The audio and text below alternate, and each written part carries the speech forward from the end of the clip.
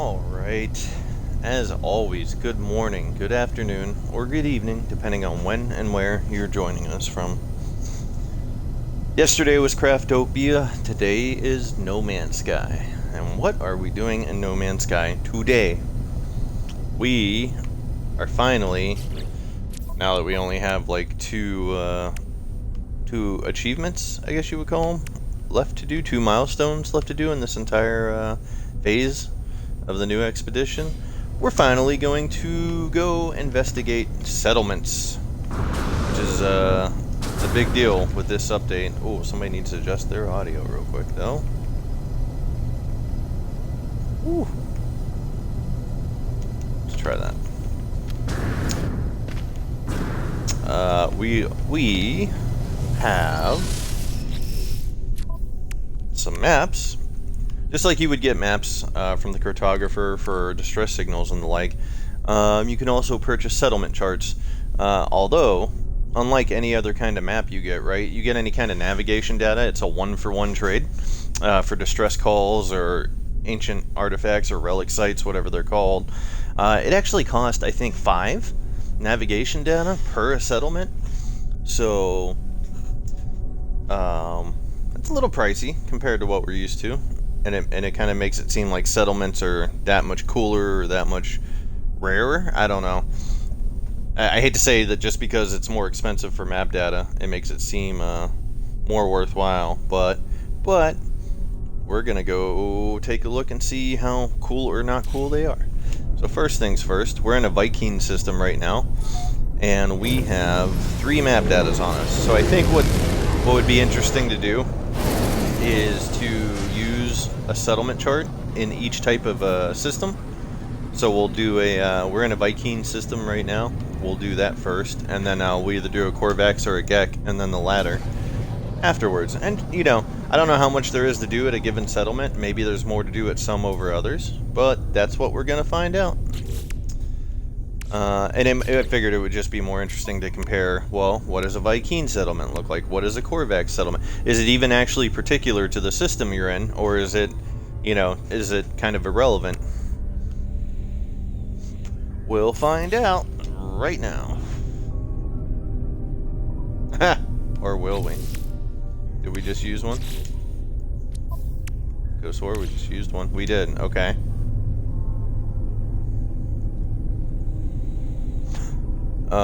I didn't see anything pop up. Did you? We should see. Unless that map includes settlements that are not in the current system you're in. That could be something.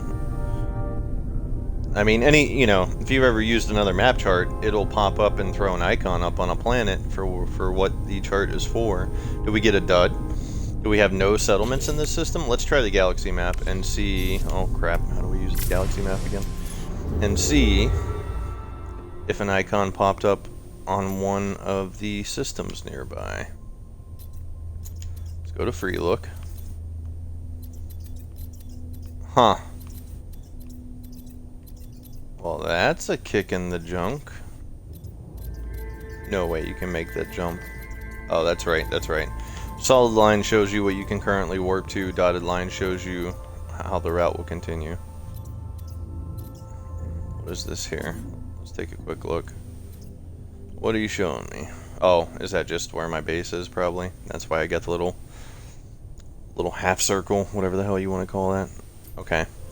So, I don't see anything... No, put me back in free look. I don't see an icon that would be a settlement icon. So... The hell we do about that? Okay, so let's get out of this. Yeah, that was weird. Like, nothing happened at all. We're off to a great start. That's a relic site. Yeah, ancient ruin. Do we maybe need to be on a planet? Well, let's find a decent planet. Isotopic. It sounds like nukes. I don't want that. Dead moon. That doesn't sound very interesting. Well, there's a pretty planet. What's that? Abandoned planet. High sentinel activity. Maybe. What'd that say? Glacial planet. It's gonna be cold. Aggressive sentinels. That's okay. We don't want to be hassled every fucking 30 seconds. How about this big mamma jamma? Oh, that's the isotopic planet. Was this again the glacial? Nah, that's the dead moon. Well, maybe we should just try. Maybe we should just try. Oh, I don't know, dude. I'm kind of torn here because I only got 2 more left, and then I'll have to go get some more nav data. Do we try to go to a planet and then use the settlement chart, or do we go to another system altogether? I say we go to another system altogether because we're also looking for more ships to add to our fleet. That's where we left off on the last stream. And on a personal note, we're also looking for a Firefly class ship, which is what today's stream's been named after. You can't take the sky from me. For any of you browncoats out there, that is a part of the lyrics to the opening of Firefly. Now, anybody that's ever looked for a specific ship in No Man's know that that can be an epic quest above all other quests. Not that you can't find the type of ship you're looking for, but to find a particular configuration of a type of ship you're looking for, good luck.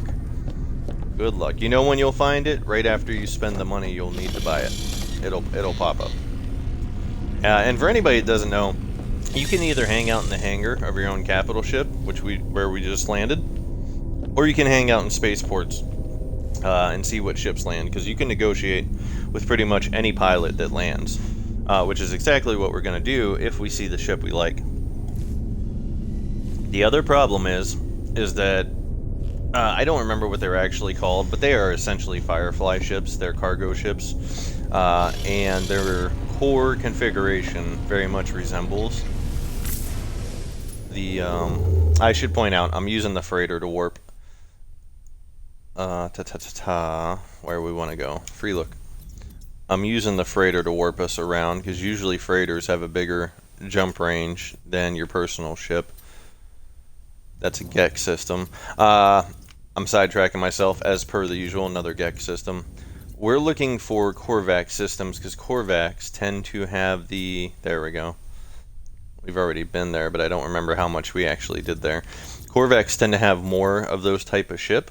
They're more common there. That's a GEC.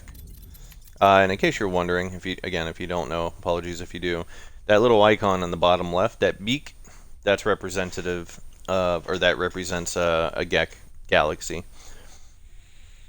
Or system. Korvax have the little TVs with like dots. Yep, there it is right there. And then the Viking have what looks like an eye. There it was. I just had one. Oh. And there's the Viking. It's like an eye with a scar on it. So we're looking for the TVs. We're not going back there. That's where we started, and that was a toxic system. And honestly, we don't even have to follow these lines if we don't want to. Can we make that jump? Yeah, we can. Expand. Data unavailable because we don't have an economy scanner or a conflict scanner yet. But you know what? This is part of the fun. So let's go. Let's go. Engage. But you'll notice, like, certain types of galaxies, or systems, I should say, I keep using the wrong term, tend to have, depending on what they are, they tend to have more of a certain type of ship, albeit with different configurations. So it's in our best interest, since we're looking for a Firefly class ship. I'm just going to keep calling it a Firefly, because that's what the hell it is. Copyright and all that shit be damned. Legal concerns be damned. That's the game maker's concern, not my concern. They tend to be more common in a Korvax system, in my experience. The problem is that most ships, the price of them, how much they cost, is usually dictated by how many storage slots they have. And because it's a cargo ship that I'm looking for, they tend to be expensive as hell. I've got 9 million credits right now. That's not bad. That's not a lot for any seasoned No Man's player. But that's not bad. Usually with a decent trade-in, usually with a decent trade-in, you might be able to get what you want. With that being said, I have a shit ton of storage on this lowly Class C ship, and I did that because I knew it would be worth a lot more, because doing some of the milestones gave me free storage upgrades, a lot of free storage upgrades. So I upgraded the shit out of this. Even though it's a Class C, it still makes it worth a lot more than it would be. Like, it took a lot of expanding to get all these slots on the ship, but let's go ahead and move this. But, oh, what's that? Speaking of, there's our first Firefly. Oh, no, I lied. I didn't mean to lie, but I lied.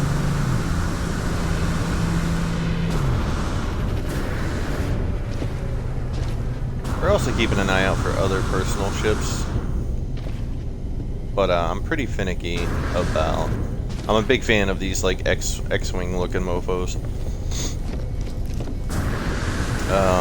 What was I saying? Oh, crap. Bear with me. First cup of coffee still.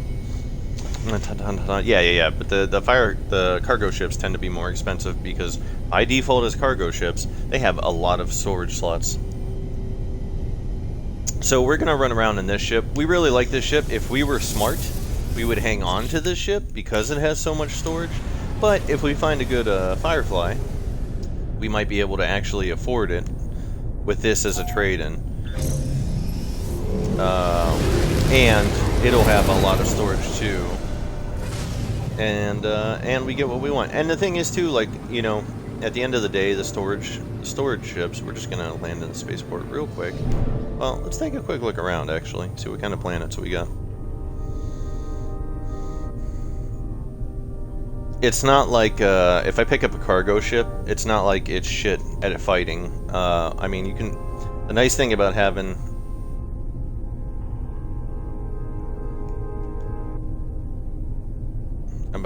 so much space is that, you know, a cargo ship that, for all intents and purposes, by the look of it, isn't made for... What we got here? I think I just looked at that one. Bear with me. I actually didn't pay attention to how many planets were in the system.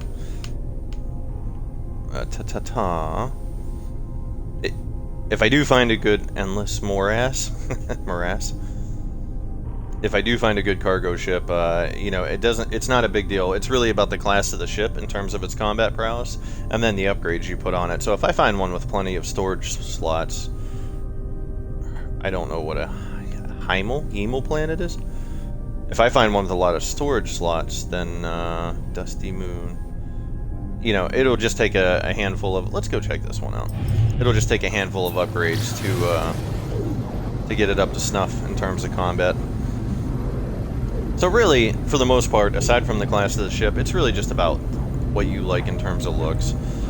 So we're on the hunt for a Firefly ship. Hopefully we find one. And it's real easy to find those, especially in a Corvette system. What's hard to find is one that doesn't have a long tail on the back, which is very much not like the Firefly ship, or Serenity. And then what's more is to find one that has the boosters on the side, or the panels on the side, that look a lot like Serenity. So it's going to be tricky. It's going to be like our background goal while we're doing other things.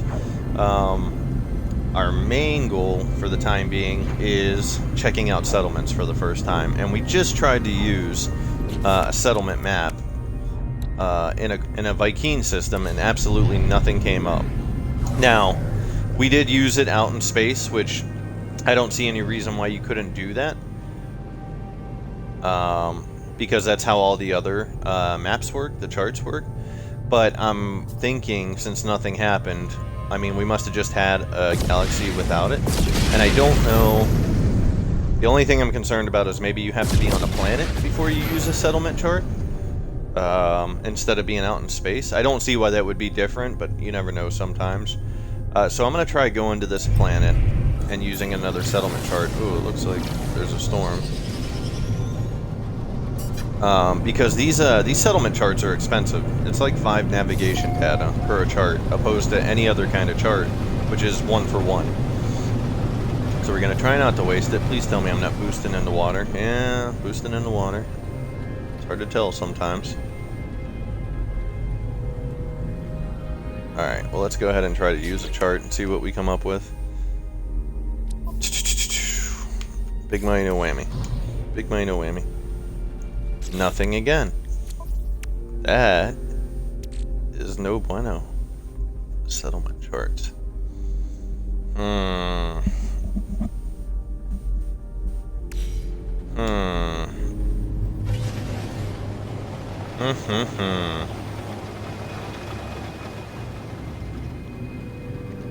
So are we just 2 times unlucky? Damn it. Alright, well, I'll tell you what. Let's do this, how about? I'm pretty sure we have the economy scanner on our ship now. Which we don't have on our capital ship yet. So, let's go to the galaxy map while we're in our personal ship. And at least that way we can see where the high economy... See the little stars next to economy usually tells us. I don't know if that has anything to do with it in terms of like if it's a 2-star or a 3-star. Apparently we're in a 2-star at the moment. I don't know what the hell to do here. I don't want to just keep wasting I mean, you don't want to waste charts in general, but I don't want to just keep wasting charts because they're so damn expensive. We're gonna have to run and go get more nav data if we want to keep looking for them. But I'm also concerned that I'm doing something wrong. Like there's some piece of information that I don't have to put the odds in our favor. Alright, well I guess let's use our last one out here in space, because we got quite a few planets here, so I feel like and I don't see crazy shit like abandoned moons or isotopic planets like the last system we were in, so let's try it again. Let's try it again, come on. Ah, there we go, 3rd time's a charm, so they say. Alright, where the hell is it now? See the icon. There it is. There it is. Let's go. Okay. So apparently using the chart on a planet is not the way. But I mean, even then, typically that shouldn't matter. Even if you're not on the right planet for a planetary chart, it'll still throw an icon up at the right planet in that system. And I'm surprised it didn't do that here. But, I don't know. It's a different kind of chart. It costs more. Maybe it works differently. So, seems like using it in the galaxy, or when you're out in space, is the way. That being said, we did the same exact thing in that last Vy'keen system we were in, and we got nothing. So, not every system has a settlement either, it doesn't seem like. Or maybe it's a little buggy. It's a new expedition, it's new functionality. It's a whole new thing, so it's very possible. But whatever the case, we found one.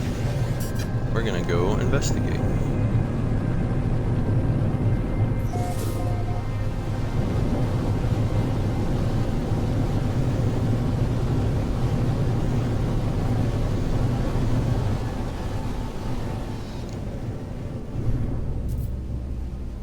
I don't know what I was expecting in terms of size of the settlement, but expected something a little bit bigger.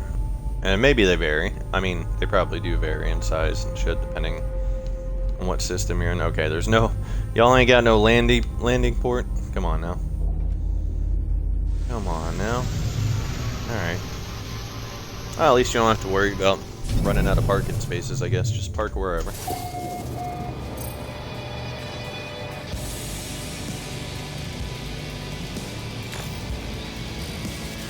How's that for a screenshot? Got the good music playing. You have located a struggling planetary settlement fighting against harsh conditions and constant sentinel harassment. Speak with the citizens, learn more, become overseer and help grow the settlement, make decisions about building and research to improve the town, assist the citizens, and help solve their disputes. Man, I ain't trying to get involved in no drama. Collect the valuable products that the settlement produces. Okay. And they're playing a hell of a music theme here. They're really happy I found the settlement. Alright, first order of business though. Grab that real quick.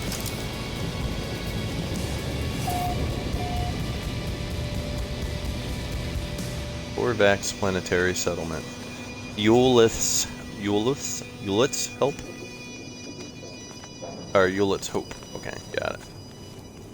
Settler Zetezi. It's cold here. Hello. Wait, I'm trying to talk to you. Hey, wait. You are Vukaj Tuni time. Rio Udin's convergence is Lolar Bashaha. Shikaka. Settlement must be the source of the distress signal. What are they doing here? Build on a life exposed to the harsh planetary existence battered by the elements. Hostile buzz descends upon the town. The Sentinels have arrived. Oh boy. You know something we still haven't done from our last stream? Very much. Upgraded our Boltcaster. Okay.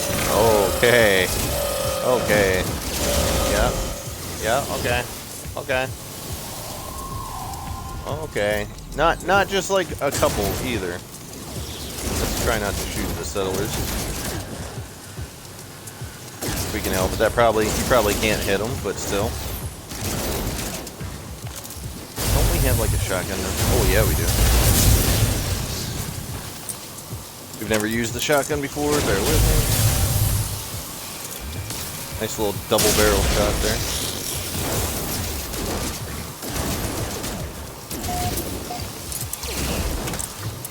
Switch! No, not that.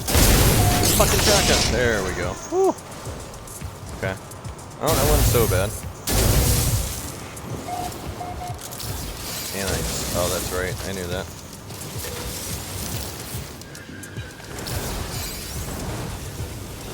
Okay, oh, alright. Well, at least we pulled away 3, so we didn't have to deal with, like, all 6 at the same time.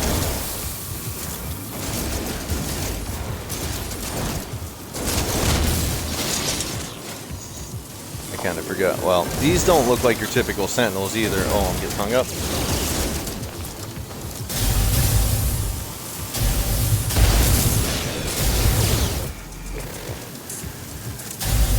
I just tried to left trigger aim, I'm not even gonna lie.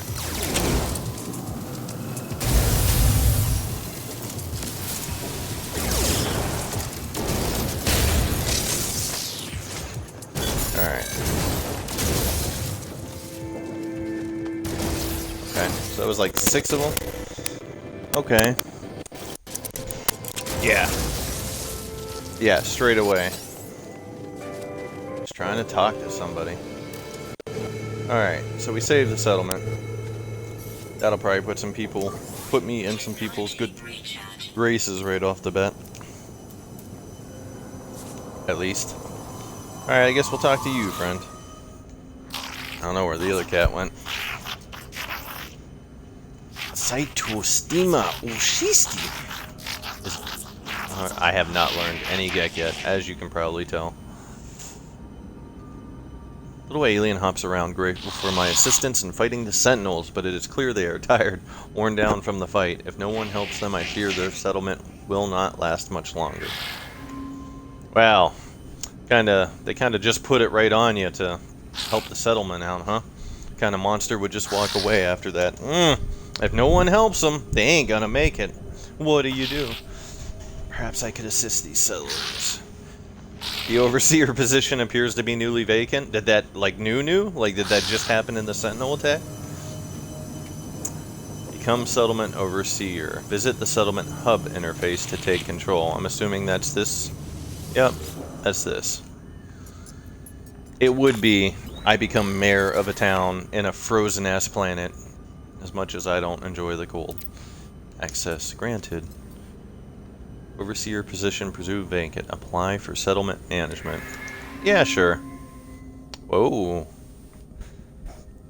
25 citizens. Not very happy.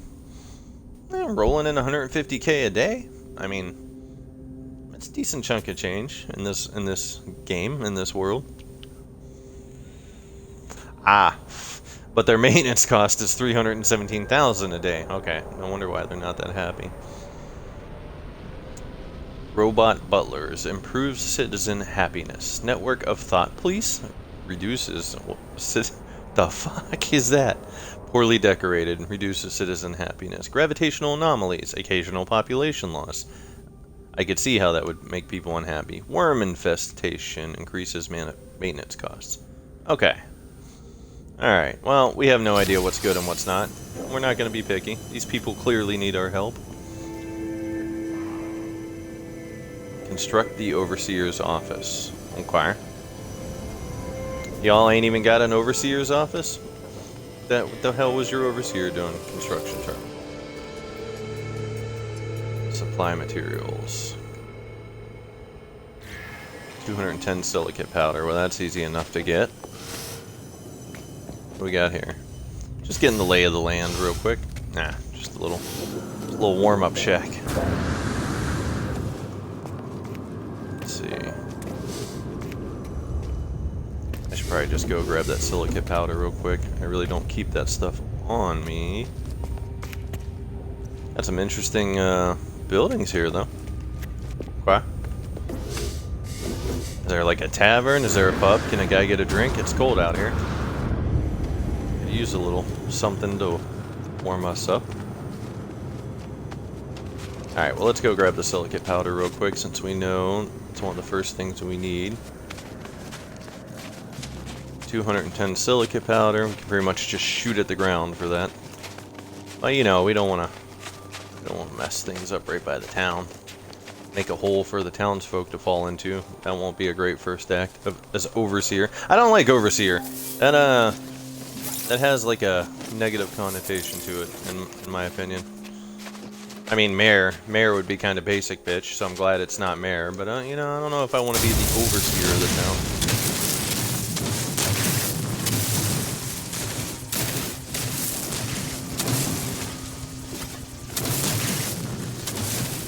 Come on.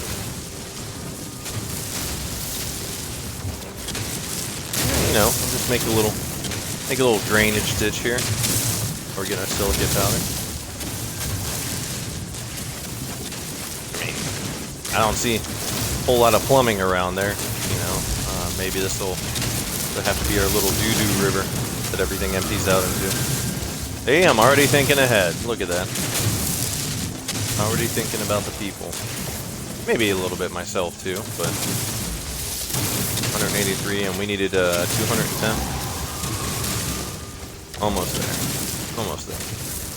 There we go. There we go. Sweet. Hey.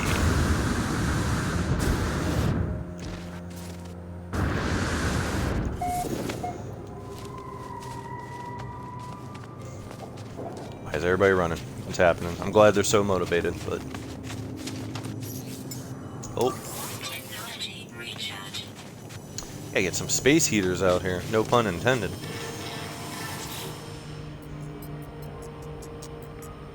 I suppose so. I suppose it is better than being like Florida. Construction time remaining, 1:25. Sears office will allow you to direct settlement progress. Okay. We'll just wait on that for a hot minute.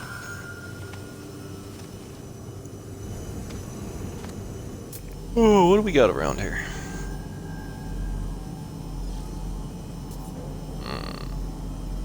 Silver. Silver. Technology mod. Unknown building. Dock site. Oh, where'd that building go? I lost it. There it is. Oh. Monoliths. Am I crazy? Did an unknown building just turn into a monolith? And when do you... Oh, and a knowledge stone. Okay. I was about to go check out the unknown building. Excuse me. And then I looked again and it's the damn monolith now. Dioxide. Silver. A lot of silver. Whole lot of silver. Alright. Is this thing done yet? 12 seconds. Technology module. There's an unknown building. It's different than the one I was just looking at, though. Go check that out in a minute. Maybe. Maybe. Priorities now. 5 metal plating. Okay. Easy enough. So far, so good. I'm not crazy about the form this is taking right off the bat. Not literally, I just mean it's like, give me this. Now give me this. Luckily, we're carrying a bunch of shit on us. Yeah, now we gotta wait it. That's what I was more worried about. Oh, yep, that's a good call. We should put some kind of marker down. Let's see if I remember how to do that. You have to be in left trigger mode. And then... That's a good call. Thank you very much. Alright, we got a quick minute. Well, that thing constructs itself. Where the hell's our ship now? Jeez, we need a marker for everything today, apparently. Those kind of do look like those outdoor heaters. You know what? I wonder. Yeah, I'm still taking a cold drain. It'd be kind of cool if these were kind of like those heaters you find in derelict freighters. There's my ship. And you could stand under it for a minute, get a little break from the elements.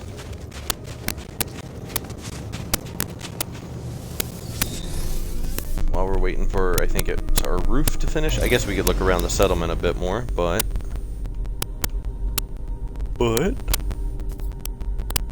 Oh shit, where'd that... There it is.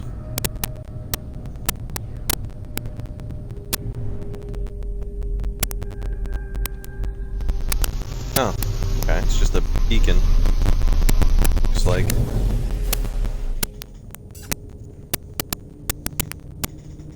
Weird crackling feedback. Well, only thing we can do there. Hold on one second.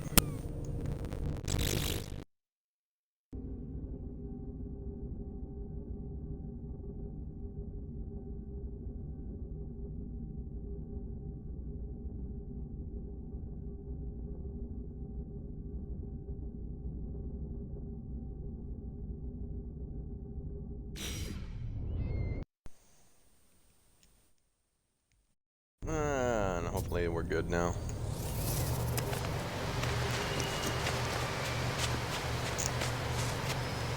Hopefully we're good now. My mic was probably just a little loose.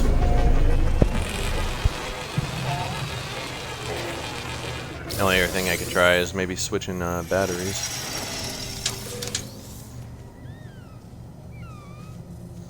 Is that better?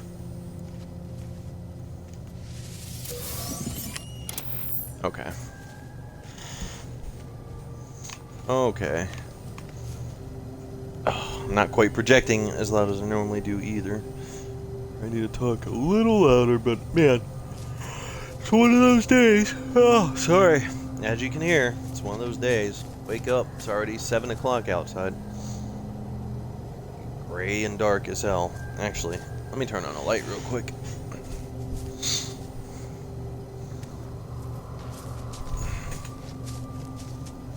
A little bit. Alright, so we did the thing. The unknown building wasn't much. Let's see what our next building step is. I know. You're right. You're right. Gotta put the kibosh on that.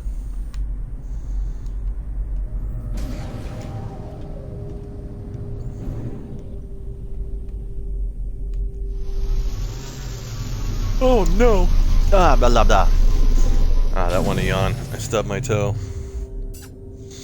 That's all that was.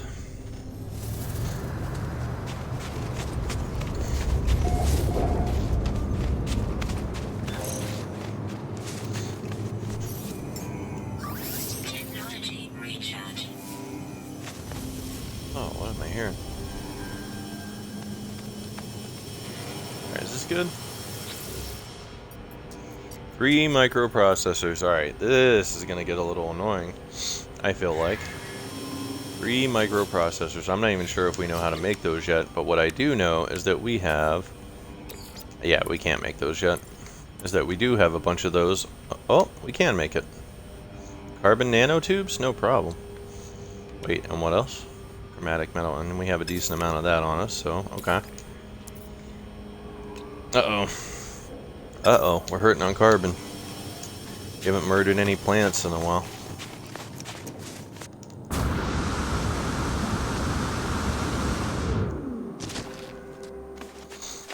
Now, real quick. Never pass up damage probe. Especially when it's right next to our new settlement. It could be a threat.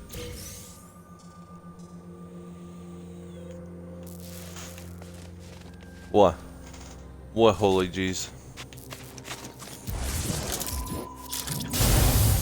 Whoops.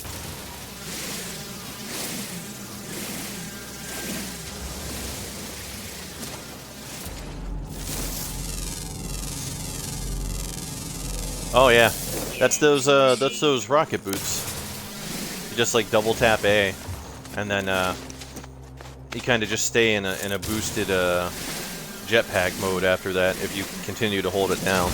Or if he like touches back down on the ground, if he catches ground while you're still holding it, he'll just do another hop until he runs out of jetpack anyway. All right, we needed what, like 3? Oh, piece of candy.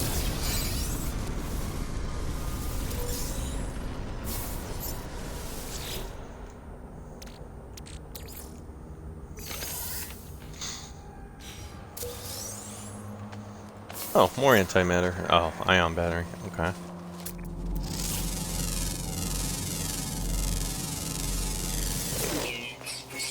Figure we should at least have the decency to scan the tree before we kill it. We have plenty of carbon for the carbon nanotubes that we need, I just figure. Didn't realize we were so low.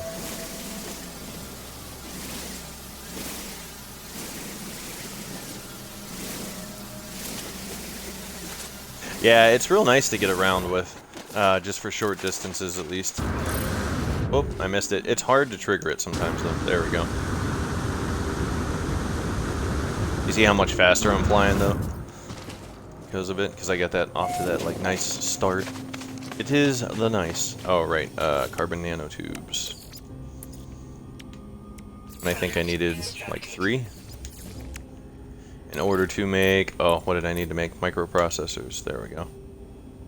Yeah, and we needed 3 of them, so 3 nanotubes. Cool, cool, cool. Moving right along. Hopefully this isn't a 20-step process.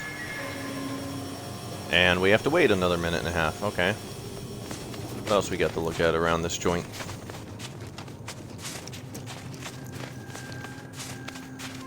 Now, I don't want to take out too many of the trees around the settlement, but you know, we don't want to make it easy for anybody to sneak up on the settlement either. We'll take out a couple, we'll thin it out a little. Luckily for us, we have double cold protection because we went ahead and upgraded that pretty hard when we were getting ready to do derelict freighters on the last stream because of how cold those tend to be. Although, unfortunately, they're not nearly as bad in like a regular mode as they are in survival. It doesn't seem like. Or then again, maybe in survival mode we just... Hello! Nuvin Tumisab. Ushisti. Okay. And Ushisti to you too. What do we got? This looks like a shop. No clerk. Is that like a blockbuster? Like a space blockbuster? Is that what we got going on? Nah. Like no, it's like a bar. Right? We got a little chill lounge up here. Tables. Yeah, it's like a bar, I feel like. Maybe a restaurant / bar. It's a Chili's. We're at a space Chili's. Alright. Office construction complete.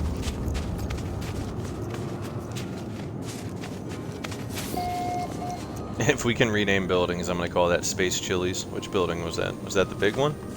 I think it was this one right here. Alright, oh, that was it, huh? Okay. We're glad that wasn't... Ah, got our own teleporter in here? Hello. Disappointed with the Overseer? I just got here, man. You mean the old Overseer, clearly. I know you ain't disappointed with me. I'll exile your ass. Mad that I don't speak more of your language, perhaps? Alright, Settlement Administration Terminal. Alright, hold on. Before I start running a settlement, let me grab a cold coffee to couple nicely with my regular coffee I just finished.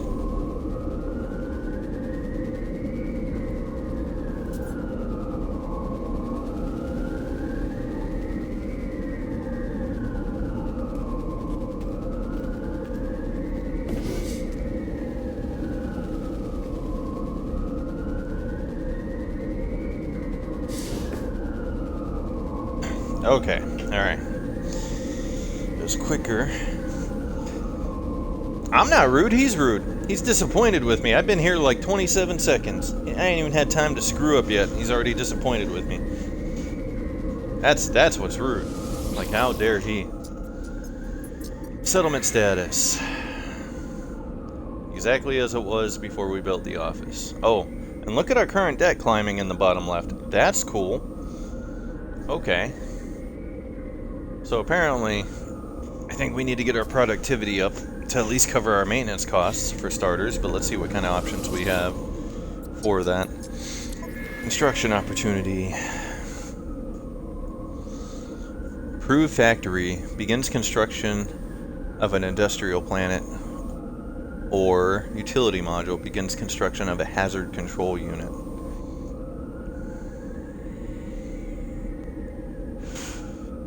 Oh, they're giving me approval ratings? Man, this is getting political.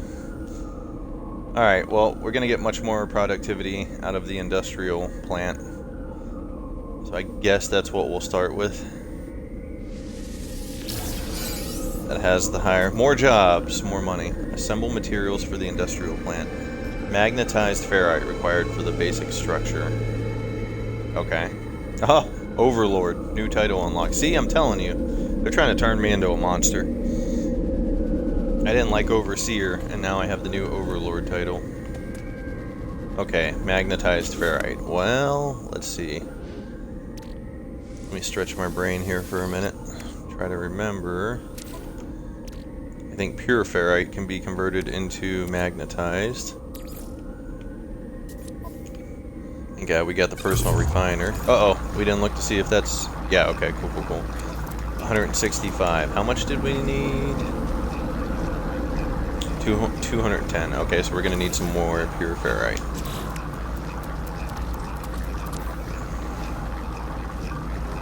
Which we have plenty of ferrite dust, that's for damn sure.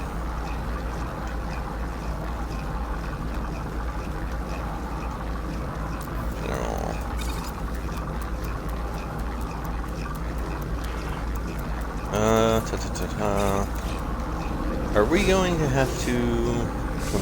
I mean, clearly this isn't enough room to build in. Toggle the torch from the quick menu. Oh, never mind. Guess we could put some... refiners out here. In case we have to refine more stuff. I don't know if I should just build a base... Can I build a base in here next to it? I get the feeling you're not going to be able to build your base right here in the settlement. But you might be able to repurpose the space that's already there. Alright, calm down, calm down. We're hitting a lot of buttons here. Exosuit, so we have 165 and we needed like 210. So we're going to have to refine ferrite dusts to make pure ferrite again. Okay, at least it's 1-for-1 for pure ferrite. I couldn't remember.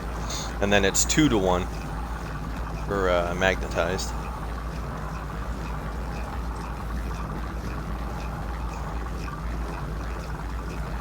And we only needed about 50 more, so actually we're going to go ahead and stop it for now. Let's not get crazy here. Throw that right back in here. Magnetized for 90 more. That should be good for now. And then, where's our starship? Ah!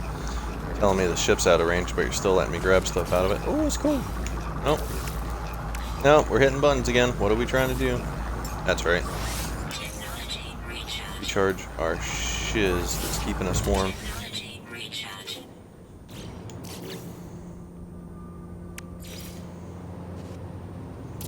flat that out here for now. Technology recharge.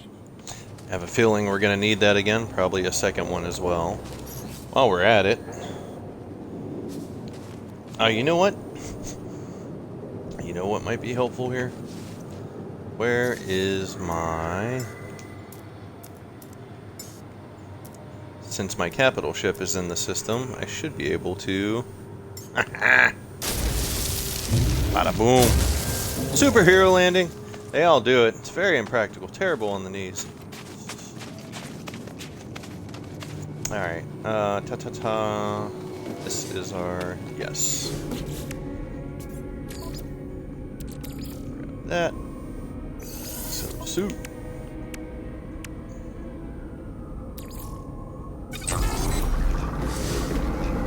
Turn our rusted metal into more ferret dust.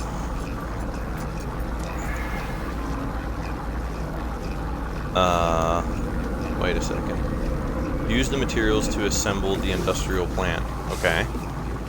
But how do I actually do that? Oh, over there. Aha! I get it. I get it. So that's kind of interesting. Not only is it a quest, it's not just like an imaginary quest, there's actually new buildings coming up as I'm doing these. Yeah. Wow. An hour and 33 minutes though, huh? A visitor has arrived to the settlement. Use the administration terminal in your office to greet the visitor. Okay.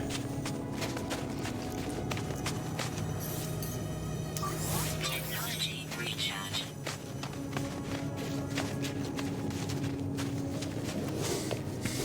We have a visitor. Greet settlement visitor. A stranger named Citizen Uzin Skyvy has arrived with a retinue of followers. They claim to have benefited from a great surplus and now share with local settlements as a way to share their good fortune. They present a softly glowing technology module and smile. Seems a little sus. I mean, not that this is a particularly harsh game, aside from the start and survival mode. So we're going to accept it. We're going to trust it. We're going to go with it. Oh, it did say suspicious life support module, though. Maybe I shouldn't have took that, huh? They didn't say they wanted anything in return. Settlement status, running smoothly. Current building project. So we got an hour 32. Damn, what the hell did the rest of that say?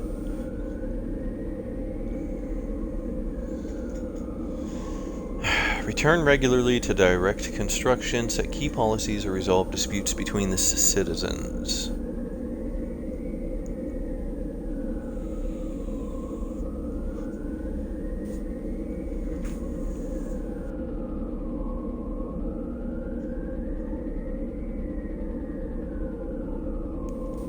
Okay.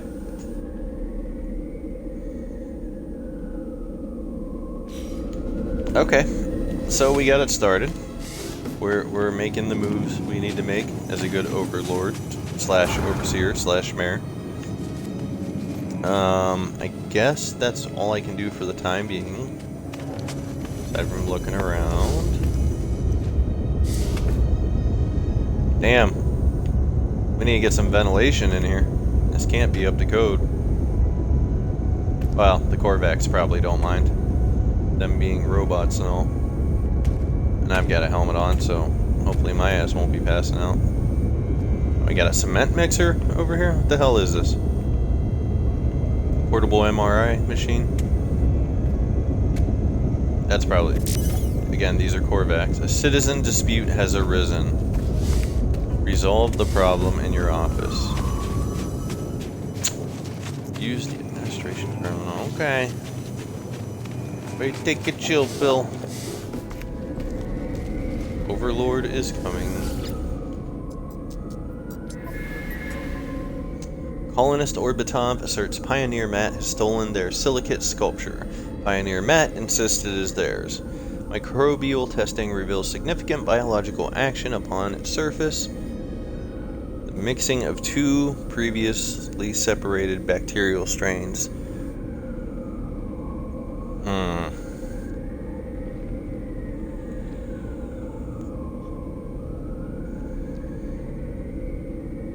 So if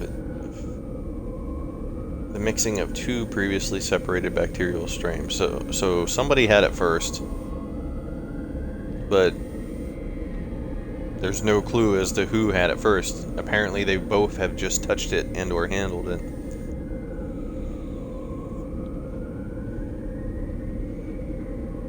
I guess we gotta go with the accuser. In this case, you don't really give me much to go on here.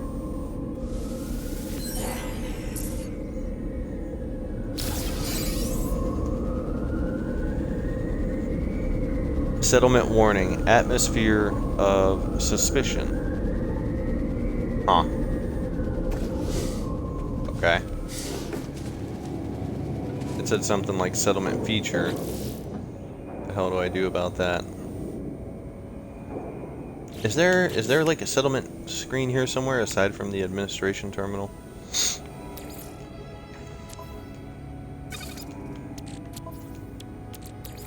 Shuffle some stuff around here.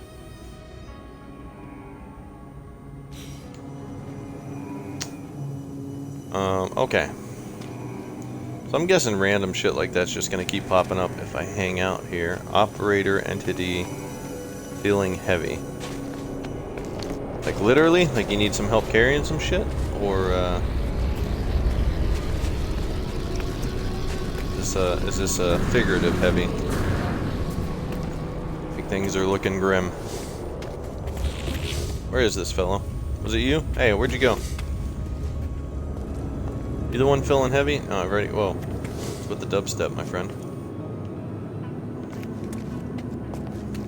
Maybe he just ate a big meal. Hey, why are you running? Hey, why are you running? Looking for what? A door to slam? Hey, why are you so mad? Why are you so mad? I gotta learn some language here.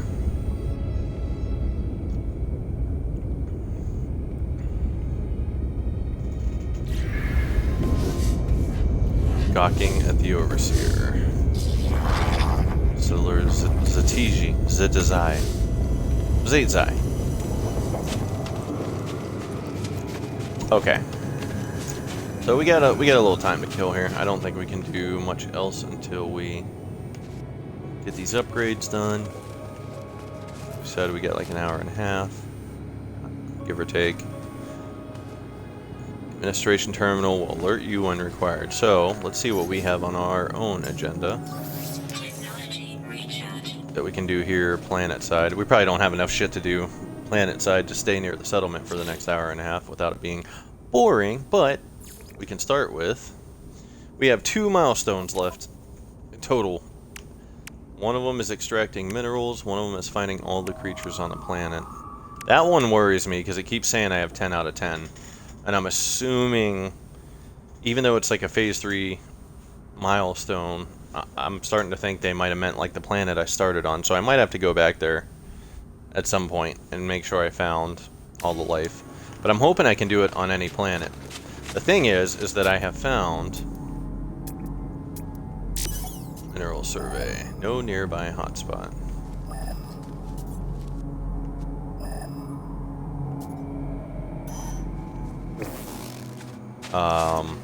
I'm pretty sure I found like 10 life forms on another planet.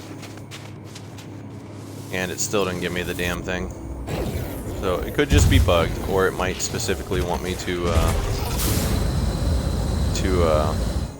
you know what, we shouldn't even take this out. If we don't have any hotspots nearby, we should probably just take the ship and hop.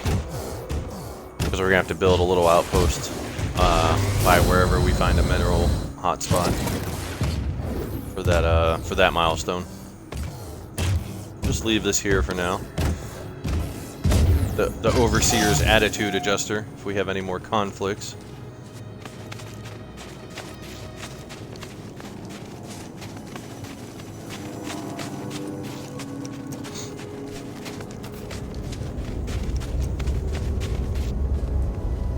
But we're just gonna pick a random spot elsewhere and see if we can find a mineral.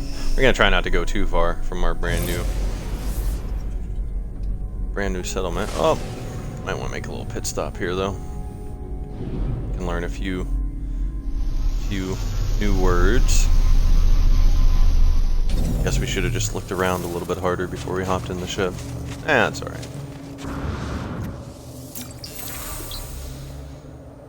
Okay.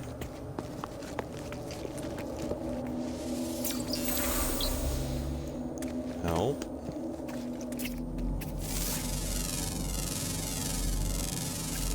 Units received.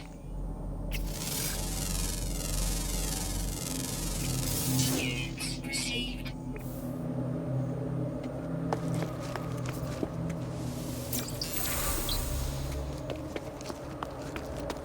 Alright.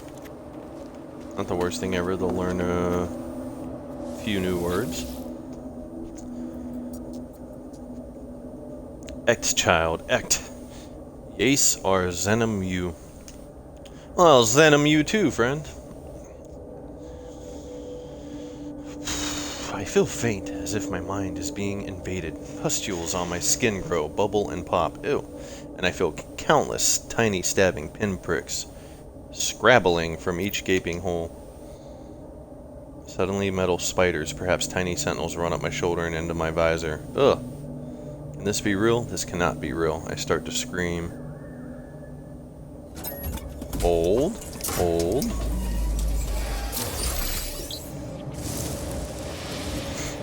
I think it just said I learned the Atlas word for Atlas. Okay. I suppose that's good. Gonna try to scan all the life forms on this planet while we're running around. Maybe we can get that other... Maybe we can get that other milestone done.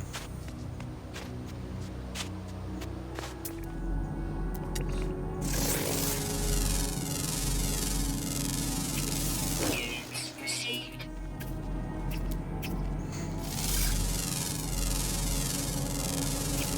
Units received. You know, speaking of, it does... Hey! Alright, don't be fucking with my settlement. You're gonna come check it out. Ain't having that shit. Alright, well, we didn't go far, but... Oh! We do have a mineral deposit, though. 337.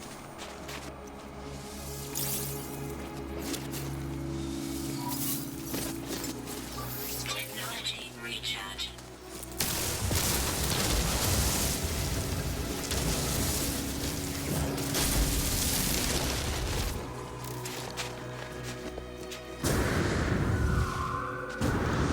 Come on.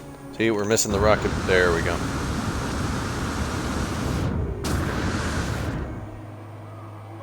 Oh.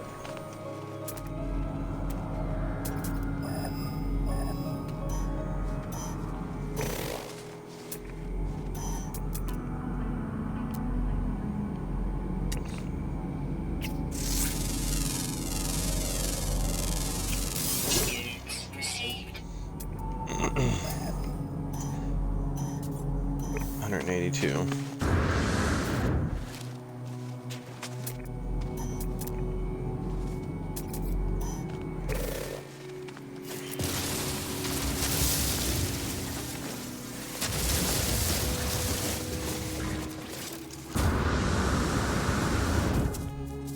Oh, it's a baby.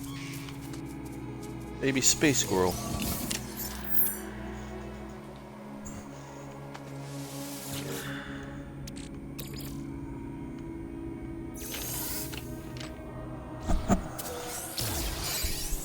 You. What are you?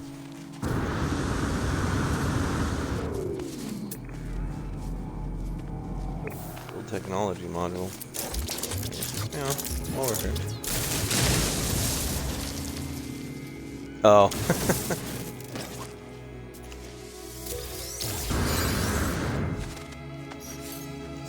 Technology recharge.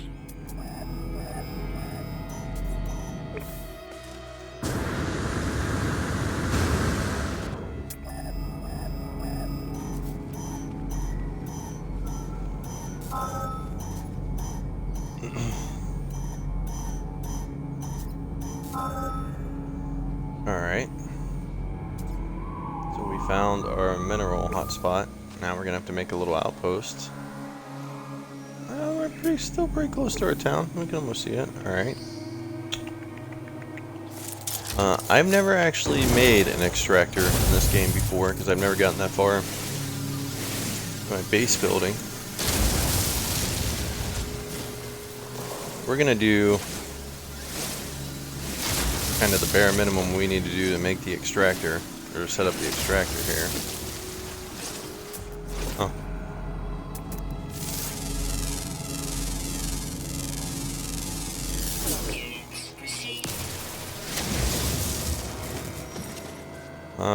Well, first thing we're gonna need is a base computer.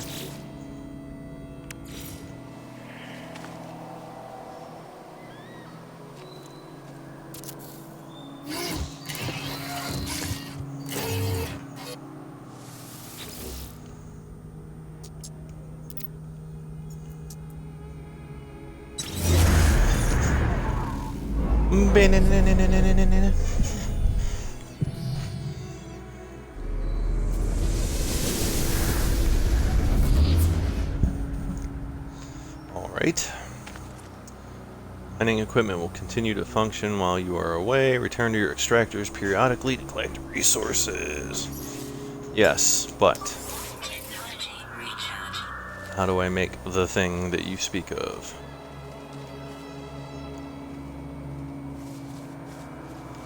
I'll tell you what, even though it's not far away, it's kind of a lazy day.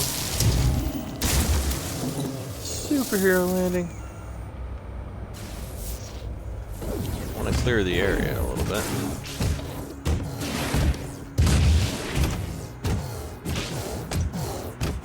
Without having to shoot every tree. Oh, come on now. Turn, turn, turn. Make the turn, you bastard. There we go.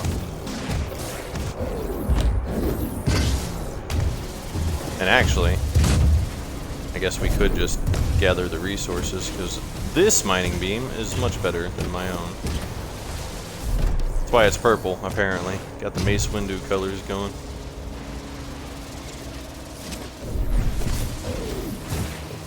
Alright.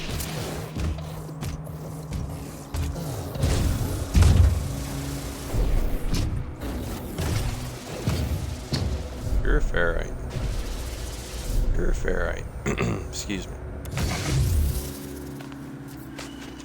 Alright, boy. What do we do here? Let's see if it gives me any other tips and doesn't assume I know how to make the mineral extractor. What am I looking for? The log. See the construction, industrial surveying, and construction industrial parts section of the guide for more information. Okay. Guide. We're gonna have to learn a thing real quick. Construction. Industrial parts. Industrial units include... These advanced modules are capable of generating endless free power and resources if sited correctly.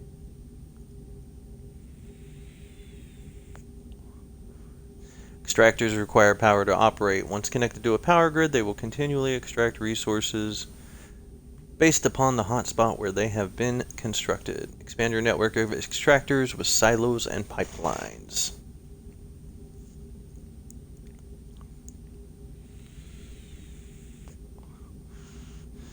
Yeah, they're talking about establishing the pipeline. I'm like, hold on, let's talk about establishing the frickin' extractor.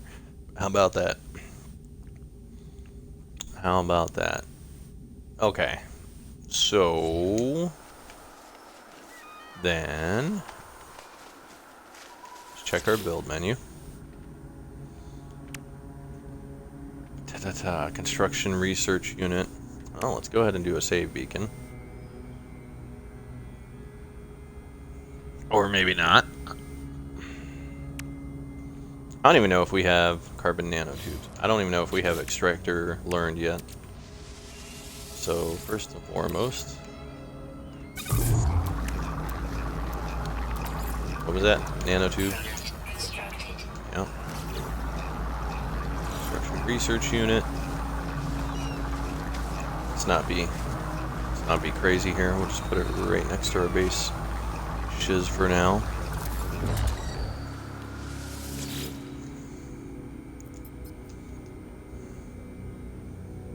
Buildable technology. We are going to need solar panels to power it.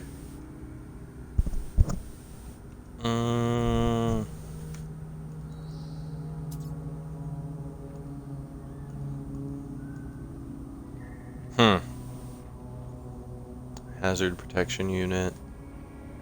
Okay. This might be something I have to learn in the at the anomaly.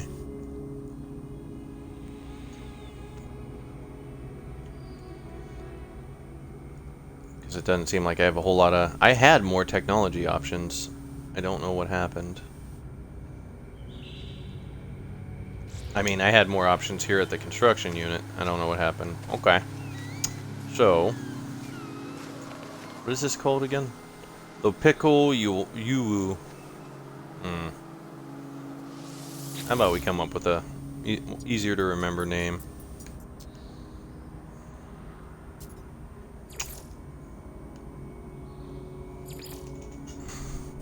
No, I want to change the name. There we go. Camp Frozone.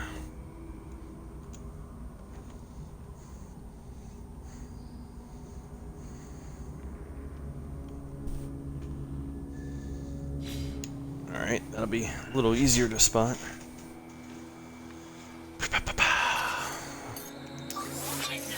Alright, so that means let's... What the hell is that? Sodium? Huh. We'll take a look at that real quick, and then we'll go grab the we'll get our ship. Oh, it is sodium.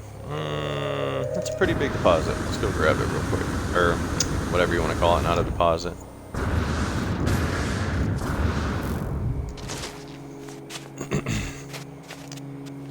Gathering. It's a nice big gathering.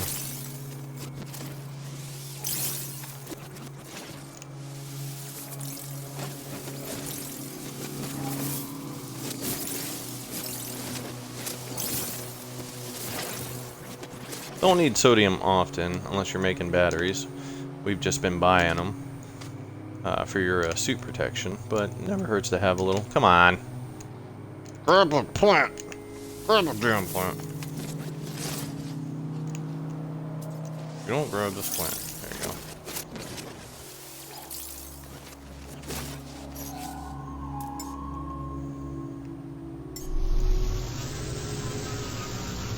We'll pop up to the anomaly real quick, see if we can learn the extractor. Oh, that's a great call. I didn't even think about that. We shall roll over all this land, and we will call it this land. What the hell? There's a damn griffin over there. Whoa, whoa, whoa, whoa, whoa, hold on. What the hell are you? A space griffin rhino. I didn't realize that's one of the things we scanned a minute ago. Look at you. You crazy looking. Nature, you scared. Alright, where?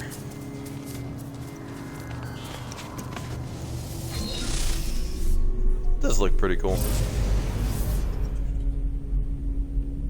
Uh-oh. Where'd it go?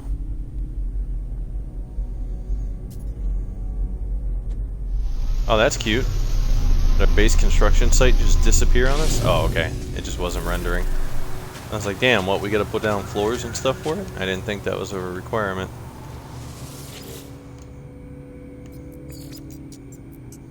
We shall rule over all this land, and we will call it this land.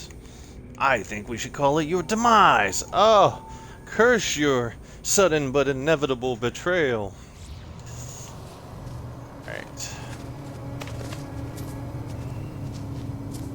Hello. Maw-wing tiger looking thing. Alright, somebody's like, what the fuck is a Maw-wing? Arc! It's an arc creature! Alright. Anomaly. And we need to learn Extractor.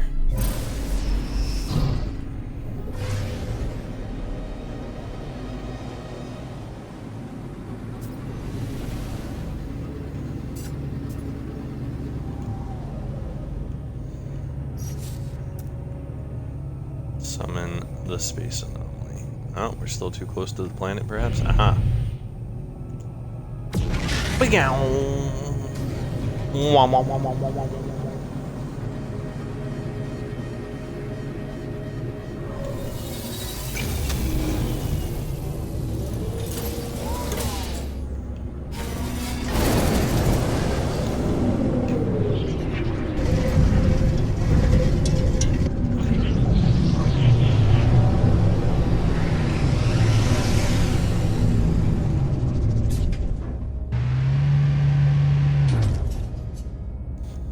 Alright. Damn, everybody in this bitch got an exotic or an S class? Well, if everybody else got one, that's the last thing I want. Alright. Star Fox is here. Star Fox received life support gel from somebody. Do a barrel roll! I mean, not here, not on the port, but as soon as you leave, just to be safe.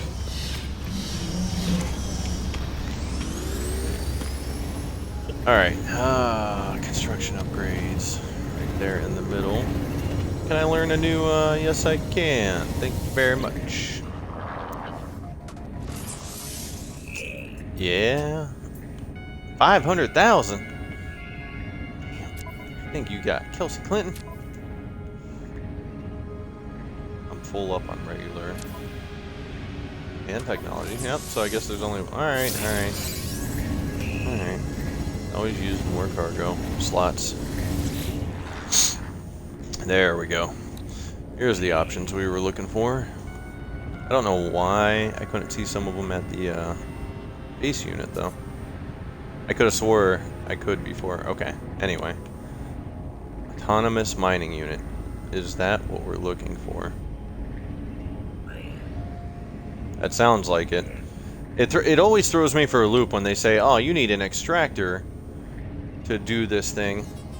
And then you go look and it's like, oh, well, this fits the description of what they're talking about perfectly, but it's not calling an extractor. Like, I expect if they say extractor that that's what the hell it's called. I'm assuming that has to be what it is, right? Oxygen harvester, autonomous mining unit. But let's just look around a little bit more and make sure. Because we ain't exactly flush on salvage data right now. Atmosphere harvester.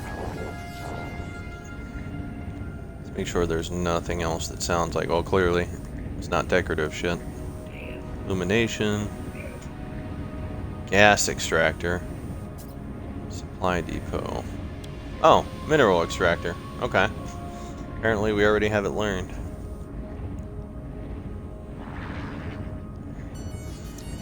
Supply depot.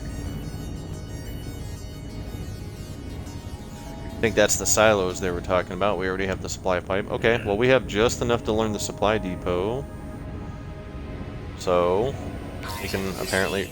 There we go. So that still worked out. But we already have the extractor learned. Wait a second though. Already have the extractor learned. Where'd it go? Where did it go? If I haven't learned...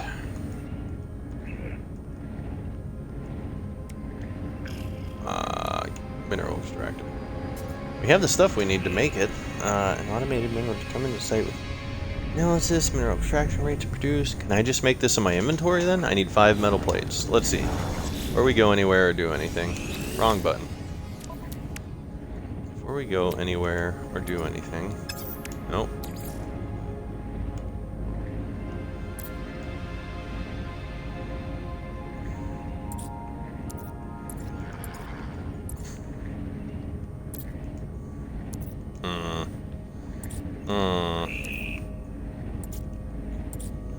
Yeah, see, I feel like we're missing a step here. Product constructed. Fine. Because apparently we already know how to make it. But... you know what? Maybe I have to set up... it did say it needs power to run, so maybe I gotta go ahead and set up a little base down there at the site and at least get some solar panels up. Maybe that's why I lost some construction options, because I don't have power at my base yet. And maybe once I do, if I go look in the construction research unit again, I'll be able to I'm still not sure how I'm gonna make it though, like actually craft it. I have the stuff for it. Oh shit, does it say... okay, yeah, it said blueprint known. Requires power to function. Alright, so let's just go with that. Let's assume we still got, what, like an hour to kill before our next settlement update is ready.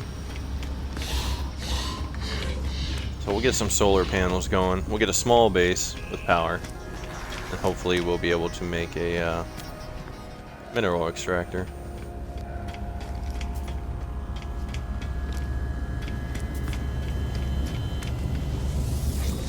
Yeah, go ahead and stay there. Go ahead and stay on my ship. Ha, sucker. Oh, now I feel bad. They gave me some stuff. They gave me some condensed carbon. Thank you. Sorry I missed the emote to give thanks.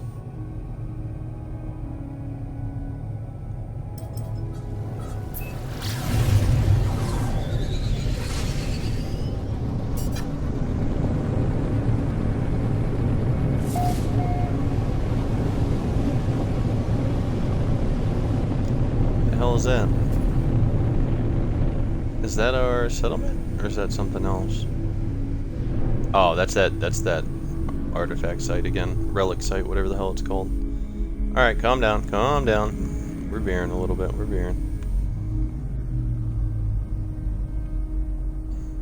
Where is it? I know it's close, up on a hill. There we go. There it is.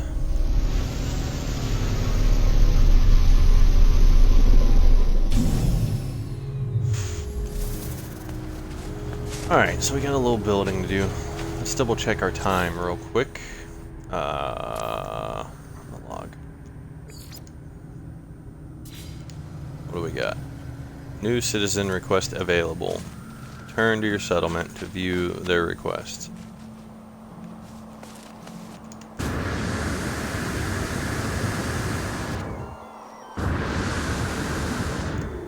Ooh, piece of candy. Oh, that's gonna hurt. Yep. Rolled my ankle.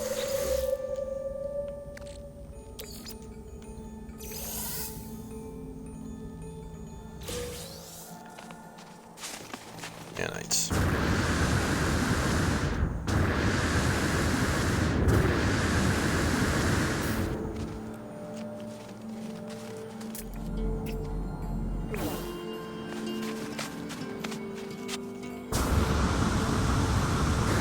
Damn, it's farther than I thought it was. And you know what, too? Going back, talking about that one milestone that it looks like I already have done. What's throwing me off about it is it says all I have to do is go into the catalog or the discoveries page and turn it in. Like it. Oh, that hurt. Stubbed a toe.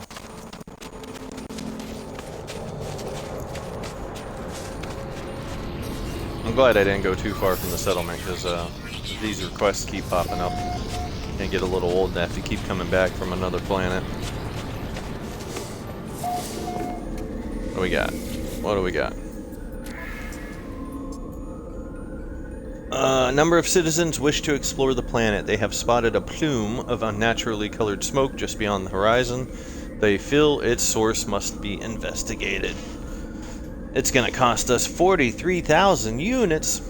Alright, I'm gonna give you the benefit of the doubt. If you don't find anything, then we'll all learn something about debt.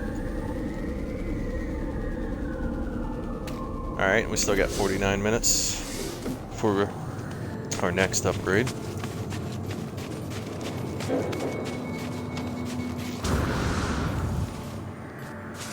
What the hell was I saying? Alright, the milestone. So even though it says 10 out of 10, view details. When all the creatures have been discovered, visit the discoveries page and select register completion to earn bonus rewards. I'm assuming that's what I have to do in order to finish this, but when I go here, I'm not sure where it is that I got 10 out of 10. Hold on, how do I get back to my planet list here? Give me a second here. There's a way for me to back. There we go. All visited system. I don't remember what system I started in.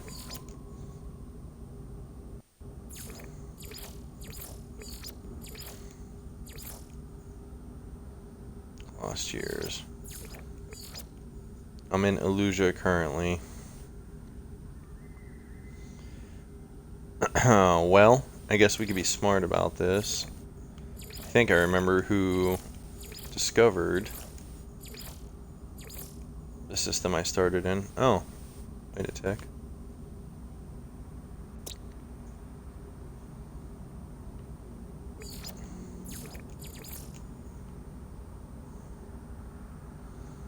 But I've been here. I've looked at this like 5 times.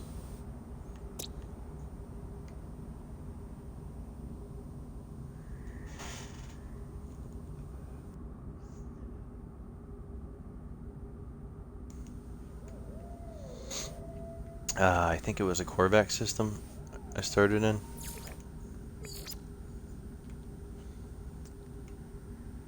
I have to... Oh. Wait a tick. That's it. That's where we started. Yep, discovered by Hello Games. Okay. So where did we find 10 out of 10? That was one of the biggest problems I had, to be honest, was finding the planet where they seem to think. But then I think I've done this before, and I go look, yeah, I've got 9 out of 10. I don't have 10 out of 10. 7 out of 8. So it must be this one. It must be this one. It's really starting to bother me, because I want that milestone to just be done. But it says I have 10 out of 10.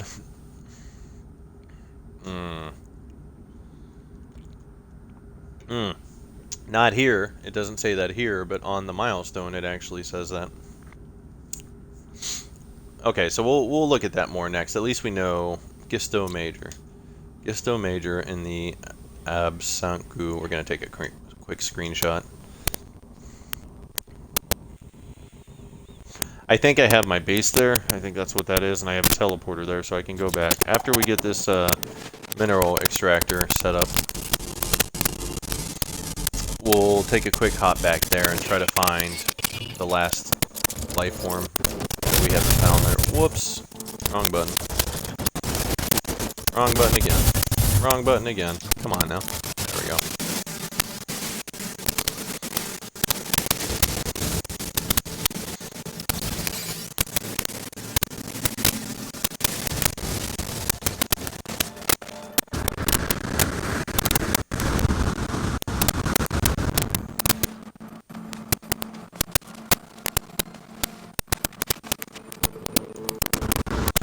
Rocket man, flying through the air like a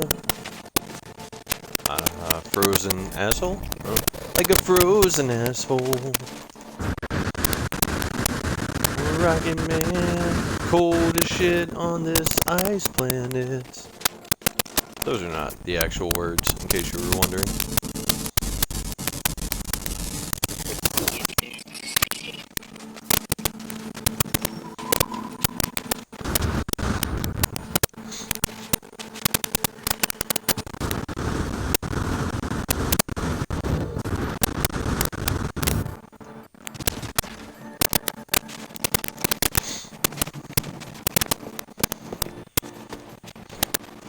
Oh, what is with that jittery run, my friend? Shivering. Shivering in his boots.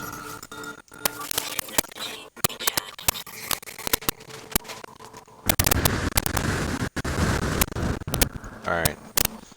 So what did we say? We said we needed to get some power going. So what do we need to make? We should have probably looked at this earlier. Oh, shit. Here we go. We have more options here than we thought. Short range teleporter, solar panel. Oh, there it is, right there. Okay, so we just need to look around our damn menu a little bit more. To be fair, I really don't remember learning that at any particular point. Maybe I unlocked it along with a bunch of other things when I built my other base, but let's get our visor back out. Okay, we're still in the hot spot. I don't know. I've never really messed with the mineral extraction, so I don't know how big of an area we can have for these. There's our mineral extractor. But now it needs power. Too easy. We'll just put some solar power over here. Ooh, we need gold. Metal plating's not a problem. Does it tell you how much power an item needs? Let's see. It does not. Okay. So let's assume at least 2 solar panels. Maybe more, but metal plating. We have the chromatic metal. Oh, we're gonna need 100. Let's make sure we got that for starters. Yep, we got exactly that. Perfect. And we can go ahead and make some more while we're waiting. I'm pretty sure we got some copper in case we need to make a third one. So, just throw this in our personal extractor. Oh, shit, I guess we got more rusted metal to break down first.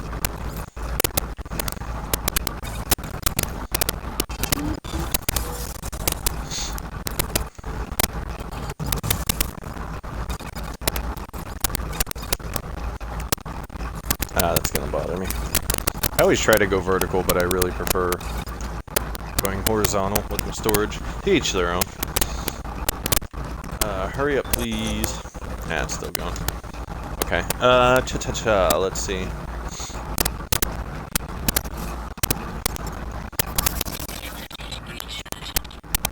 Let's see. We were gonna make some solar panels, and we needed a plate per, so we need 2 metal plates. No problem. And then we need some gold, which we can just jet out into space real quick and get some gold out of the asteroids. We ain't even gotta bother bringing our capital ship over here. Wow, shit, wait a second. How much gold did we need? Man, we should probably read things before we go taking off. Probably not much. We could probably just go get a couple hundred and call it good, but we may not even need that much. Hold the phone. 30. Yeah, okay. Would have been overkill to get a couple hundred. Because we keep plenty of gold, silver, and platinum on our ship.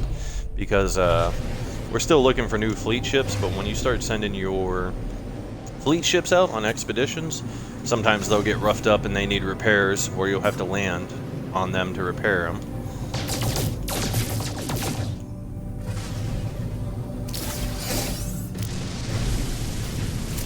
We needed like 60. Well, we needed 30 per a solar panel.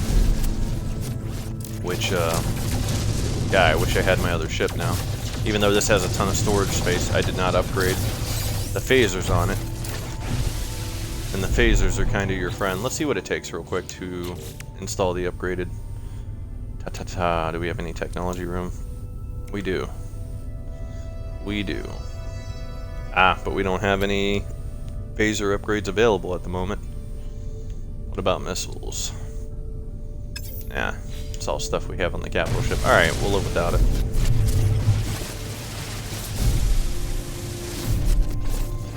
We can live without it. Right this minute, we were just hanging on to this ship in case we found our... Whoa, hey, oh, hey. In case we found our, damn, big fleet. Or 2 separate fleets. Coming in at the same time.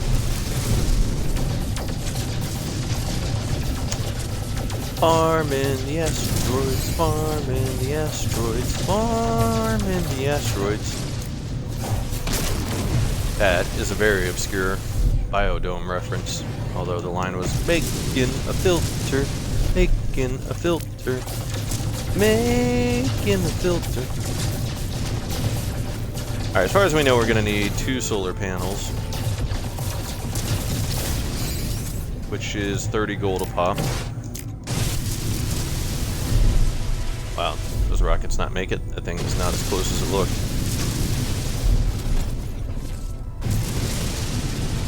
Alright, what are we up to? Wow, this is taking... Oh, that was nice. 161. So even if we need to make 3, we have plenty of gold on us now. Head back down.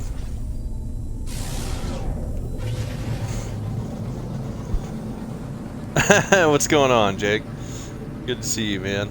I actually just rewatched that not too long ago, and you're right. It does still kind of hold up. It is very much the Pauly Shore in his element, right? I feel like Biodome and Encino Man, you can always go back to. The other ones, Son-in-Law, probably Son-in-Law as well. But other than that, yeah, I feel like the rest of them don't hold up. And even Son-in-Law is probably getting to that little bit of a too much of a good thing with the Pauly Shore-isms. But I'd say Biodome and Encino Man are prime Pauly Shore. Alright, what do we got here? Where is our... There we go.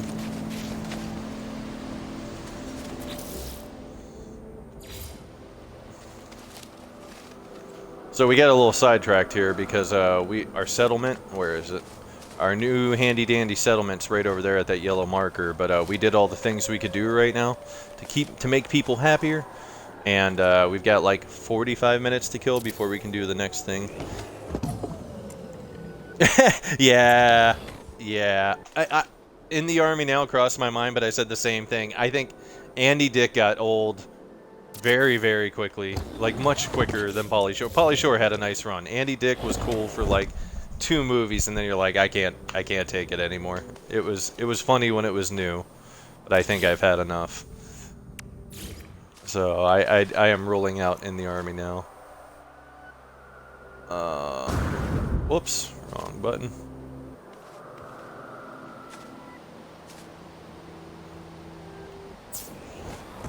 So while we're waiting for what do you call it? Our next what the hell am I doing? Stop it. While we're waiting for our next settlement task to be ready, just trying to bang out whatever other milestones I have left for this new expedition. I miss Pauly Shore though, I really do. Like, people got sick of him at some. I never really got sick of him. Like, some of the movies weren't great, but I saw him do a interview with Joe Rogan. Or not really, it wasn't the full podcast, it was just a clip, probably about a 10-minute clip of him talking to Joe Rogan, and on Joe Rogan's podcast, and he said something to the effect of like, Joe very nicely asked him, I think it was Joe Rogan, I could be wrong, but he asked him what happened, and he's like, I don't know, man. He's like, I mean, I know. He's like, I just didn't listen to my agents. You know, the people that have experience in the business. I just did whatever movies came my way, and I didn't think like strategically for the future. And I had a couple of bad movies in a row, and people lost interest. He's like, I figured I was on top, and you know, I could do no wrong, so I took anything that came my way. And he's like, I had plenty of people warn me and advise me against doing certain movies, and I think In the Army Now was one of them. And I can't remember what the other one he mentioned was, and he said it was just 2 movies back to back that didn't do very well, and nobody was really interested in putting them in a movie anymore. Oh, I should have done a battery. Magnetized ferrite. Okay, no problem. We can fix that. Magnetized ferrite. Let's try to remember here. We need pure ferrite to make magnetized.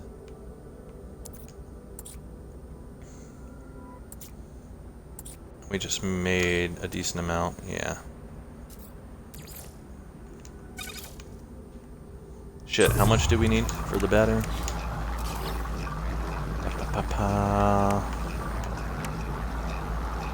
Yeah, that'll be fine. I think that was before. I think that's how he got a start, actually. I think he just showed up on the scene in MTV, and then people were like, who is this crazy person? And his popularity grew from there. And then he started doing movies and the like.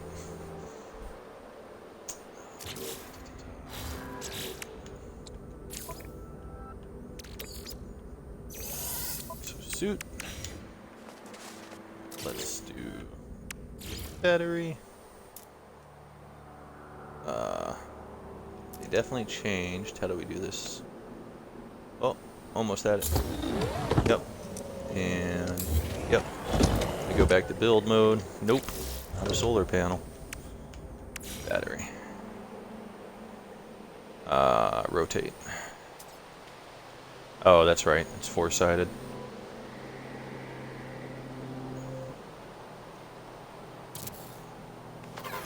Go. And then...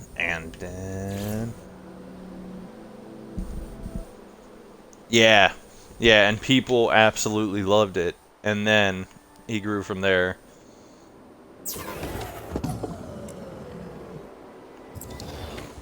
Which I loved it too, not gonna lie. Who didn't at that point? There we go. Should be all set now. So I imagine we just have to wait for dawn, and once the solar panels actually start powering this thing, we'll that should finish the milestone. Where is it? Oh, right. It has to actually extract 1,000 minerals before that milestone's done. But that's all right. We don't have to stick around for that. I just want to make sure everything's working before I leave it. Let's go check on our settlement real quick. What the hell was it again? I guess we don't really need to do that either. We can just go check on the log.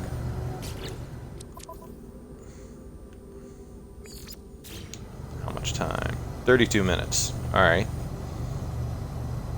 Well, we'll go back to the settlement anyway, because we're going to teleport back to our original base real quick and see if we can bang out the only other Phase 1 milestone we have left.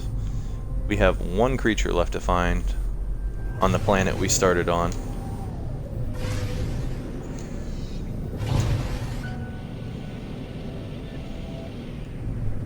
Yeah, I don't know if you remember. You remember an evening with Kevin Smith, the first college Q&A he did, where I think the question somebody asked him was like if he'll ever do, which is funny in hindsight now, but if he'd ever do like another Clerks or Jay and Silent Bob, which I don't blame him. You know, perspectives change over time. But at the time when he was asked the question, he's like, "Nah," he's like, I don't think we're gonna see too much more Jay and Silent Bob. You know, he's like, they say push away from the table before you've had 10 desserts or too many desserts, or 10 too many in my case, something like that. He made a fat joke, and then he's like, I just don't want to be the Pauly Shore of filmmaking, and people kind of giggled, and he's like, oh, I just mean to say, you remember when he first came out, people were like, what's up, buddy? The Weasel. He's like, and then within like 2 years, people turned around from like Weasel to like, fuck Pauly Shore. He's like, I don't want to stick around to that point. Like, fuck Fat Smith. He's like, I would like to walk away before we get to that point. Yeah, they were all pretty great. They were all pretty great. I love that first one, though. I absolutely love that first one. Alright, hold on. What the hell's the name of this place again? Eulith's Help. Eulith. Eulith's Help. Hope. Alright.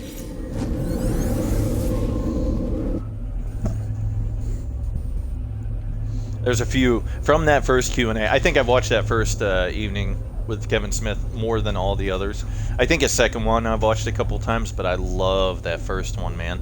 That first one was fantastic. Like the Pauly Shore thing, I'll never forget that. Like the thing where he was talking about the drama with Tim Burton over how Tim Burton ended his Planet of the Apes, and he gets to the end and he's just like and like the pod crash lands in DC and Marky Mark gets out of the pod, and then everybody starts kind of giggling, and he stops, looks confused for a second, and he's like, it is Marky Mark. He's like, I don't care what he calls himself now, you know, I just see the guy and it's like, feel it.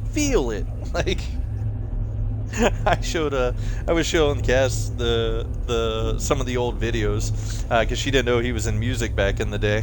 I was like, that was way back when. I busted out some of those videos. She's like, is this real life right now? I'm like, it is. It happened. I was like, Mark Wahlberg used to be Marky Mark. Yeah. The Prince story was really great. You're right. That was probably the highlight of the second one. And Jason Mewes, yep, how they met was really good. The Superman thing. You remember that? The whole Superman story? When they had him, when Warner Brothers had him, that one is fucking classic, dude. Classic. I love the Superman story. But he's got a bunch of gems in that first one. Okay. So, allegedly, we have 9 out of 10 creatures discovered on this planet, and I'll be damned if I know where the 10th one is. Which is why I came back here. What am I doing? What am I doing? Wrong buttons, that's what. And then, yeah, the Prince story was fantastic, too. Remember he said before he hired him to do the documentary, and he's just like, he's just a real cryptic guy. Like, he doesn't really, I mean, it's not to a Yoda extent, but it's close. He's like, Kevin, do you understand if a snake has a baby snake, and then that baby snake grows up and eats that snake, and then it has a baby and eats another snake? He's like, you understand that? He's like, yeah, I think so. He's like, right, you have to know who your father is. He's like, I don't know how he got there, but that is default thinking for your royal badness. Expedition. I butchered that a little bit, but that was pretty close to the main premise. Complete fauna. I am 1 down here. Discoveries. I am 1 down here. 9 out of 10. Rare, underwater, always active. Alright, so we gotta find some water. And then allegedly, this damn milestone will finally be done. I've gotta find some deep water too, I bet.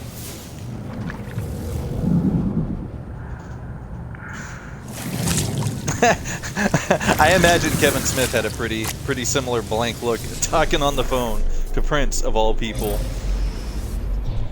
And in hearing that, like, I would love to see his reactions on that original conversation. Or what was it? What'd he say? He's like, I had a lot of conversations with Prince's publicist, Bumble Ward, and everybody starts giggling, and he's like, and he just nods like he was expecting that reaction. He's like, yep, I am not making that up. Somebody on this planet named their child Bumble Ward. And he was discussing do's and don'ts when they were talking about coming on the project, and if there was anything that he should watch out for. He's like, and to her credit, Bumble said at one point, oh, come on, you know you wanna. Bumble said at one point, well, Kevin, you just need to understand, Prince has been living in Prince Land for a long time. He's like, what do you mean? Is he a dick? She's like, no, it's not malicious. He doesn't do anything to be mean, but you have to understand that he is very used to getting what he wants when he wants. So it's not uncommon for him to come up in the middle of the night and be like, it's 3 a.m. in Illinois and I want a camel. And Kevin says, you mean like he wanted a cigarette? She's like, no, he wanted an actual camel. He's like, for what? And he's like, we don't ask these kind of questions, Kevin. We see what we can do. And he's like, and he doesn't do it to be malicious. He just doesn't understand the logistics or the trouble that it would be to get a live camel at 3 in the morning in Chicago or wherever the hell it was. He's like, she's like, you just gotta think of it kind of like a kid. He doesn't do it to be mean. He's so used to getting what he wants. He doesn't understand why certain things can't happen when he wants them to happen. We're in pretty deep water here. I mean, not ocean deep, but... And I don't see... Oh, there we go. I can't remember how to turn on my damn jetpack.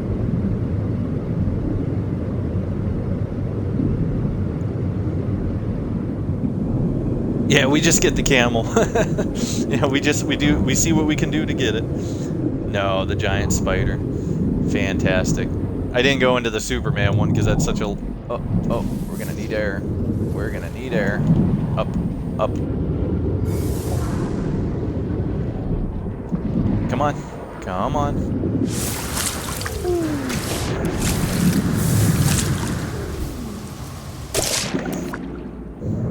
I guess I could just highlight that part of that story, right? When he met with John Peters. He's like, I go up to this guy's place, and he's, you know, it's you could tell he was name only producer on a few other things, but Batman, the original Keaton Batman, was very much his baby. Like, he was a producer that was there on the set every single day. Whoa, what the hell was that?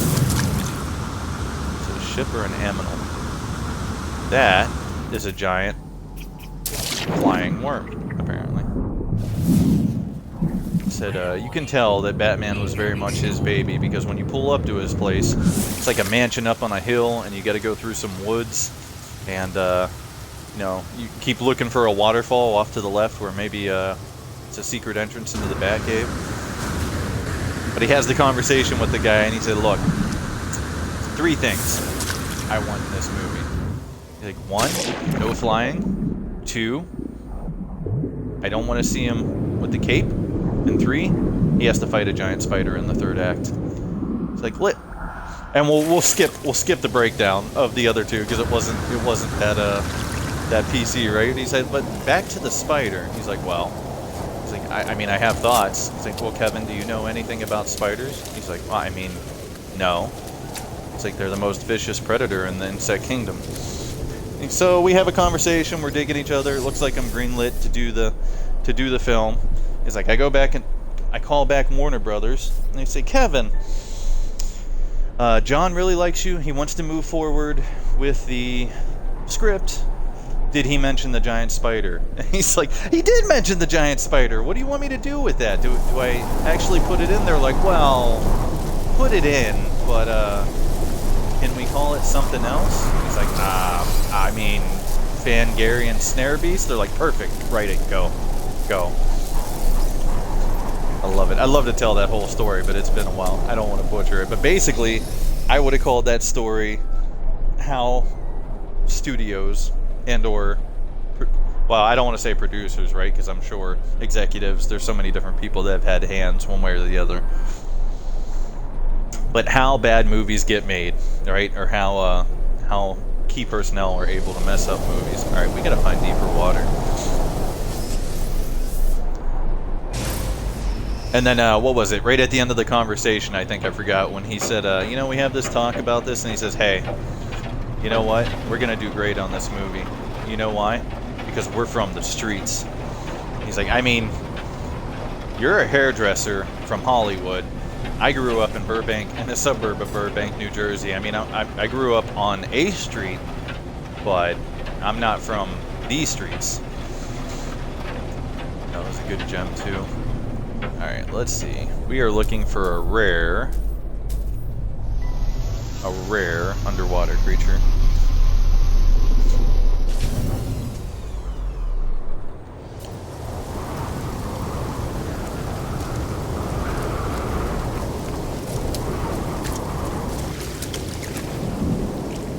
Go under, please. There we go. What the hell is that?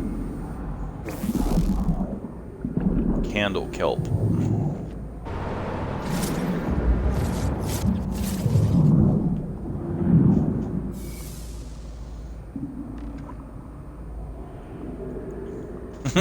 That was what was that? The second one, I think. Uh-oh. Ooh, that got a little scary. I thought I froze there for a second. I can't remember the last time I've seen a bad bug in this game. This is a mineral. That's not what we're looking for. We're looking for a creature. Rare underwater creature. Like our least favorite place to go of all time.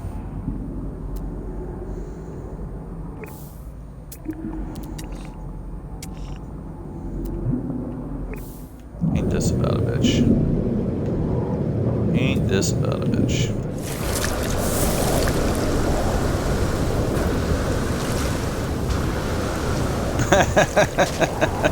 Right?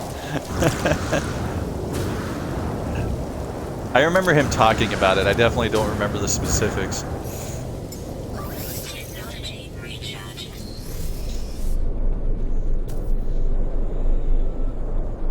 Not enough fuel in the launcher thruster. Technology recharge. Easy fix.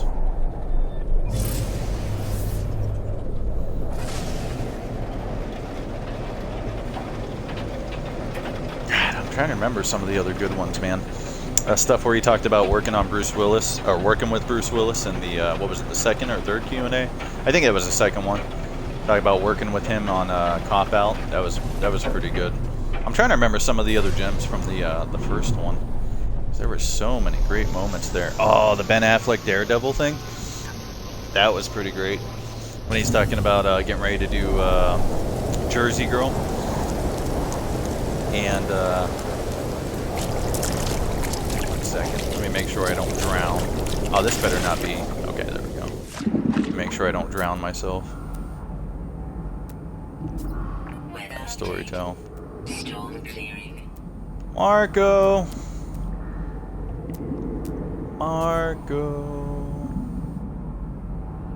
Well, it does not like letting me out of that visor mode underwater. It just kind of froze up on me again. You know, not for nothing. Hold on, we're getting sidetracked here.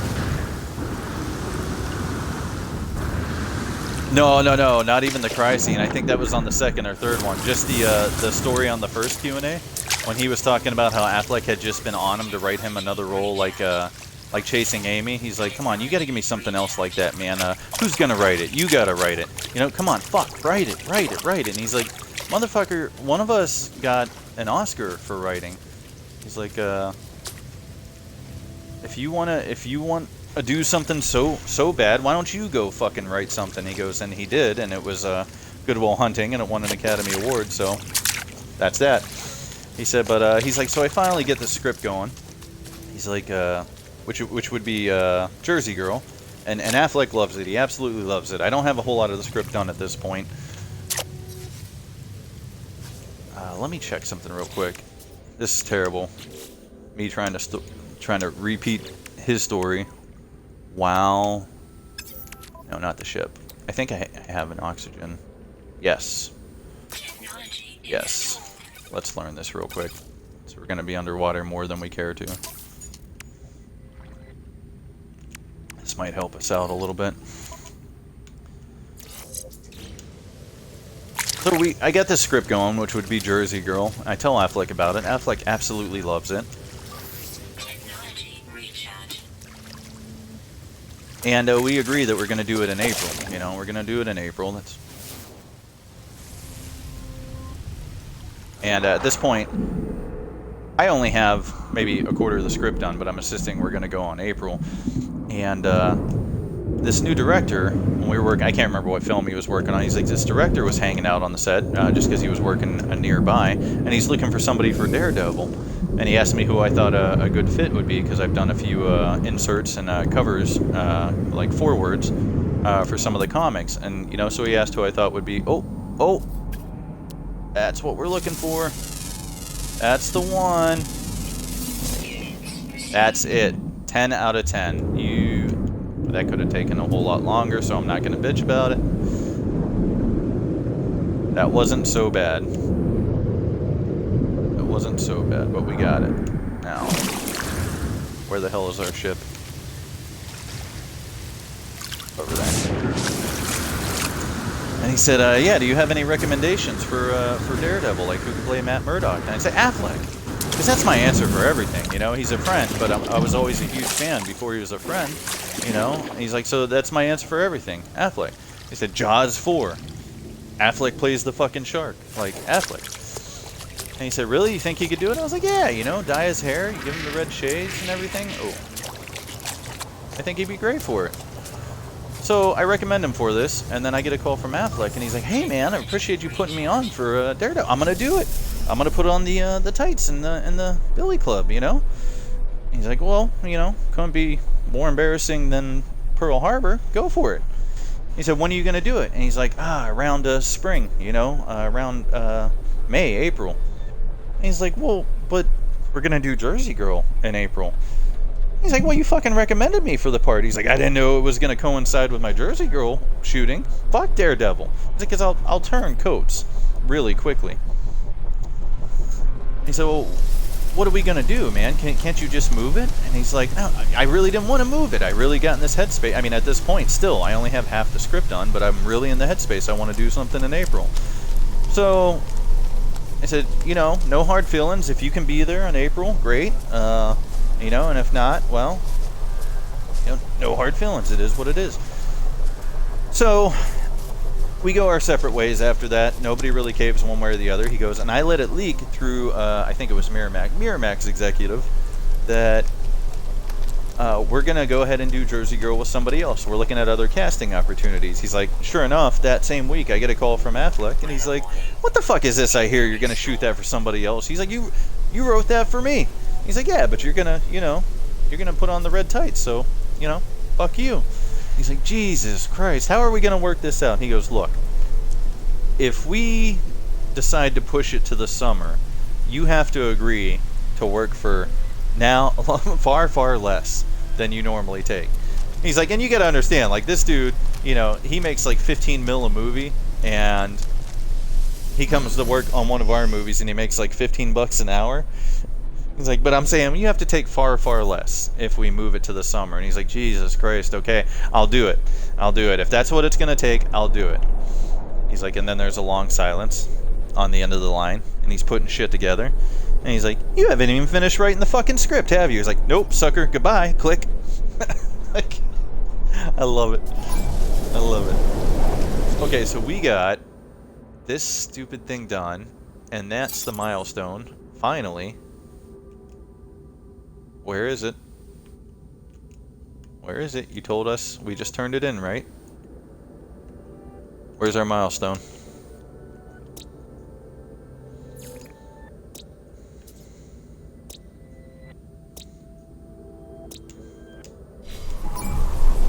Did we get it? I don't exactly. Ah, there it is. There it is. Yeah, I have to go back and rewatch the first one at least. Like I said, the other ones were good, but there were so many gems in that first one. And I probably forgot about quite a few of the others. Because I think I've seen most of them, except for maybe the really, really more recent stuff. But like the first one and maybe the second one.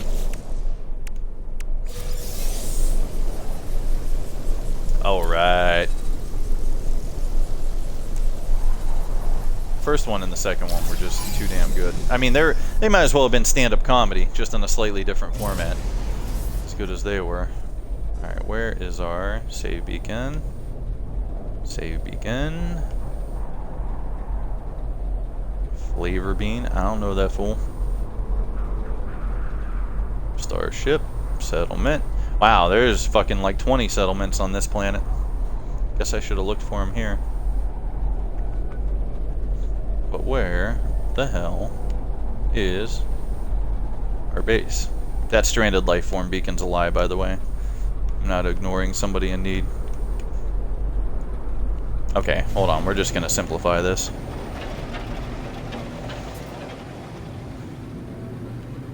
We are just gonna simplify this. And you know what? We spent so much time doing that, I guarantee you we go back to the settlement, we'll be ready for the next step. Definitely got wrapped up in our water hunt. Alpha 5. This is why I don't want to come back here. It's so hard to find anything. Too many damn people. Even in space. Flower tower. BP, those are all the ones I was looking at before. Oh, wait a tick. There we go.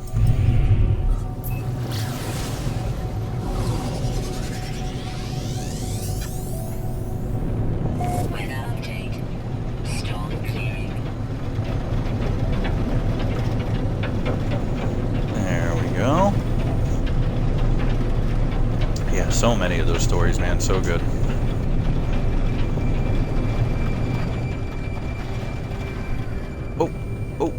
Oh, easy does it. Easy does it. Level out. What? Land. Oh my god. It's still rendering the ground, I bet. Come on. Landing area not clear, my ass. Come on. It's not that it's not clear, it just doesn't know what's there yet, right? Yeah, there we go. Just land on all these shrubs. Apparently that landing area was clear. But whatever, we got there.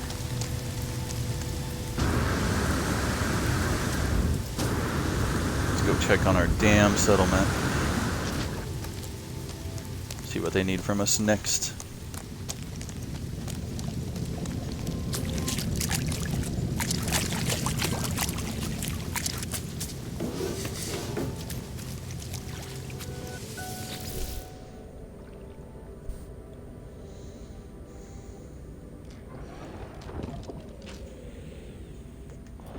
There it is.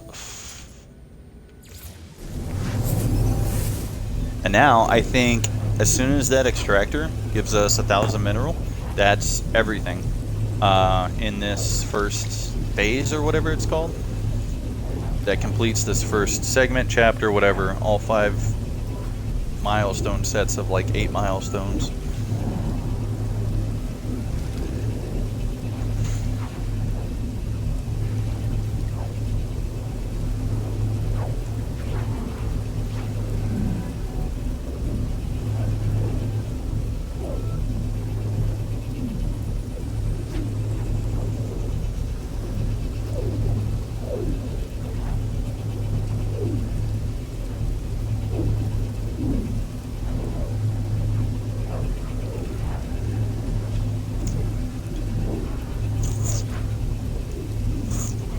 How about going back to Smith? How about the bit where he talked about doing Dogma with Jay, where he said Jay really came into his own. And in 2 days it'll be I'm all about Avengers. Oh, is it really? I had no idea. I've been interested to try it, but like given its launch, like the stuff I was seeing about the launch, I really, well, okay. I'll be honest. That's great. Thank you for that. I had no idea. I'm definitely going to check that out as well. The only thing that's going to get in the way of that is there's another test flight for Halo Infinite this weekend, so I'm going to be doing that as well. Because it's Friday, Saturday, and Sunday, and they have 2 different sessions each day, and the multiplayer on that's been really solid. But that aside, I'm pretty interested to try that, and there were 2 things that stopped me. One, you know, everything I saw about it when it launched, it was okay. It had a lot of bugs, though. There were some good things, but it had a lot of issues. A lot of people were frustrated they made a new character instead of just letting you play as the different characters, which I get that. No pending decisions. Hold on a second. And honestly, the other thing that kind of bothered me, yeah, the lower price point, I was kind of waiting for that, or waiting for them to get some, you know, some good fixes in. The other thing, it really annoyed me, and I get why they did it, right? I'm sure there's way more legal stuff and likeness rights and a lot more money involved, but like, I was really bummed that they did not make them, you know, you have this hugely successful, the most successful movie saga of all time, and you didn't dig down deep to make them look like the characters that we love from the movies. Now, I suppose, I'm not going to dismantle this too hard, but I suppose if you couldn't get the voice actors, you know, because clearly their paychecks would have been through the roof to do that. I would venture that some of them would be willing to do it, though, you know, for relatively cheap, just because they'd want to do that. I could be entirely wrong. Everything has a price, you know. But I guess maybe if you couldn't get the voice actors, then it makes sense to not make them look like their characters. But they didn't even have the suits from the movies, which now I saw an update recently that they're getting those now, like the Iron Man suit, Cap suit from the movie, at least one of them, if not several. And like, I was like, okay, if you can't get the voice actors and you don't want to make them look like the characters, can I at least get the costumes out of the movies, you know? And it's probably actually really close to the comics, some of the stuff that they did, and I appreciate and respect that. And for like guys like you or Alex, like that were big Marvel fans way before those movies came along, that's probably fine for you. But remember, I've always been a DC fanboy, and I really didn't get into the Marvel Universe until the movies, for the most part. Punisher and Spider-Man notwithstanding, and Wolverine. But even then, it's not like I followed those series super hardcore. I would just pick up random issues anytime I passed by them and saw an interesting cover, you know? I never followed full runs unless, I just picked up a random issue in the middle and just started keeping up with it there, you know. But I was kind of like that even with the DC stuff, in all fairness. What the hell are we doing? Oh, right, the thing with the stuff that was being built. Where is it? Is that it over here? I guess it finished building. So, I mean, all my Marvel fandom, the majority of my Marvel fandom came from those movies. So if I'm gonna play a game about the movies, I kind of want to, you know, I want it to resemble. Damn it, that's the teleporter. Is there nothing else I can do here right now? Hold on. So I was on a more personal gripe. I was kind of really bummed about that too. What are we doing here? And I know that's asking a lot. I know that's not a simple ask.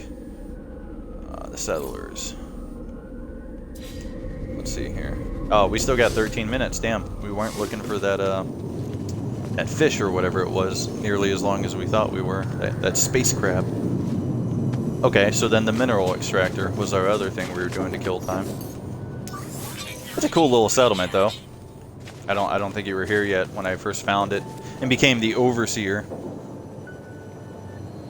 Yeah, for sure, But it's a double-edged sword, right? Because it's like, you know, I may have not been nearly as interested in an Avengers game if it wasn't for the movies. So it's like, you're right. You know, they probably have rough. Even if they did something really minimum, which would be cheap, as far as they're concerned, that might be a buttload of money still for the developer making the game. So I get it.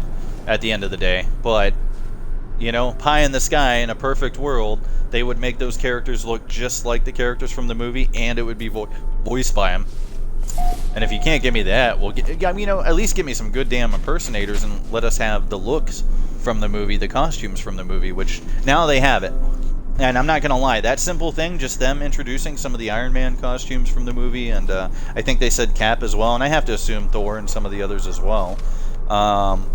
That kind of piqued my interest a little bit, and now with it coming to Game Pass, I definitely want to check it out.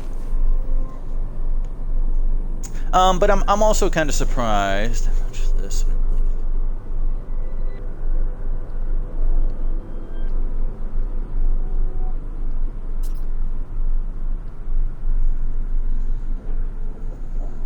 Guardians, like the Guardians of the Galaxy games you're talking about? Like the Telltale stuff, or? And then, yeah, you're right. The starting stuff on No Man's is pretty daunting. At least in survival. It's really the expeditions. Honestly, if you haven't done an expedition, that is a great entry point for this game. Because the expeditions are more of the normal mode. Because I don't think I've ever... Oh, I didn't even realize there was a new Guardians of the Galaxy game coming out, to be honest. I've been out of the loop, which makes no sense because I've had plenty of time on my hands aside from job hunting and streaming. The expeditions, they start as a normal mode instead of a survival mode. Now, I should disclaimer, this expedition in particular was a little nasty in terms of starting out still. Not for your own survival, but because they start you with an S-class ship, like a really, really high tier, well, you know what S-class is, but they start you with a really high tier ship, and it has harsher repair requirements than a typical ship does. So even though I've started a couple of different saves and repairing a regular ship is no trouble for me, repairing that S-class ship was a real bitch. Because of the extra layer of components and things you have to get to do it.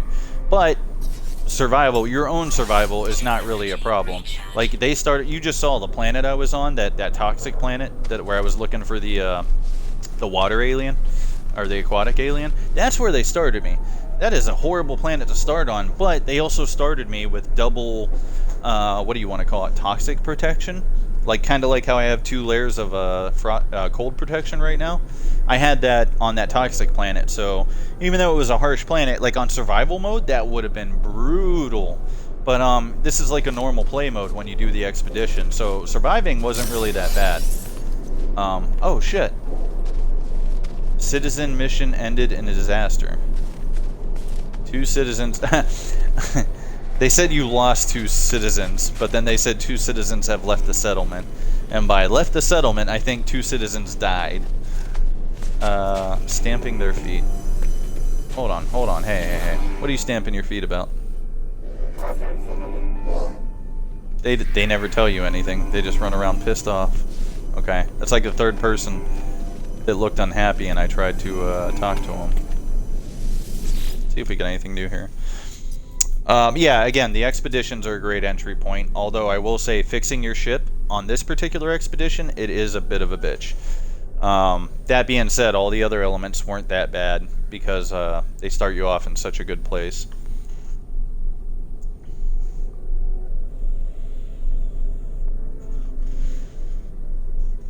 Settlement features to increase production and reduce maintenance costs. So I don't think there's anything else I can do. I've still got a few minutes before this building that I was working on finishes. I think we still had like a good 10 minutes, I want to say. Yeah, 8 minutes, 8.5 minutes. Well, we'll just mill around for a minute. Yeah, they left the settlement to, they just relocated. That's all they did. They just, they had some real estate opportunities elsewhere.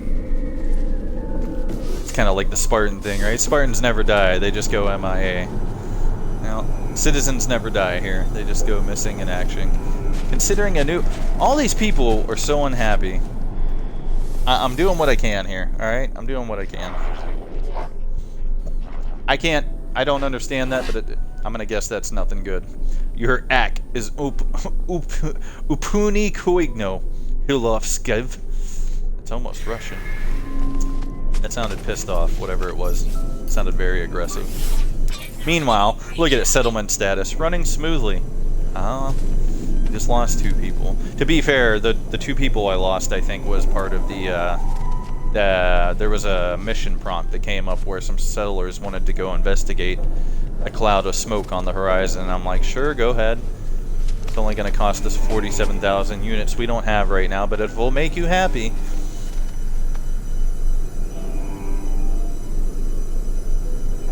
Yeah, it is. And that's my fault too, because I really haven't stopped. You know, there's knowledge stones. You saw that one relic somewhere over here where I learned a few words. But, you know, anytime you go to the space station, you can ask every individual of that species that belongs to that galaxy to teach you a word. And I really haven't been doing that. I've just been banging out the milestones. And speaking of, since we got we got 6 minutes to kill, let's go do that real quick. Why not? It's just a little repetitive, because you usually have 2 or 3 options of what you can do. If you have any of the relics they like, you can give them a gift, and that'll increase your overall standing with them. You can ask for dialect help, which they'll teach you a word. Where the hell's the space station? Slow panning. It's a little hike. And then there's something else where it's like you can practice your language skills, and I don't remember what that actually does. It doesn't teach you another word. I think if anything, it raises your standing with them some more.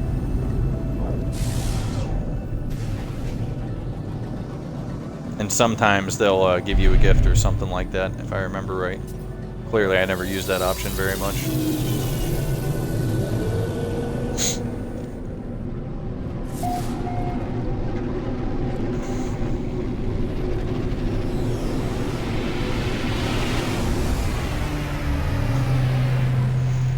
I probably should have went and checked on the extractor, but that's alright. Assuming it's gathering like it should right now. I guess my only concern was whether or not 2 solar panels was gonna... That's a Viking. There we go. Corvex. Hello. Yep. Whole lot of words. Oh. I have a gift for you. Yeah, raise my standing. Oh, sorry. Didn't mean to clip through you.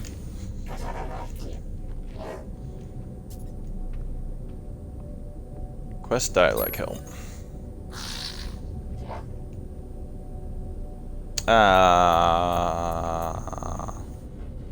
Let's try friendship. Yes, I have. Yes, I have. I ran into 2 of them, actually, on purpose. Because I couldn't remember, I don't know if you saw it on my way in, I I got a capital ship, and I could not remember how to unlock the fuel that you need to send your, your smaller ships that are a part of your capital ship fleet out. They can go on missions for you and bring, get you money and bring you back resources and shit like that. I could not remember how to unlock the fuel that they require to do those missions, and I thought you just had to add a fleet command room for each ship that you have, and that was true, but there was a bug in the first like 2 fleet command rooms that I built. It didn't unlock the fuel, so then I'm racking my brain trying to remember what I had to do to get that fuel, and the only thing I could think of is like every time you do one of those derelict ships, you usually get like a upgrade chip for your capital ship. And that's exactly what I ended up doing. I did 2 different derelict ships. How about an aggression symbol? Oh, we already talked to this one. Excuse me.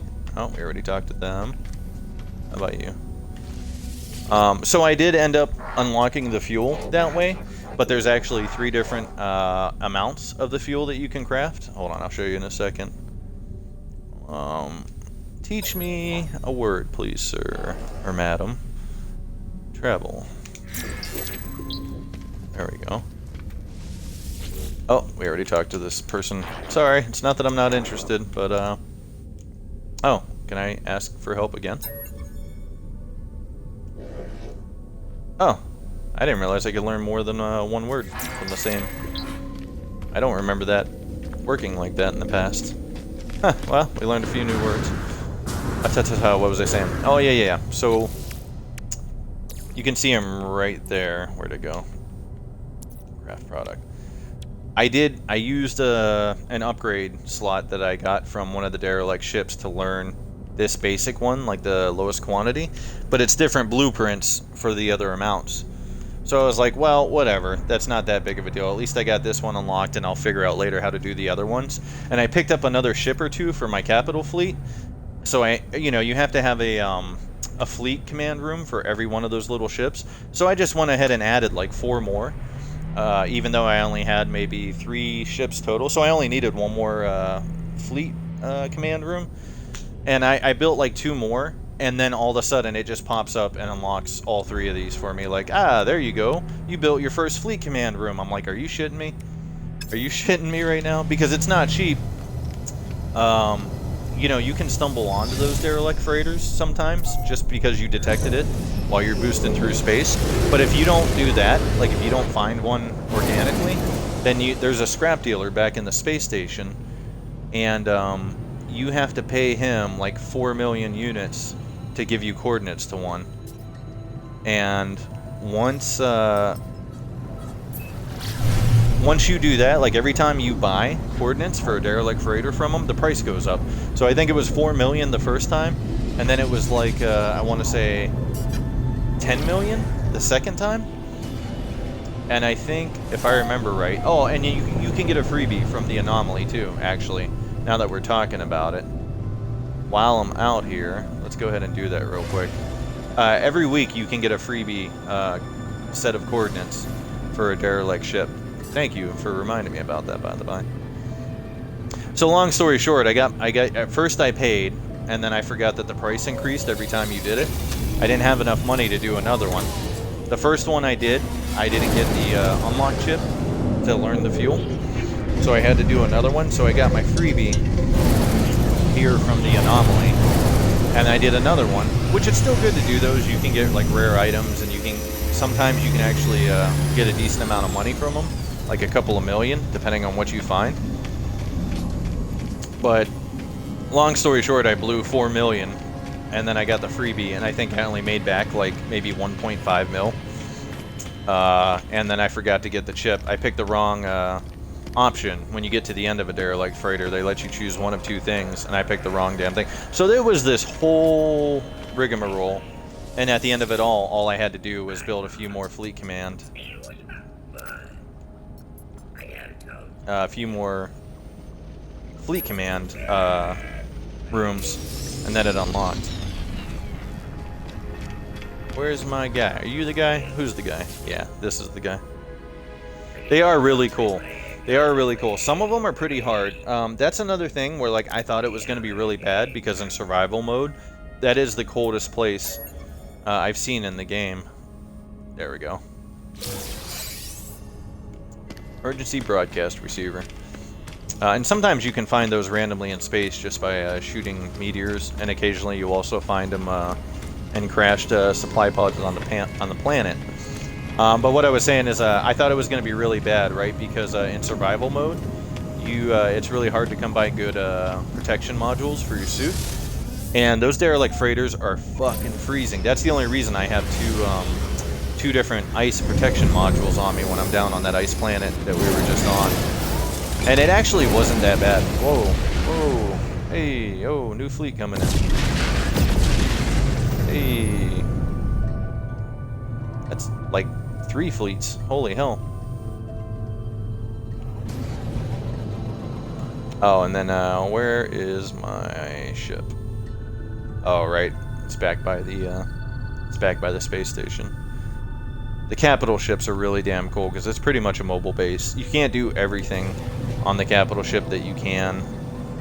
Oh, speaking of ships for the capital ship fleet, let's take a look real quick. See if we can get a new addition. You seek to expand your fleet. Maybe. Let's see what you got. Another combat ship. I really don't need another combat ship right now.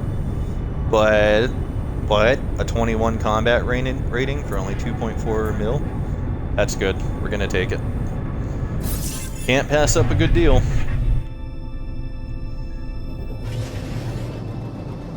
I really need more like mining or science vessels right now, but at the same token, you kind of want to have like a attack ship or a combat ship to send out with them as an escort, so they don't get attacked by pirates or anything while they're out there on the mission.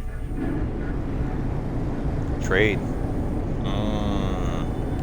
We don't have a trade specialist yet.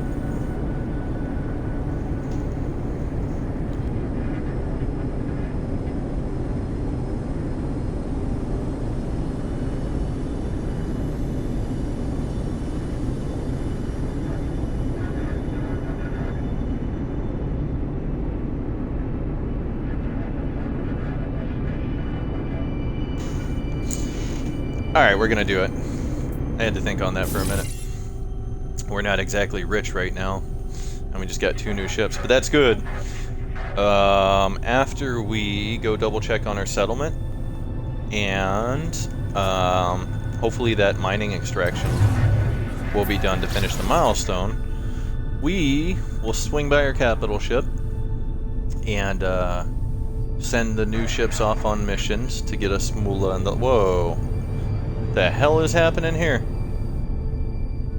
We have a planet clipping into a planet. That's a new one on me. Grab a screenshot of that. I wonder if that'll right itself whenever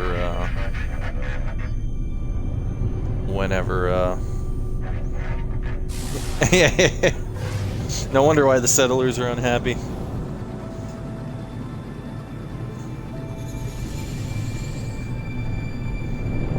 Like this new overseer, which by the way, I don't like the title of overseer for a settlement. I feel like a ruler instead of a town mayor or some shit, but no wonder why they're all pissed off. They're like, this new guy takes over and he can't see that planet coming?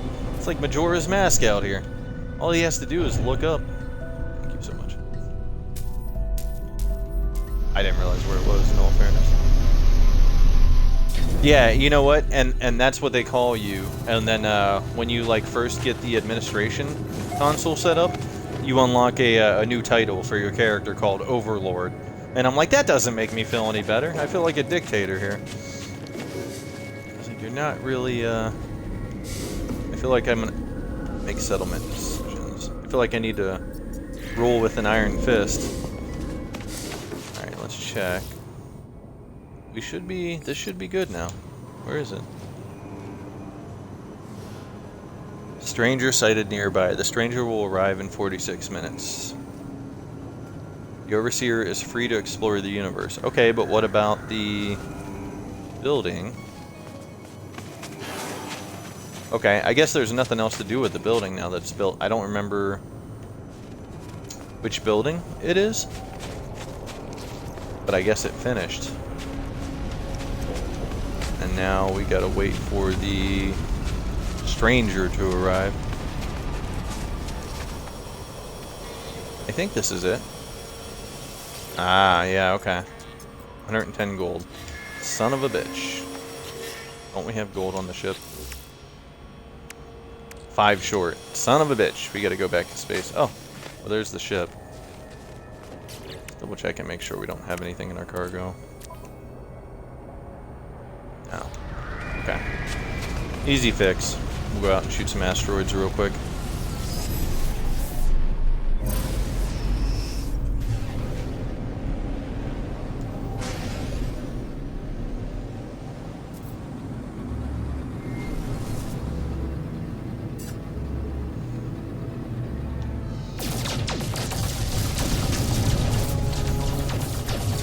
And now we've come full circle. Shoot in the asteroids. Shoot in the asteroids. Shoot! There's the 5 gold we need. We should probably grab a little bit more in case we need more for something else. I was just gonna say, if we can just get a gold nugget, that's usually like 100 something. That was like 40. How much you get from a gold nugget usually varies when you analyze it, or whatever they call it, extract it.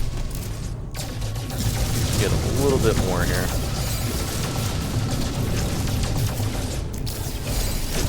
There's another. Oh, 2 more. There we go. Yep, that's all we needed. For now.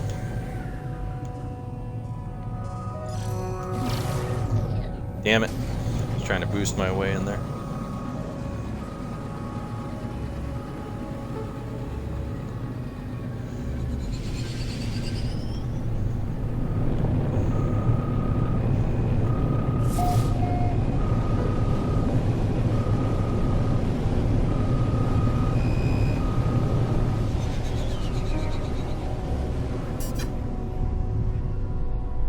Oh, almost crashed into my new settlement.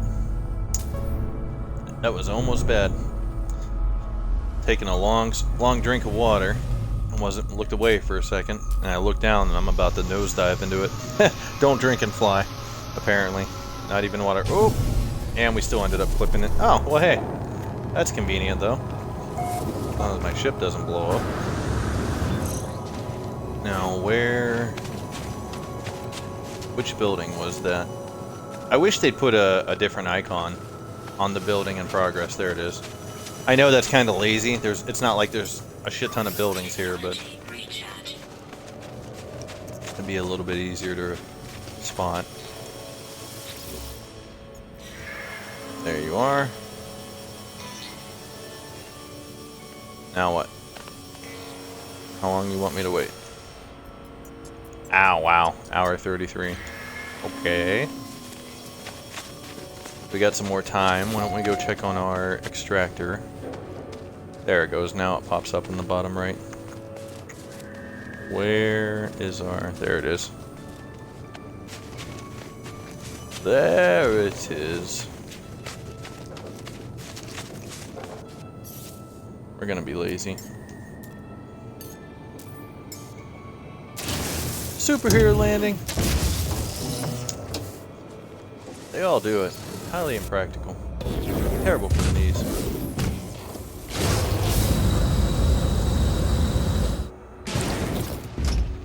The Minotaur.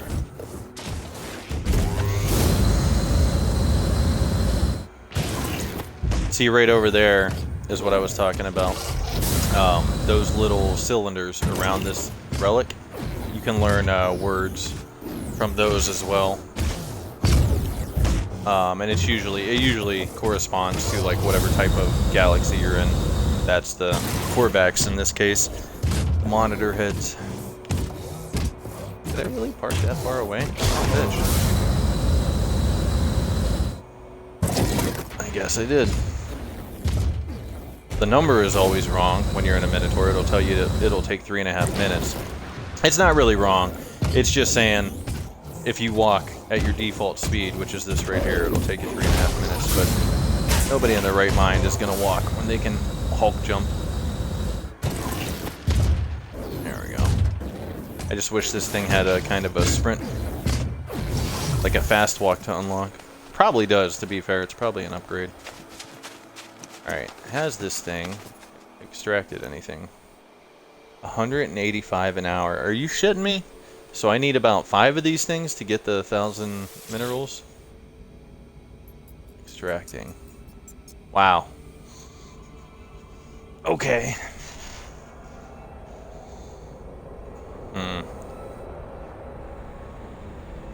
I didn't realize this was going to be a long-term goal. Because the milestone was like 1,000 minerals from an extractor, I kind of assumed it would do 1,000 in an hour or so, because I've never really messed with these before. But I guess they're trying to tell us to, and it'll only hold 250. Okay, so we got to get a little bit, fancier here. We have, yeah, supply depot, 10 metal plating. Okay. Well, we can do that real quick. I'll tell you one thing. I spent so much time exploring and doing just doing missions and like now these expeditions. I really haven't done a ton of base building. So a lot of this stuff is very new to me in terms of well, let's see. If we put the extractors, we'll put the silos right over here and run a pipeline. So I'm kind of figuring some of this stuff. I mean, like solar panels and batteries and all that shit, you need that for any base. And I've had a few small bases, but I've spent more time traveling and exploring and doing the story than I have building any kind of crazy base. Which is another popular draw for this game. Do that. We need 10 more. I don't know if we got enough to do another one. How much can this sucker hold, though? Pipeline status, capacity reached. That's because I haven't connected it yet. I hope I don't have to power this thing too. Hopefully the pipeline also powers it, but let's see. Let's see, because again, this is new on me. Can you show me the pipe, please? Oh. Okay. Wait, really? I can only pipe in one place? Ugh.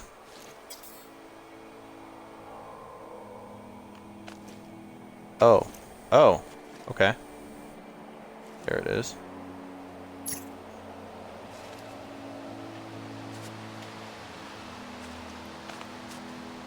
Oh, damn. Okay. Okay. Well, I'm not going to complain about that. That one piece stretched all the way up to what I needed. Now, does this thing need power? I'm going to assume... Nope, it does not. Or it's getting power from the other stuff. Okay. Well, I needed 1,000. At least, You know, it's funny you mentioned that game because Cass and I were watching Best of Neebs videos the other day. Literally Best of Neebs, like not Neebs Gaming, but Neebs in particular, from all the different games. And Satisfactory came up at one point, and we've never heard of that game, but we were watching them make their like the conveyor belts and all that. And I didn't realize, you know, they show the name of the game in the bottom right, but I didn't realize Satisfactory was the name of the game. And we were sitting there talking about it. We backed it up and then realized once we saw like an ARK video or a Red Dead Redemption clip. And we recognized the game title. We're like, oh, okay, they're mentioning the game in the clip. But it looked interesting, and we kind of wanted to try it. But I just didn't know if like all you did was make the conveyor belts and the machinery, or if it would actually, if there was more base building to it. But we were thinking about looking into it some more. But I had never heard of that game before, neither had Cass, until we saw the Neebs Gaming clip. Alright, so we have that up, and that holds 1,200, so at least now we can get to the 1,000 for sure. But It's only making, what did it say, like 250 an hour? Or 185 an hour. So we need a couple more of these. And let's see if we're lucky enough to have the stuff to make some more. Nope, neither. Yeah, that sounds pretty terrible. I'm sure it's a fun game, but that sounds a little rough. But that's what I was wondering, if it was merely just like all the automated machinery, or okay, but it's mostly about just learning how to automate everything. Okay, that's kind of what it seemed like at first glance, but I didn't know.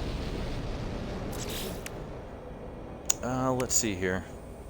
We don't have the chromatic metal. We don't have... We probably have enough ferrite. We could probably get one more up. But this is still going to be a long term. This is going to take a couple hours for that last milestone to finish. 4 or 5, I think it was. Let's see here. Yep. And then 100 chromatic metal, which means... Let's see here. I know we still got some copper on us that we can turn to chromatic metal. I don't know how much. Yeah, and it's a 2-for-1 ratio, so we'll get like 150 chromatic metal. Oh, we still got copper right there too. There we go.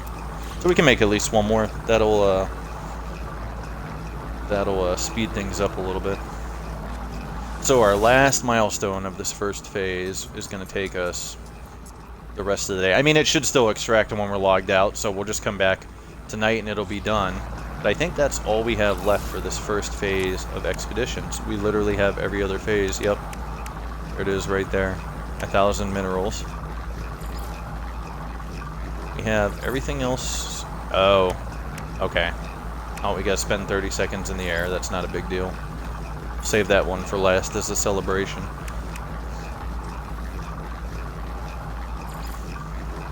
Yeah, and the final phase is just completing the other one. So once we get those materials extracted, and we do the rocket jump for 30 seconds, that will finish this. And I don't know if that completes the entire expedition, or...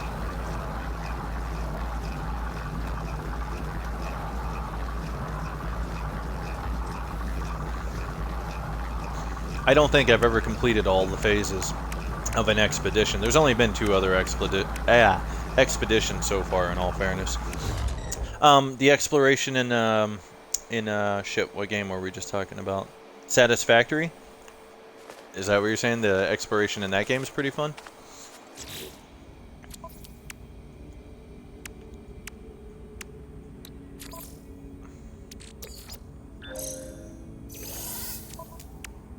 Oh, something just popped up. Oh, okay. Nice. I do like to explore. I like the base build too, don't get me wrong, but Ark, which is not a great example, it has kind of broke me on base building to some extent, which is terrible to say because I think we got to get these plants out of the way. You know, it's not like there's a whole lot of maintenance costs in No Man's, for example. Like, I could build some really cool bases in this game, and not a whole lot of upkeep. It just kind of sucks that in Ark, like, the more you have, at least in official servers, the more you have, the more work it is to maintain. Which, even if you live pretty small, still, you know, bare minimum, we still have to check in on our bases twice a week, even though we don't play much anymore. Do another pipeline, perhaps.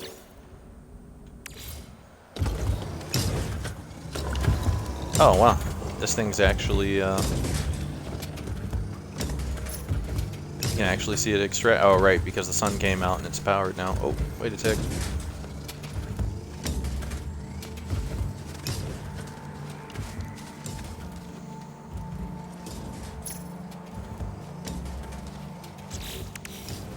Huh.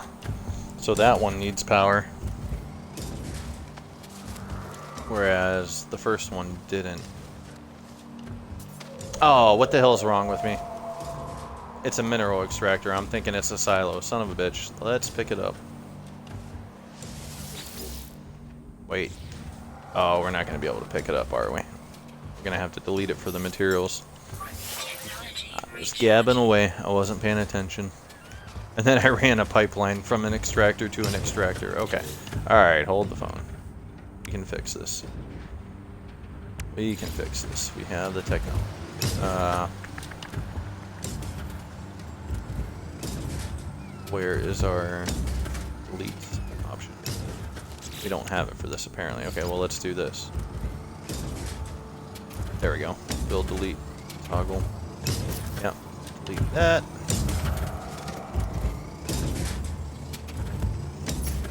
Nope. Nope, we sure didn't want to build. There we go. Delete that. Delete that. There we go. Okay. So, we need pipe. I guess I should have been more mindful of that part, but that's okay. We're gonna rigmarole this in here anyway.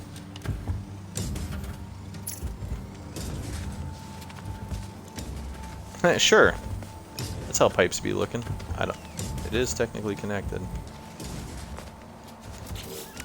Do we have the stuff for another solar panel? No, we do not. 30 gold. We have that on the ship. I'm fairly confident. Whoa. Come on. There we go.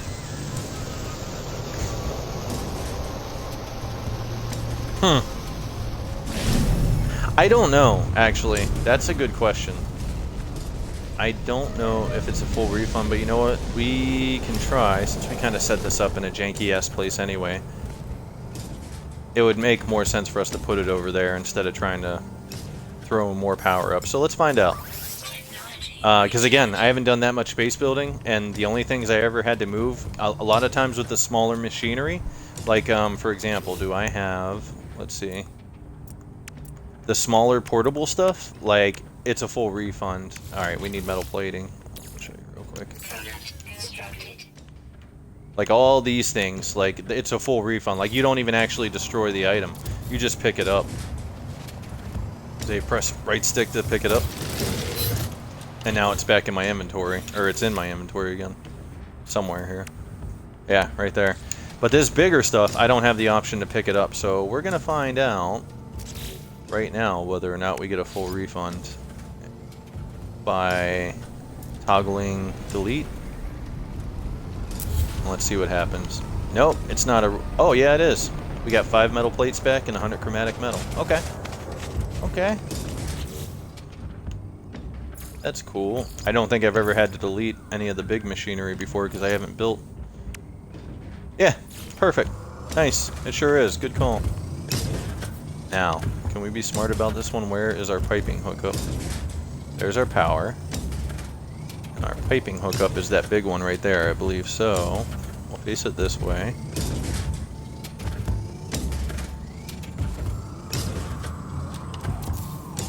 There. And we'll hook up a new power line. From here. Wrong button. I always want to hit A instead of right trigger. Boom. There we go.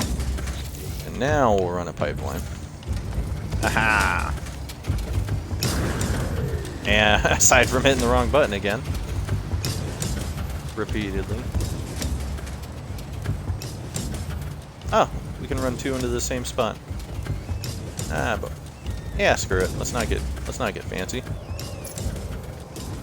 Why not? And then there's probably a way to free delete. I find it easier to have something you're trying to place, and then if you hit X, it'll take you into a delete like interface. You have to hit X every time though to keep deleting stuff. But there. Now,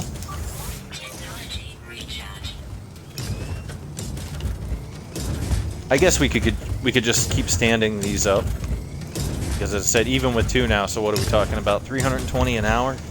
So it's still going to be 3 hours before that's done, and that'll finish that milestone. And what time is it? It's almost 2. Yeah, we still got about an hour and a half. We're not going to get it done before today's stream's over. But, well, we might run late. We do sometimes. We'll see. Playing it by ear. I will be right back. I'm going to take a quick little bio break. Grab some water, hit the restroom. Be back in a few.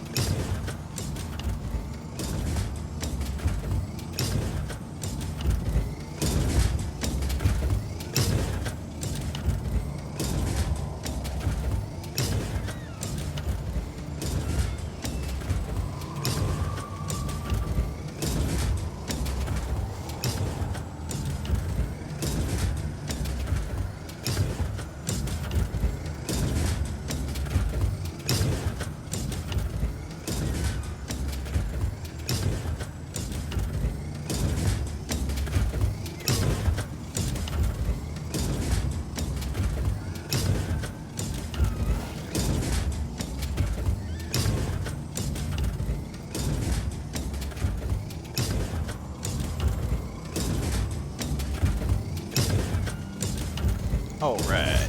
Oh, just in time. Just about to start freezing. Technology recharge. Okay. So, and just in case anybody's lurking and doesn't have audio up.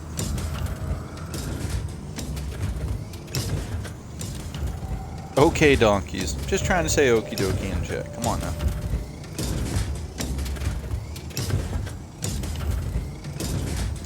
I gotta get some of the other nice little doodads and features up on the stream, like the Be Right Back screen starting soon, all that. I have some of those available, I just haven't set them all up yet.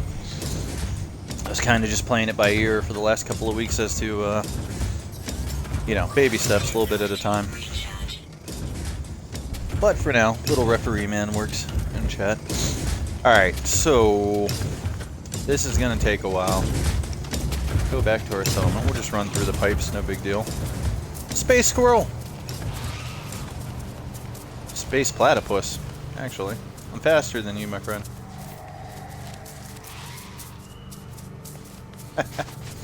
Alright, you're fine, you're fine. I terrorize the wildlife.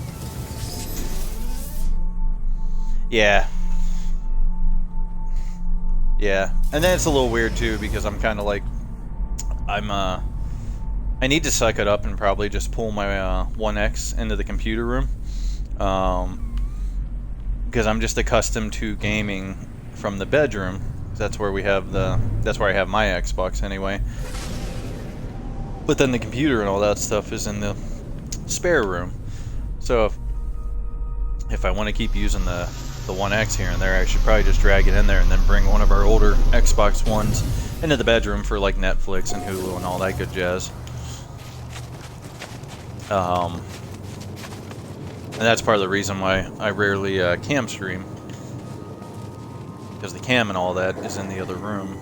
I'm trying to get into that too. I'm just not a huge fan of the cam stream. I don't know why. I don't really have a problem with being on cam. That's not it. You know what I mean? Like, we've been working from home for, well, up until yeah, armadillo platypus. You know, we did all our meetings and everything on cam, and you know, I don't have a problem with it in general. I just I don't know. I just figure, you know, it seems like everybody streams on cam, so maybe something different. You know, you can focus more on the game and less on me. That's the idea, anyway. But I'm trying to get into it a little bit more. I did a little bit of cam streaming on the Halo Infinite tech preview last weekend, but I didn't realize the controller that I had with the PC in there, which I never really used for anything except for Arc. It was a really old controller, so when I tried to use it for Halo, I didn't know what was happening. It never occurred to me that controller, since I got it from work, was like super old, and it had like, dude, it was so floaty. It had no response. Like, it looked like I never played Halo before in my life, which I probably have more time in that game than anything else, including Smite. You know, over the course of the different Halos, like far more time in that. And like, I couldn't do anything. So for the first 3 hours, like, I was just doing my best to not be salty. And you know, I was trying to mess with my I thought those guys high-five for a second. They just waved as they were passing each other. That would have made me real happy if these on the way. What? Wishes they had a new starship. Well, good thing I learned a couple more words. Still doesn't help me. Still got a ways to go. So it was a really, really rough stream. And, I mean, I did alright for the most part. I got a little frustrated and salty here and there once or twice, but still. It wasn't a great stream, and for whatever reason, too, it just didn't get a whole lot of views post Friday's stream. And typically, if a stream gets, like, less than 10 views over the course of, like, 24 hours or so, I usually delete them. I'm trying to keep it in the 20 to 30 realm.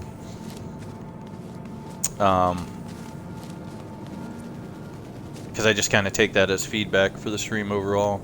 But that was my first cam stream, so it really sucked that I was having that issue. Like the 4th hour, I was like, you know what? I'm gonna go grab my chair, because I was using the chair I don't use that much, because I'm not on the PC that much overall. I went and grabbed my chair, and I grabbed my controller out of the bedroom and hooked it up, and then I was fine. I was like, oh, well, you mean to tell me I spent the last 3 hours beating my head against the wall, and it was just a problem with the controller? I mean, I wasn't dominating after that, but I was getting 10 to 15 kills a match, even though I was dying 10 to 15 times as well. Oh, that's right, we still got an hour on that. Alright, so we got nothing else to do at the settlement right now. So I kind of just wanted to mulligan on the first cam stream. Even if I didn't delete, like, low traffic videos, like, still, I probably would have still axed that one, because that wasn't a great debut as far as I was concerned. Alright, so we'll go back to our capital ship, and we will send off our ships on a couple of missions for us. And then we'll go check out a derelict freighter. I don't think I finished talking about those earlier when it came up. I got lucky. The derelict freighters that I did, it was actually pretty much the same configuration twice in terms of the navigating the freighter, but also in terms of the enemies that were there. I had it pretty easy. The only thing I had to deal with were some like alien jellyfish. which is about as good as it gets on those derelict freighters, but there can also be some other kinds of nastiness, which we may or may not run into here soon enough. Oh yeah, you haven't gotten a good look at this bad boy yet. Whoa, whoa, hey! Hey, yo! Probably more still coming up. A real popular place for fleets.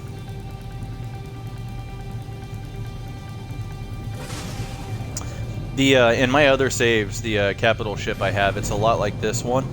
I really like this. It kind of, well, the sides, the boosters are different, but this just reminds me of like a giant bird of prey, like a Klingon ship from Star Trek. And the only difference is mine it's all solid bodied. It doesn't have those segments to it. And I don't remember what it actually has on the sides. I think that's solid too. It's like it looks like one giant battleship. But I couldn't find one that looked quite like this, but that had the solid body. So for the interest of the last stream and time, I went with this one, which I've never seen one like this before, in all fairness. Let me get a better look at it. It's a pretty cool ship, though. I've never seen one quite built like this. I don't know what the hell it reminds me of. Something from like Mass Effect or even Halo. It's a new model. But I ended up going with that just because it was a high-class ship with a lot of storage on it.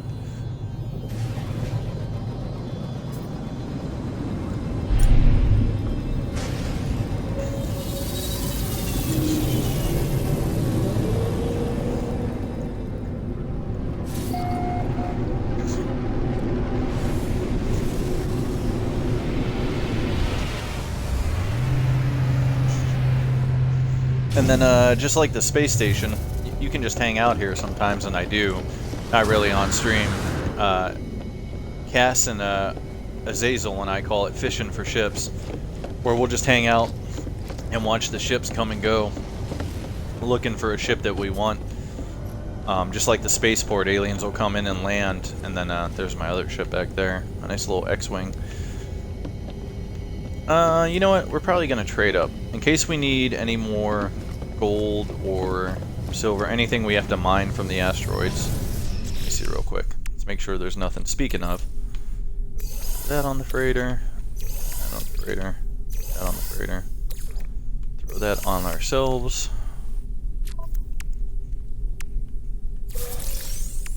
Make sure there's no miscellaneous stuff we want to toss on the freighter for now. Get a little organized before we go do a derelict freighter, because when you have a good run on a derelict freighter, you end up getting a lot of stuff. So you want to have a decent amount of space.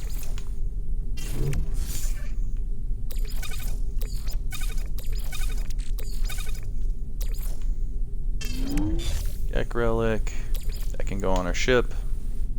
Let's hang on to that, actually, for now.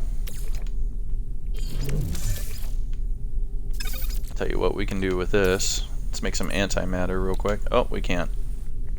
Need more chromatic metal. Okay. On the freighter then. And ta-ta-ta-ta.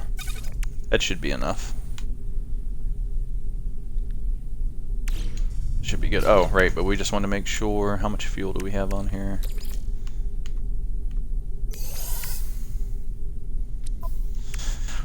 In case we do find a super cold derelict freighter, we have plenty of batteries on us, but I've been scarred by derelict freighters in survival mode, because you would be popping a battery like every 10 to 15 seconds, where even the worst planets I've ever seen, you know, you pop one like every 2 minutes or so, depending on how much protection you have.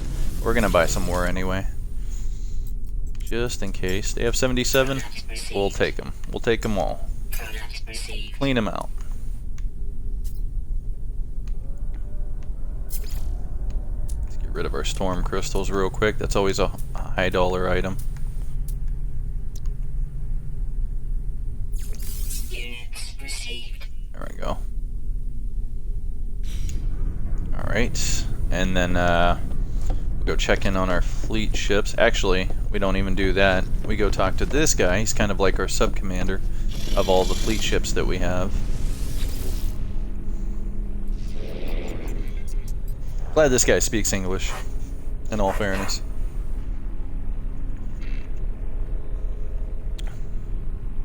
Ah, he had a spam visitor. I'll go clear that in a second.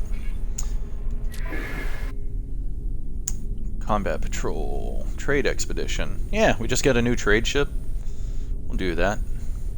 21 hours. Won't be done till tomorrow, but that's alright. Oh. Wait. I have an expedition that just came back, actually, so we do want to check in. Kind of forgot about that. So where is it? Right here. And pretty much they'll just give you a rundown of the random events that happened while they were on their mission. Thanks, man. I just, you know, I usually have the chat up on my phone when I'm not playing at the PC.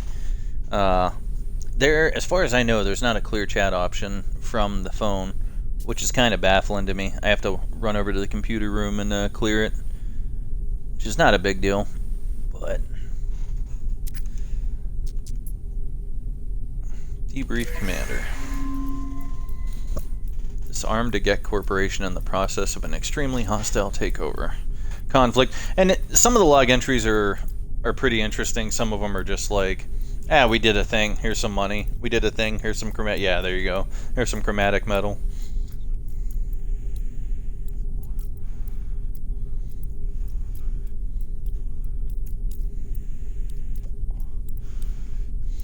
You can skip through it, but I do tend to read them. They have some interesting little, whatever you want to call it, blips every now and again, or blurbs.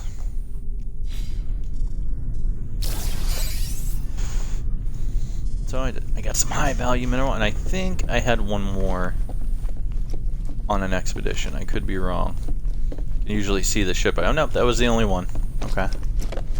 Because I think I have 4 fleet command rooms now. Oh, wait. Check this last one. Yep, okay. Yeah. And you can get some decent money, like especially if you have a couple of different ships running expeditions at the same time. Like sometimes the longer the mission, the more money they'll bring back, and they can bring back like $500,000 to $1 million sometimes, in rare cases, at a time, which is not bad at all for passive income. Like we should get a decent chunk of money out of this trade expedition as long as it goes well. I just need to remember science merchant vessel. There we go.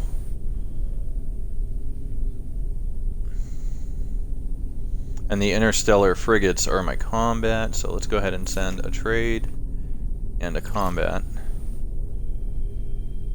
for this one. And then I already have the fuel made and sitting on the capital ship. And then 14 hours. I don't think I've seen a balanced expedition before, but we'll send our other 2. I think we got 2 combat ships left. Yeah. We'll send them out together. I used to send 1 ship per an expedition, and you can get away with that for like your first batch or 2, but then after that, if you're not sending at least 2 ships out together, they usually get beat up, they get ambushed by pirates, or something happens that causes the expedition to get cut short, and then you have to go repair the ships. Like you have to actually go land on them and repair them yourself before you can send them out again, which isn't a big deal occasionally, but it gets old when you start having to do it all the time. It took me way too long to figure out I needed to start sending like combat ships to escort. I mean, to say it out loud, it's like duh, no shit, right? But I didn't know how in depth the mechanics of it would go. So now I always try to send 2 ships out together, and at least one of them be a combat ship, even if it's an exploration mission. Alright, we're gonna switch ships. We love our little X-Wing, even though it has shite for storage space. Not quite an X-Wing, but it's pretty close. The chassis is definitely there. We don't need to worry about the hyperdrive. We got plenty of fuel. Alright, so we sent them out. Now we'll go do a derelict freighter. And then it's 2 o'clock. It'll take us a hot. Ooh, yeah, we do that a lot. That's the only thing I don't like about this ship. You get in the habit of boosting right out of the gate. Let's see, how do we want to do this? Let's make sure we have plenty of batteries on us. And we do, 154. Ship. That actually can go in our high storage. Okay. I'm trying to think. I feel like I'm forgetting something relatively important, but we're okay on life support gels. Let's go ahead and put this stuff on the ship in the event we die. We don't want to lose this stuff. Ah, that's what we want to do, is put some backup batteries and life support gel on the ship in case we die. All we have is whatever's on the ship. That's the only other thing that sucks too, is like if you die on the derelict ship,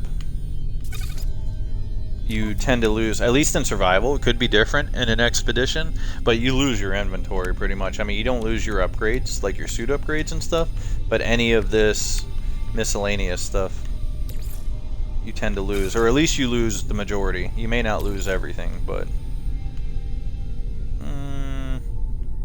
and you also don't lose your cargo stuff here, like all your. The cargo section's nice because it's like high capacity. It can hold like 2 to 3 times more of what you could typically hold in a regular slot on your suit.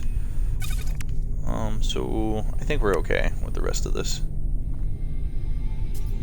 This should be good. Alright. Oh, I gotta swap controller batteries real quick too before we go in here. Just a second.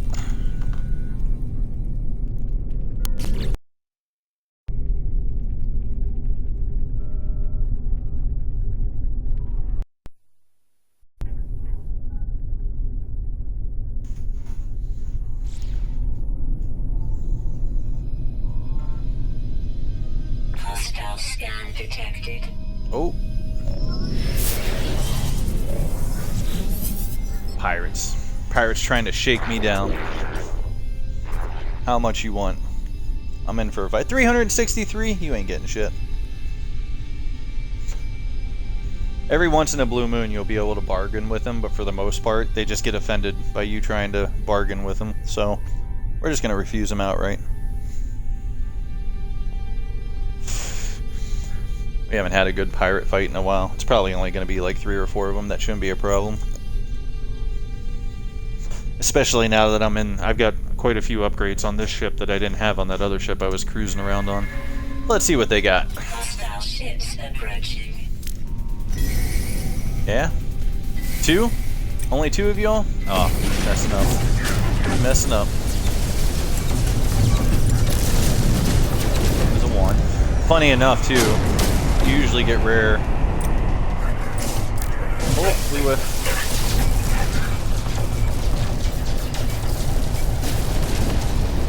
You usually get rare materials off the pirates. Yeah, that was a nice chunk of chromatic metal. You usually profit from getting attacked by pirates. I expected like 4 or 5 of them. This is a like middle grade economy system, and usually the higher the economy of the system, the more pirates will attack when they do attack. But 2 of them? That ain't shit. Alright, now we have to go into boost mode while we search.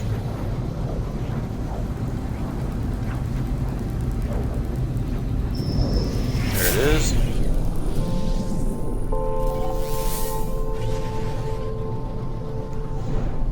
And depending on what kind of monsters we have on here, this could get a little dead space. Nowhere near as horrific.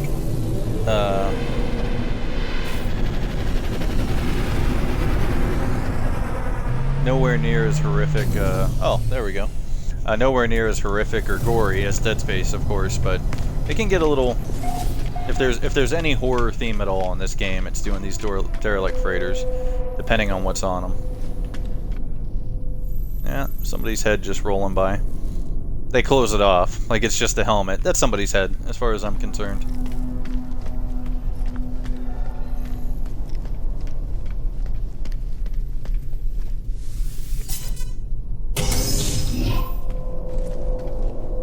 The other thing that can suck on these derelict freighters is the security system will sometimes still be in place, and you got to deal with turrets and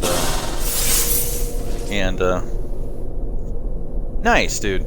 Nice. Congrats. I never really played the first or the second one. I don't think. I think I picked up Dead Space at 3 because that was the only one when I was at EA. They still had that one in the store, so I was able to pick it up at a discount, and I wanted to finally give it a shot. So I played 3 a good deal. I didn't finish it because I'm terrible at finishing games that aren't these never-ending games, but I really enjoyed it. It was really good.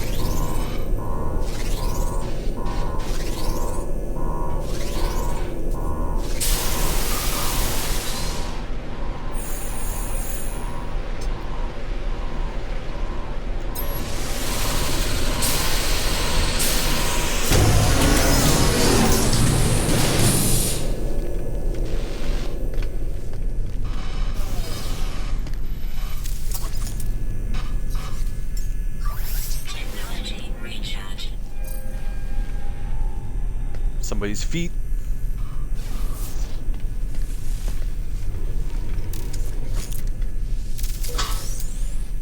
Oh, and that tainted metal comes in handy too, because the scrap dealer that you can buy, there's some money. Quantum accelerators are worth a pretty penny. The scrap dealer that you can buy the derelict freighter coordinates from deals in tainted metal. Like, you can buy stuff with it. And usually you can get some pretty decent upgrades for your suit and ship out of it. It's usually black market stuff that has like an X on it. Which means there's some kind of drawback to using them, but it also gives you a really nice... Great. That's probably not a good sign. Oh, it was a slime in there. Okay.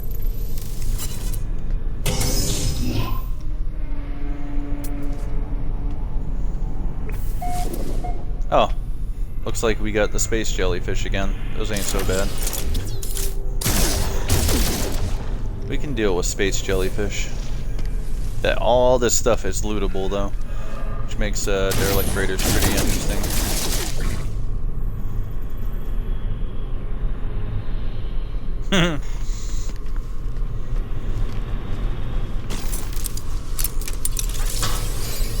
Releasing Metroids, gotta worry about Mother Brain. Scanner recharging. I'm still hearing something.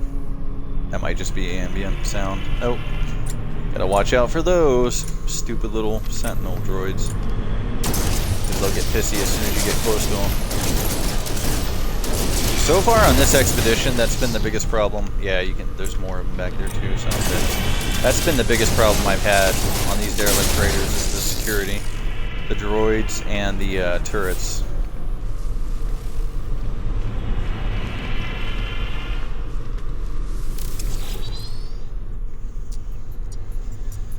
Expedition event log follows. Arrived in Ahala Daji system. Local Viking trader offered shares in their Mordite farm. New Facium-based fertilizer proved highly successful. Collected goods from planet Yanekt. Goods were of poor quality, unable to resell. Okay, that's a lot. Translation error caused great offense to freighter captain who opened fire. Hull damage during retreat. Yeah. When in Rome. I want to laugh at him for not knowing the language and getting shot at, but then here I am, overseer of a new settlement, and I barely know any Korvac, so I guess I can't talk too much shit on that. Ooh, more quantum accelerators. That's money. Those are usually worth a decent amount. I see you over there.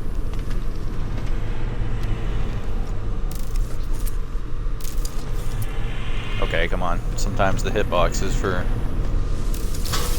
scavenging stuff. It's a little wonky.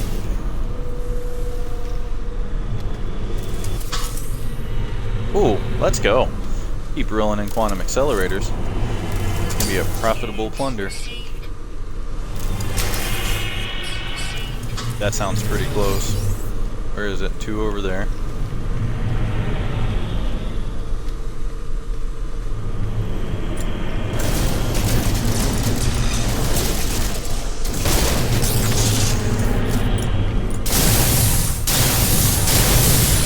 Shotgun for the win. That's a new one on me. I don't know if there were shotguns available in other saves I played before and I just never got one, but...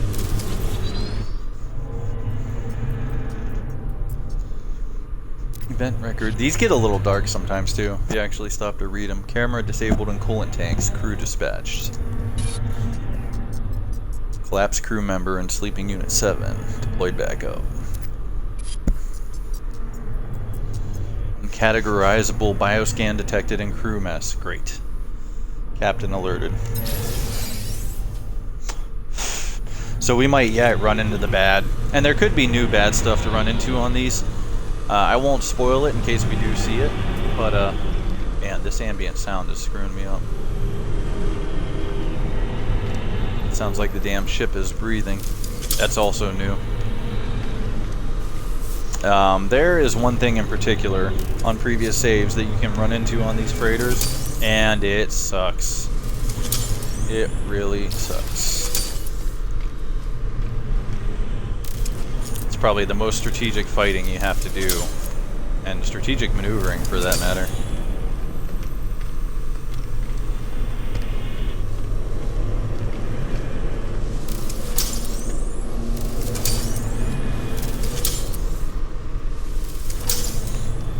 I don't think anybody will need any of these goodies anymore. Just help myself.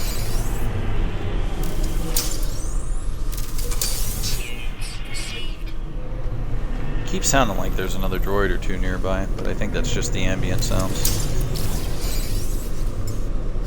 Technology recharge.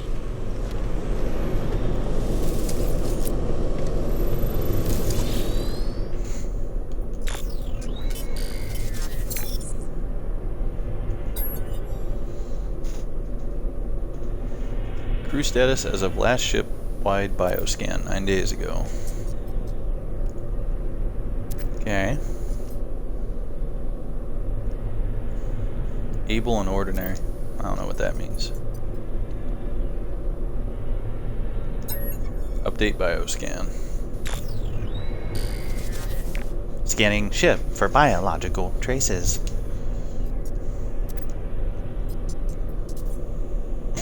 Should make the computers on these sound like what is it, Alan Rickman from Hitchhiker's Guide.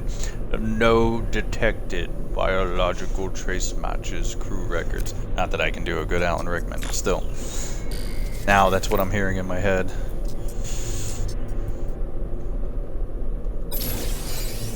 Alright. Crew manifest. Moving right along. Some more goodies. And these,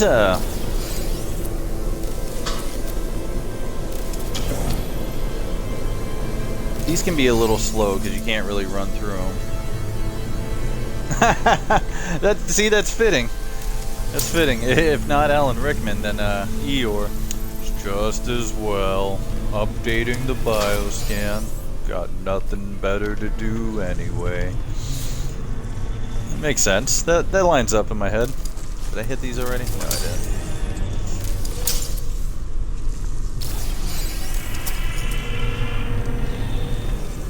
I mean, if a big ship like this had fuels, I guess it would be pretty depressed. It's all freezing. It doesn't have any people anymore. It's lonely.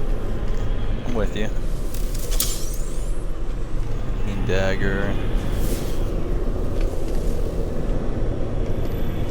Looks like we missed a few things.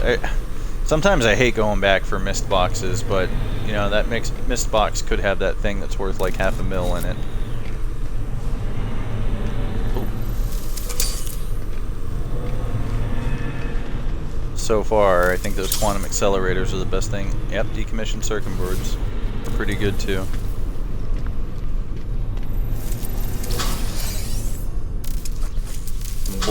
Bullets never hurt. Okay, we've gone that way.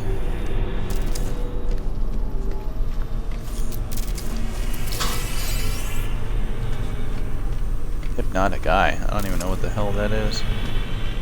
Or what it's for. New one on me.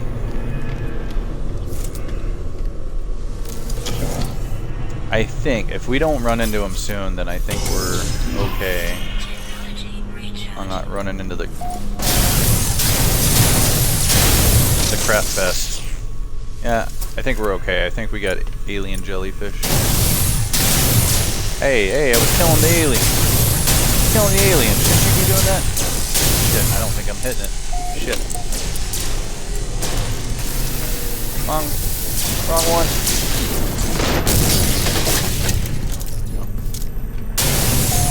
Okay, there we go.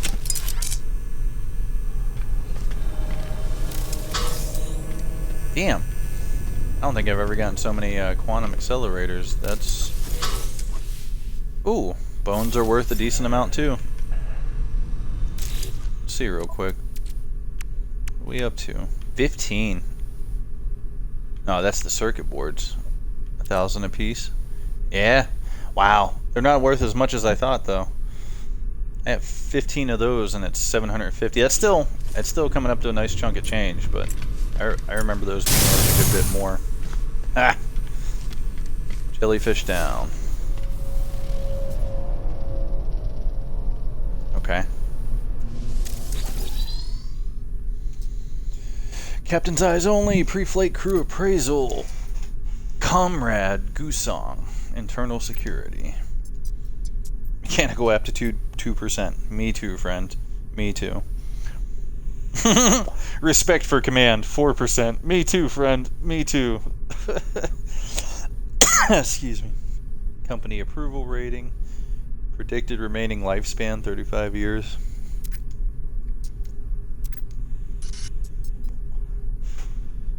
Occasional bouts of dread. Intervention required. Follow up with medics. Me too, friend. Me too. Cynicism maybe more than dread, but still. I feel attacked.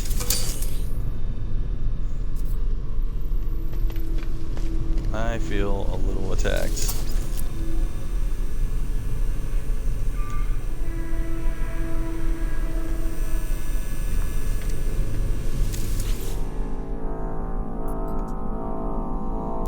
Uh-oh. It's going down now.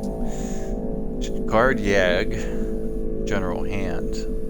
I don't know what that means in parentheses. Confined to the brig for attempting to abscond. 67 days in the brig. Movement rights restricted. Alright.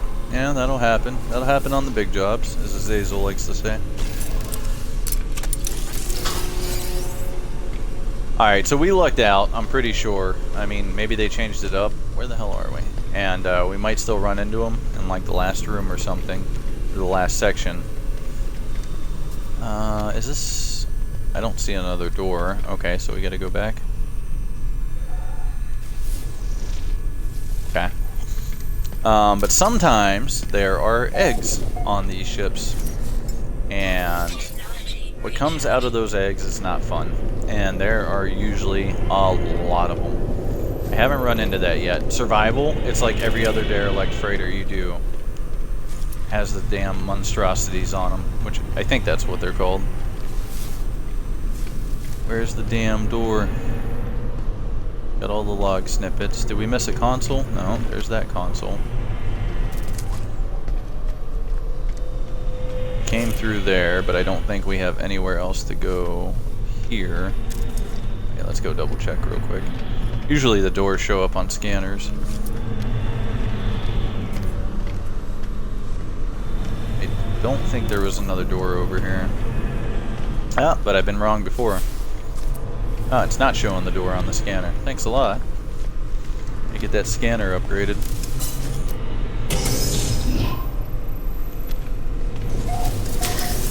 We might still run into them, but typically if you don't run into the egg sacs in the first, like, section or two, you won't.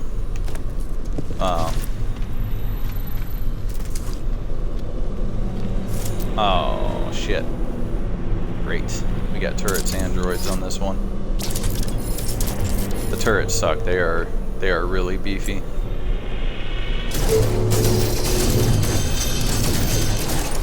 As you can see, luckily, their movement's fairly restricted. What they can hit. Oh, nope. Oh! I had to open my mouth. That one's got a pretty good reach.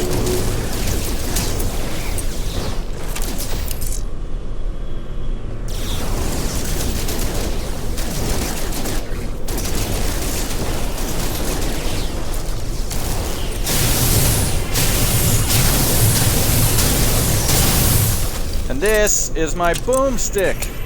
Had to be done. Retails for about $299.99. On sale, $229.99. That's right. Shop smart. Shop as smart. You got that?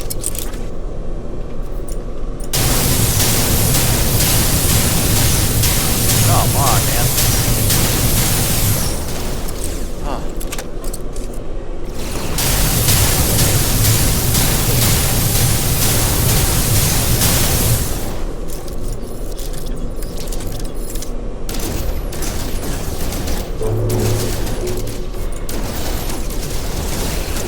Now you don't have to necessarily fight these things, but if you catch any of their scans, if you accidentally walk into their scans, damn it, I'm getting low. There we go. Oh. I should have waited. I should have waited and healed. But if you lose track of where they are and you walk into any of those scans, like, they'll be right above you sometimes and just open up on your ass. Oh. Hey, why don't we back off and heal for a minute, huh? Maybe, before we getting pretty low. There we go. I'll just hang out here for a second. Yeah, reactivate the teleporter. Alright, we should be good now. The shotgun's a game changer for these droids, though. These little security probes, because I didn't have it for the first two derelict freighters I did. And I don't think the turrets are nothing new. I've seen those in other saves, but I've not seen these droids before. And really, one of them by themselves is not a big deal. But sometimes you'll roll into a room and there's like 4 of them close together in a cluster. And that hurts. That gets to hurting pretty quick. And they all lock onto you at the same time. Their pathfinding isn't great, but then again, some of these rooms are pretty open. So you can usually get into a doorway. Hyperdrive module. You can usually get into a doorway to avoid their fire, but not always. Sometimes you just get stuck in a small tunnel with them. Captain's DNA required to access personal log. Shipwide bioscans indicate severe incident status. Override available. Indicate captain's fate to begin. We'll say incapacitated. I've never picked anything other than incapacitated. You almost always have to do this. I've never tried deceased or anything like that to see if there's other options. Maybe something, you get a different option. I think the first time I did one, I picked incapacitated, and it's always worked to use whatever security credentials you find along the way. So I just always pick it, honestly.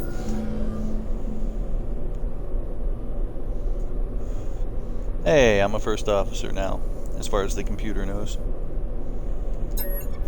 And the temporary commander, so hopefully that means the security won't attack me anymore, but they probably still will. We are told Gek lie. They scheme, they deceive with every breath. We are told this is another form of war. We shall see. Might be more flexible.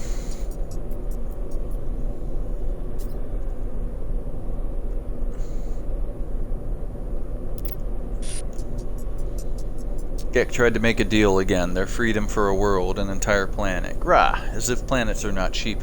I told them to try again. We are almost home. The Corvex took an escape pod while I was sleeping. No message was left, no warning. We have turned around. I will not abandon my friend. Okay. I don't know what that closing statement's all about. I did not get the sense. Unless one of their friends is the Corvex. Yeah, see, the security droids are still going to attack me. I'm pretty sure, even though I did the security override. So let's not give them the chance. We got a shotgun. We're feeling pretty good about our odds. And those monstrosities, those egg sacs I'm talking about, those, kind of like the droids, are not bad by themselves, but they are never by themselves. Like, if you walk into a room and you see one of them, you can bet your sweet ass there's going to be like 28 more, and they're usually in a cluster of like 4 to 8. Ooh. Gold is good. Yellow heading on a name like that is usually pretty damn good. And, to make matters worse, 2 million units. Let's go.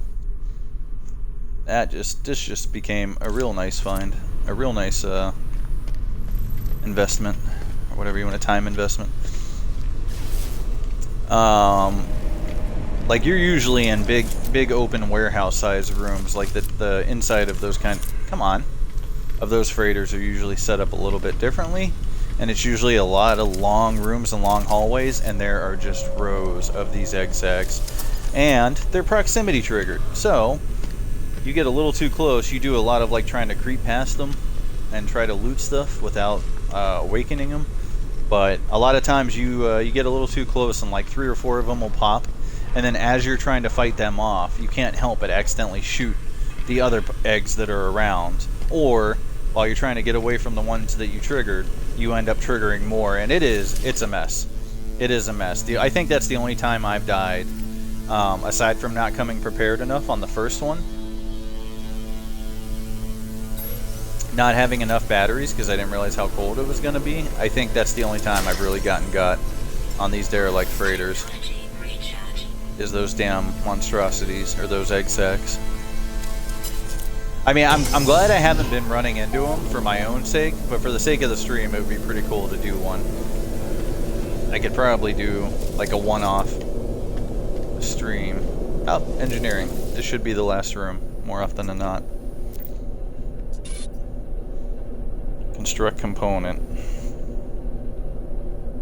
So the bulkhead is an extra space slot, like a slot upgrade, storage slot upgrade for your capital ship. Technology upgrade is usually some kind of like a hyperdrive upgrade or any other number of things it can be.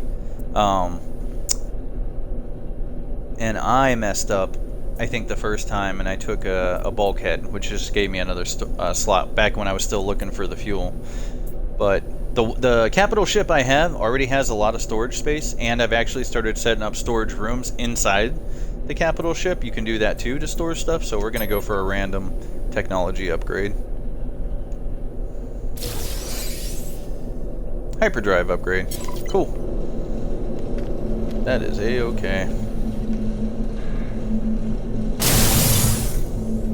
That's what I think about that. That's those things that come out of the eggs, funny enough. Ooh, its eye is moving. That's why when I saw that first one earlier, I was like, that's not a good sign. I was like, surely there will be more eggs to come.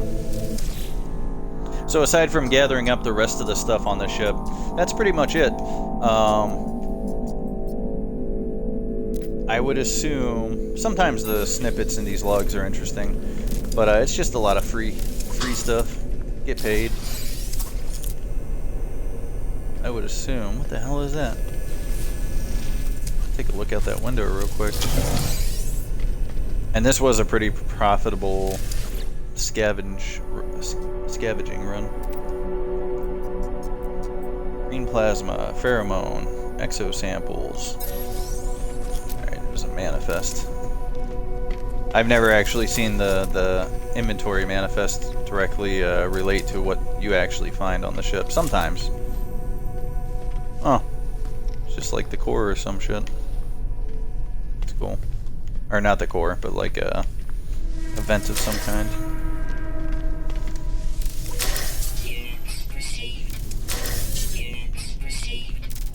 So that wasn't too bad. We got lucky again, because that's all we've run into on the other freighters was security turrets and droids. Did we get everything? I think so. And a few alien jellyfish. A few jellies, if you will. Yep. They even give us a nice teleporter back to the beginning. What I was saying before is, like, I might do a one-off one of these days, because that's not the first time I've mentioned those monstrosities. In survival mode, you seem to run into them all the damn time. So I guarantee you, if I go get my freebie on survival mode, that it'll probably be the monstrosities. And it's a coin toss. I've dealt with them quite a few times, and in my survival mode, I think I have my gun upgraded more than anything, even though I could really use that shotgun that I have in this save. But we want to go to the space station now. Go turn in our winnings. But it's a toss-up whether or not I'll survive, even with a heavily upgraded, whatever they call it, Boltcaster, which is just an add-on for your utility tool. Oh, where is it?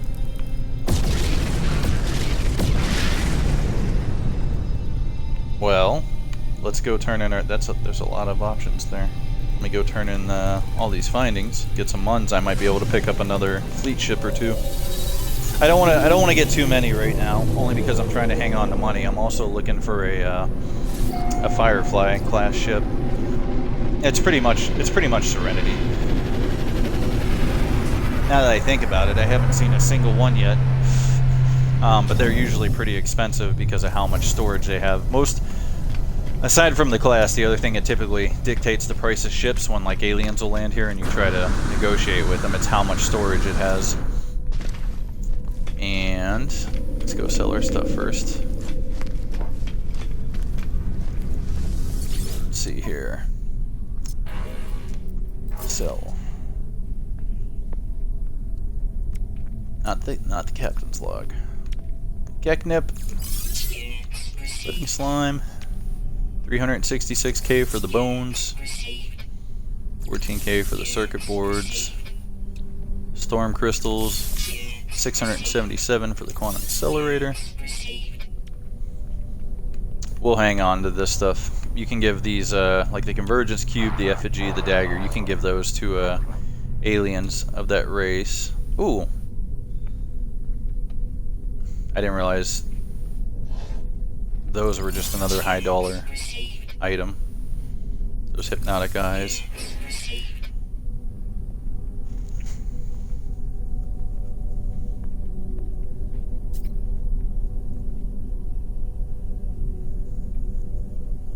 Oh, really? Like for No Man's? That's pretty cool, yeah. You should check it out. You probably got some special items.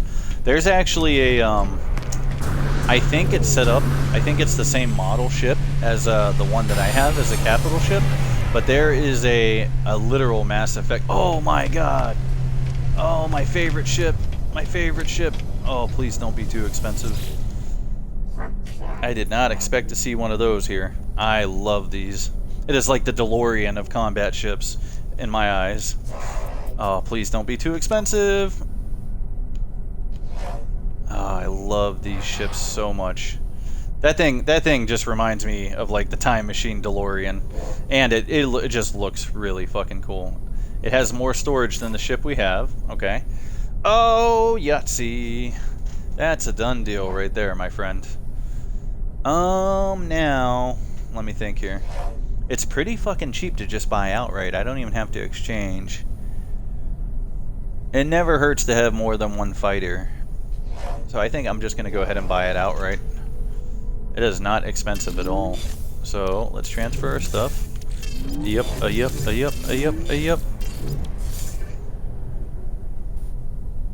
I can't remember if breaking down some of these upgrades actually hurts the... Well, we're not doing a trade-in, so it doesn't matter. So actually, let's do this. Oh, I can't do just a certain amount right now. That's okay. Then we'll just do a full-on trade. If I was going to trade it in, I would, a silver Class A fighter. Nice. Nice. An A-class Explorer. I don't remember. The Explorers are kind of funky builds, if I remember right. We're going to buy it. We love it. We love it. We love it. Oh. It's slightly different colored. I have two of this almost the same exact ship, except for I have a Class A, and a Class S, and this one's a Class B. But almost the same exact thing. Same model, the only difference is mine's like white, gray, and gold, and this one has a little greenish blue, a little cyan on the wings. That's not a big deal. I love these ships so much. Oh, that's a big win. That's a big win. We were looking for a Firefly, because they definitely have. They don't call them. Anyway, backtracking. They actually have a Mass Effect, the Normandy from Mass Effect. I mean, like, the Normandy. Like, complete colors, serial numbers, all that. Like, straight out of Mass Effect. It's really cool. Oh, hell yeah. Oh, hell yeah. That's a big one. Alright, well, we got some upgrades to do now. Let's see. We're done with the freighter, so we can put all this stuff back on ourselves. That is a very nice big win. Free up our space here. We keep the tritium. Use tritium for the pulse engine. We'll move that over here. I like to keep the fuel types for the engine types nearby. Let's see. Oh yeah, and speaking of upgrades, there's one right here that we got off the derelict freighter. Let's see, technology. Yeah, and then we'll move this here because they seem to do better when they're connected and they get this highlight on them. And then, we can put this over here. Hell yeah, big win. Big win. I do like the Firefly ships just because I'm a Firefly nerd, and they have a shit ton of space on them, so you can upgrade those things into some badass war rigs. This has some upgrading to go. It looks like it has 5, 10, 15, 20, 25 slots total, and then 7 for technology. So that ain't bad. 32. That's pretty good. That's pretty good, but we still have to unlock these slots here, which we can do as we go. I think we saved some upgrades, point in fact. Oh, that makes me so happy. I love these. We need chromatic metal to make some. Well, we really shouldn't need to refuel the hyperdrive because we're going to use our capital ship to hop around. We just need to upgrade. Yeah. Technology installed. We can do most of this when we get on our capital ship because we have a lot of this upgrade stuff already.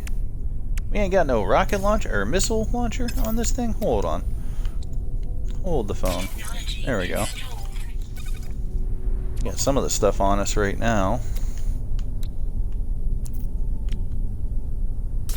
Okay, we'll have to do that on the capital ship. There's our missiles. Excuse me. We could probably go buy a wiring excuse me. Wiring loom real quick while we're here. And then when you leave, like, your old ship will just end up on your capital ship by the time you go over. While we're on a roll, let's see if we can finally get a new multi-tool. Oh! Wait, let's see how many spaces it has. That's gonna be so expensive, but if we can afford it, we're getting it. We're on a fucking roll today, my friends. Oh yeah, that's a done deal. That's a done deal. That's the first good Jake, you need to hang around on my No Man's Sky streams more often, man, because not only did I find my favorite ship, that is the first. I've been playing this save for 20 hours now, and that is the first ship of that type I've seen, of the one that I really like.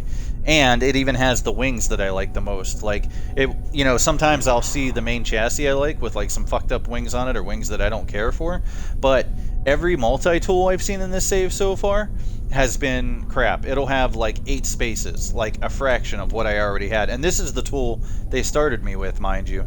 And I am a big fan of these like rifle-looking multi-tools. Just again, preference. But this one's also an A-class, which has a overall higher stat, and it has more slots. That is the first one I've seen that hasn't been absolutely crap. Thank you, Jake. I give you all that credit for the luck on both of those.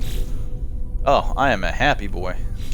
I am a happy boy. Let's make sure that I have that multi-tool selected. And actually, we've been hanging on to some multi-tool upgrades too. I think they're on my freighter. Hold on, let's see.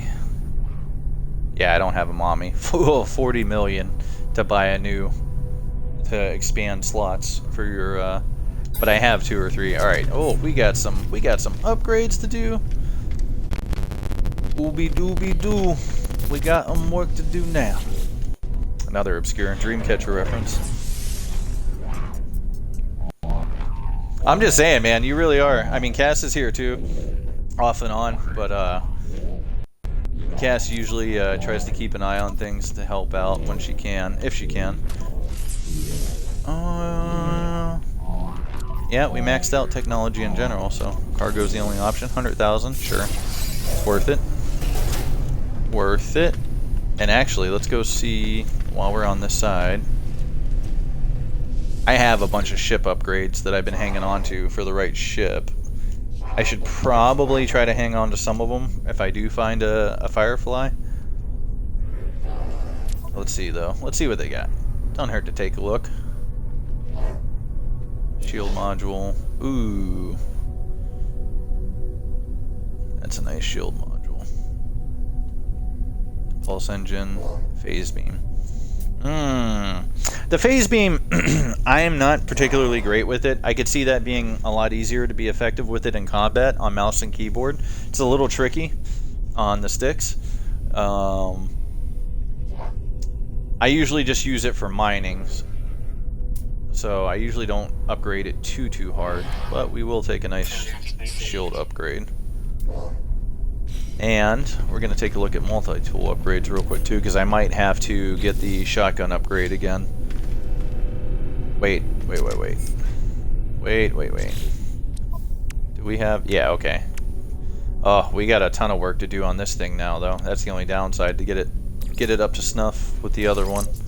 That'll be something we'll probably save for off-stream. Well, some of that stuff we'll be able to upgrade right off the cuff. How do I want to do this? Probably do it in sections of 6. Let's just take a quick gander at what we might already have. Oh yeah, we got a bunch of this stuff on the capital ship. Pulse splitter. I think that's the shotgun, actually. Nope, that's rapid fire. Scatter blaster. That's our shotgun. That's a shotgun. Pugnium. If we have any wiring looms, I'm just getting whatever I can out of the way. First thing. Combat scope. Yeah. Wiring looms again. Don't really need the personal shield. We will need the terrain manipulator. Oh, we got some work to do, but so worth it. So absolutely worth it. And it's no, we'll do that over here. Batteries again, magnetized ferrite. And what was the other shit? The terrain manipulator. Boltcaster upgrade. Barrel ionizer. Yeah, we'll go ahead and throw it down. We can't upgrade it yet. We definitely need to grab some wiring looms though. The boltcaster upgrade. That's always good. Don't have any of that shit. Alright, you got started that. Yeah, no worries, man. I appreciate you hanging out for a while. It was good bullshitting with you and catching up a little bit. Not necessarily catching up on what's going on in each other's lives, but just catching up on random bullshit, you know, shooting the shit. It's been too long, as always. Scanner, mining beam, scanner, pulse spitter, scatter blaster. Hell yeah, that shotgun's amazing. All right. Oh shit, another one. All right, calm down, Thresh. We just got one. We really don't need to. We really don't need to. Let's not get crazy here. Well, let's just take a look. It doesn't hurt to take a look, right? We're just browsing. Doesn't mean nothing. Okay.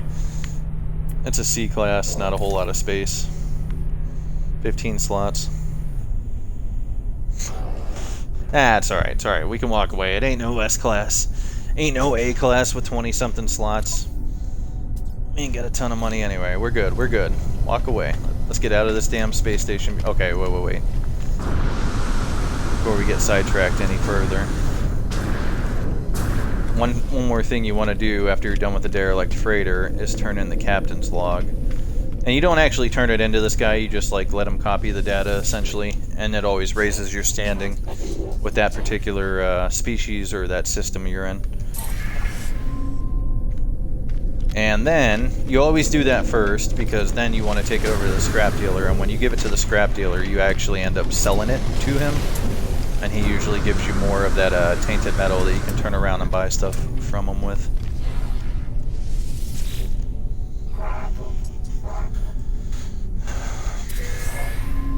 Yeah, now we'll see what kind of black market shit he's got for sale for us.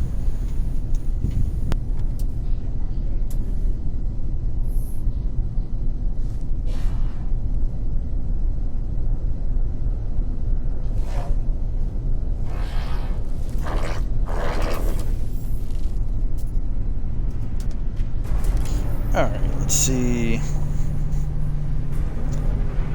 Yeah, I gotta get wiring looms for sure, if they sell them at this space station.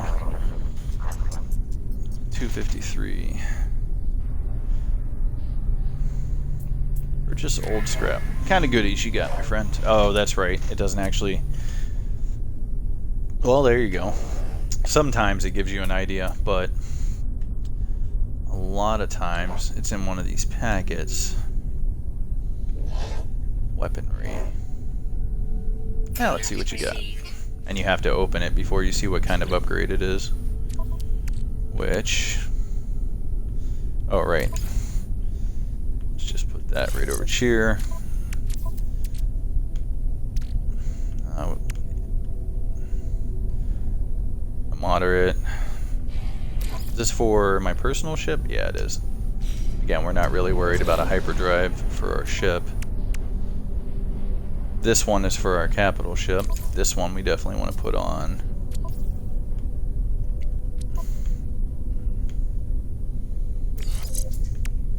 And then to link them, we'll actually move this back real quick. There we go. Doesn't really matter where they are as long as they're side by side. It seems like they have to be linked to give you the benefits. Okay. What were we talking about doing? Oh, right, wiring looms. Sorry, did a hard spin there. And again. Ah, what a great way to go out. We have been looking at multi-tools every new space station we go to, and we finally got a decent one. Or even one that's just better than what we got. That's awesome. Wiring looms. Yes, I'll take a shit ton of those. Thank you. I'm sure I still have a bunch on the capital ship, but gonna need more since I'm doing a bunch of upgrades to the, to the multi-tool. And then do we have anything else we can sell that we might have missed? Let's just do a sanity check real quick, like. Definitely don't want to sell the tainted metal. We have more of that on the capital ship that we can use later. Oh, we didn't even open our suspicious packet yet that we just bought from that guy, speaking of. Probably not going back to a Gex system anytime soon, so we're going to get rid of that. We'll hang on to the Viking stuff. We're in a Korvac system, so let's not sell the casing. We could probably give that to somebody right now, actually, for a raise in standing. Yep. There we go. Freestanding increase is always nice. Alright, let's hop over to our capital ship. Get some nice upgrades on our new wheels. Might have to rename it Zunakai. Actually, I like that. Sounds like an old Japanese blade.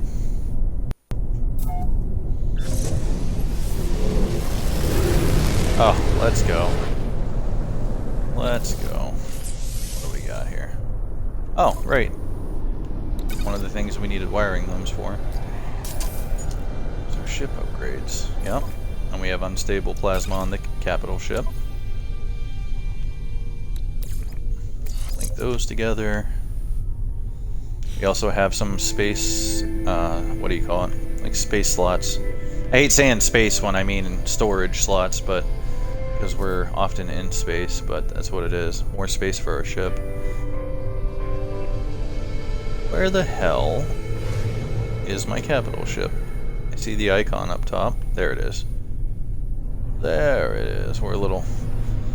There's no right way up in space. It's all relative.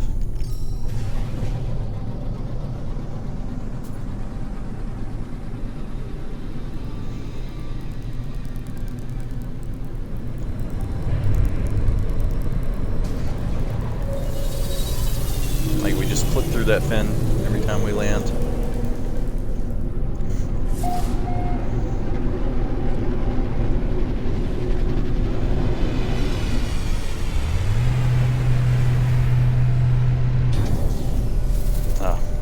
Words of Steve Irwin. Oh, look at that beauty right there.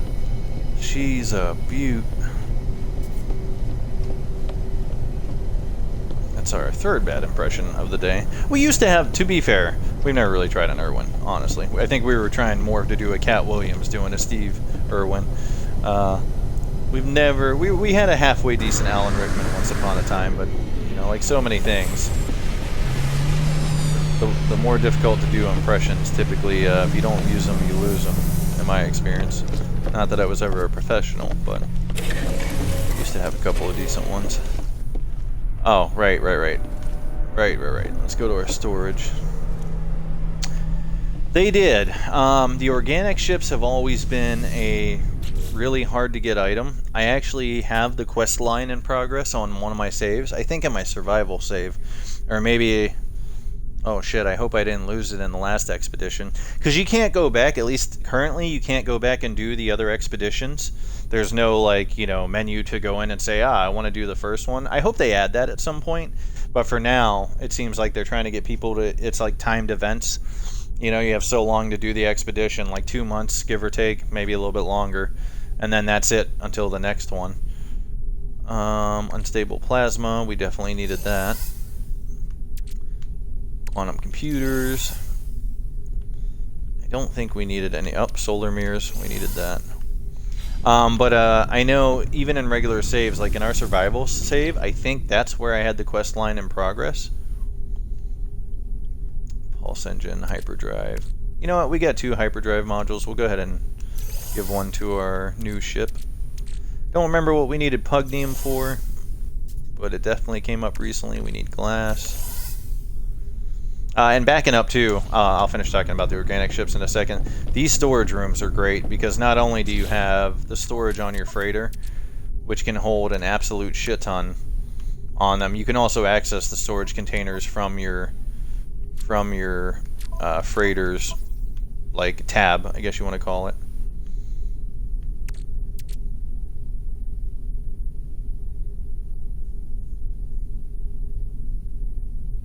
I don't know why I'm hanging on to these. I need to use these. Open up some space on my, hold on. Easy fix. Give me that. Storage augmentation. That should be for the ship, I think. And we'll sell that. We'll take that. We'll take that.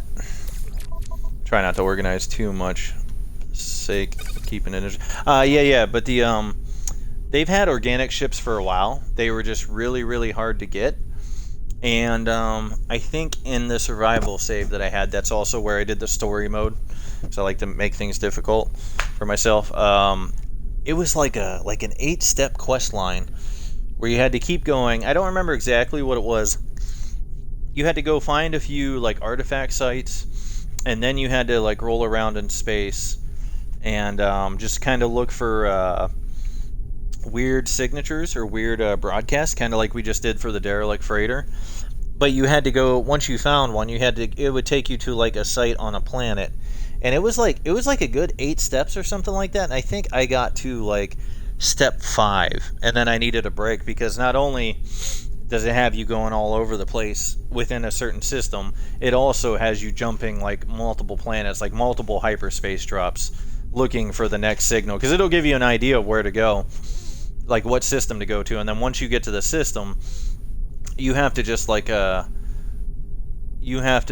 lucky essentially while you're boosting around until you find the signal. Like when we did the freighter thing, we were using what do you call it, like an emergency broadcast signal, Hodido, and like like, it won't be very long before you find a freighter, right? You can also find a freighter randomly, just boosting around a system, but it's really rare. And that's kind of how it is for the questline steps. They are really cool. They are really cool. I guess they added 1 or 2 new types as well. I kind of wanted to get one just to have one. I would, you know me, I go against the grain. I've seen so many people with them that I really probably would never use it. Honestly, in terms of like the ship's capabilities, I'm gonna guess that they're really, really good. In terms of like their stats, their fighting capabilities, but I've never actually finished looking it up. I wanted to finish the quest line I was on, but I took a break around like the 5th or 6th step. I need to get back to that at some point, maybe after I finish this expedition and find out what it's all about. They look really cool, if nothing else, and they are really rare. When I say everybody has them, I mean like anybody that's been playing for a couple 100 hours probably has one, and they're probably rolling around in it. It's not uncommon to see them parked in the anomaly. Oh, I really don't have the space for this. And we don't really plan on using the hyperdrive very much, so maybe we won't use that. I don't know if they're worth it overall. I don't know if it's more of a vanity item where they just look really cool and they're just like, they're okay. I'm sure they're probably Class A or Class S ships. Which are pretty good for fighting. Hold on 1 second. I'm not going to do this hyperdrive upgrade. After all. I was hoping I had some other... I got a shit ton of hyperdrive upgrades. Let's get rid of one of these.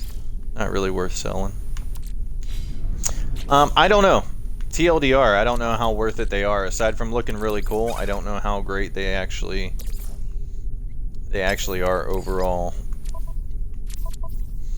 But it is, I guess, because it's such a bitch to get, there is a certain amount of gratification in like getting one, because it's not easy. Not everybody's gonna do it. It's not terrible. It's just time and patience, Pugnium again. Alright, speaking of tainted metal. Put that on the freighter. Oh, we got a mess here. Another Class C hyperdrive. Oh, let's make sure. Let's make sure. Okay, that's a ship hyperdrive. We can get rid of that. I wanted to make sure that wasn't for my damn freighter. Because we definitely want the one for the freighter. Yeah, there's the one for the freighter. We'll take all those, because capital ships can jump much, much farther than your personal ship to begin with. And then, you keep upgrading them, and it's like you can go so much farther than you would on your own ship. But yeah, I don't know if they're worth it. I mean, like I said, I'm working on that quest, and I kind of wanted a break just because it makes you jump through so many hoops. But they are really interesting. And, it's a little bit of overstatement when I say everybody has them, because you damn sure won't see them at the beginning of a new expedition. I don't even know if you can get them in the expeditions at all. I would assume so. What else did we have for the ship that we wanted to put on here? I guess we could do... We got everything we need there. Technology installed. They are interesting, though.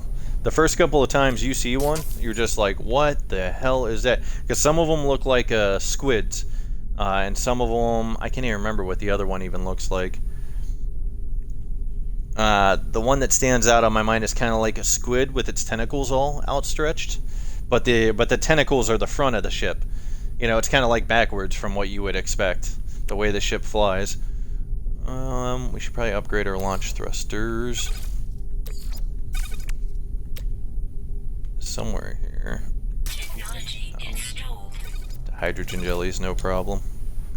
We'll make that real quick. Nope. Craft products.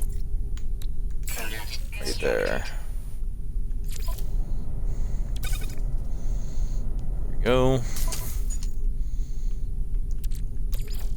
Upgrade on that.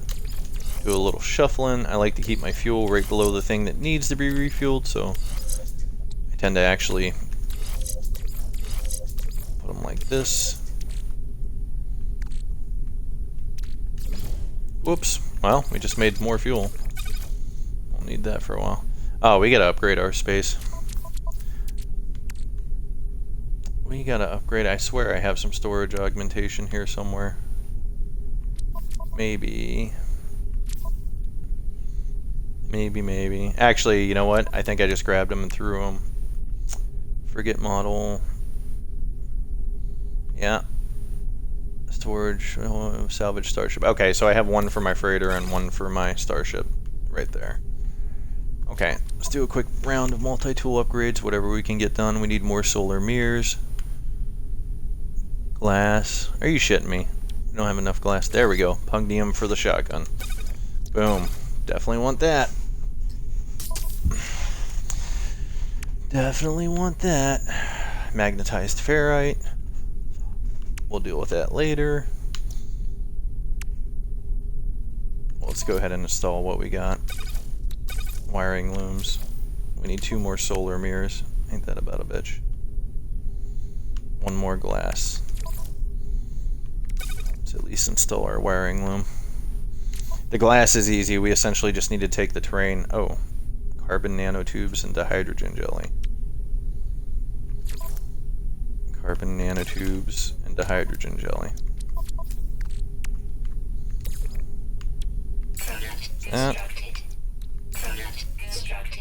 There's that. And that'll take care of our terrain manipulator.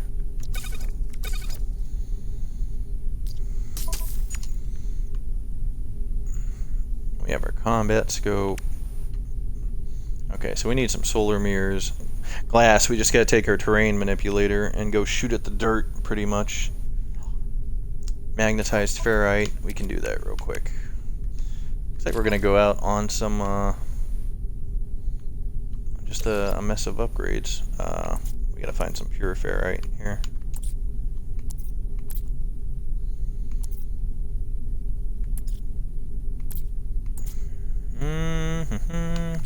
That's probably not enough. But we'll make what we can make. Alright, let's go do our upgrade, our storage upgrade for our capital ship, and then we'll go do the same thing for our personal ship. All the upgrades. Warp map, not that. Upgrade control. Why can I not add additional storage? Am I having a special moment? This freighter's damn sure not maxed out yet. Do I need to have it on the freighter instead of on myself?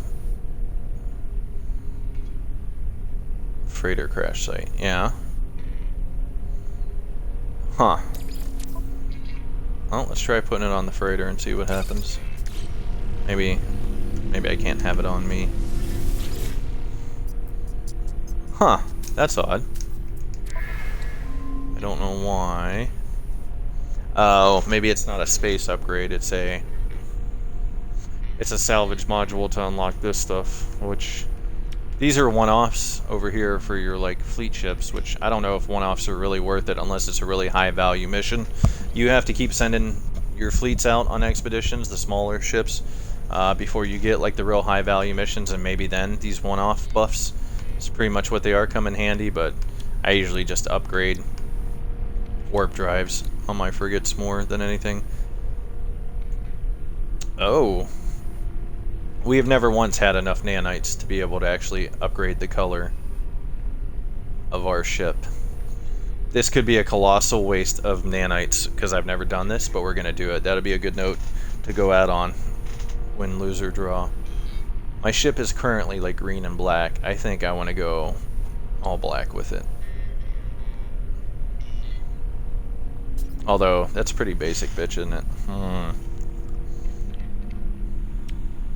I can't imagine white would look particularly good on a giant ship, depending on the shade of white. I wish you could preview it before you just unlocked it. And maybe you can. Hold on. Oh, well, I guess you can't. Guess what? Win, lose, or draw. Our ship's about to be the white blade in space. Oh, I see. Okay, so now, okay. Well, that's good at least. It's not like it What? I hit white? And you went red? Oh, you know what? That was kind of a colossal waste because... Hold on, let's see. Let's not jump to conclusions. We can't even see. We're so damn... The ship's so damn big. Can we zoom out? I actually have my broadcast overlay. There we go.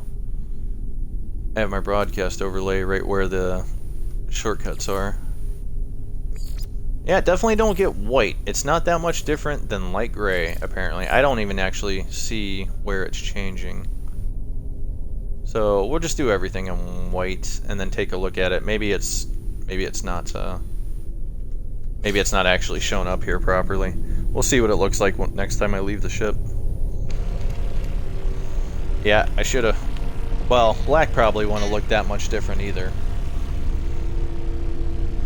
Yeah, it definitely is. It definitely is. The galaxies you're in will make your shit look entirely different, for sure.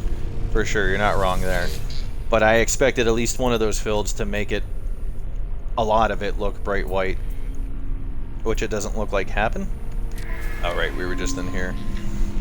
I'm still glad I did it, because I've never once had enough nanites saved up, because, you know, even though units are like your regular currency, nanites are like the good. They help you get upgrades for your ships and shit, and I burn through that stuff all the time. So just once, it was nice to be able to quote-unquote paint our capital ship.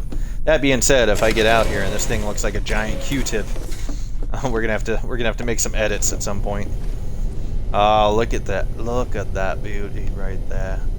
Oh, she's a beauty. I love it. I love that damn ship. It's just the right amount of style and like ugliness, like all the exterior wiring on it, tubing and stuff like that. But it almost kind of reminds me of a souped up car as well. You know, got some extra power going there, some aftermarket customization.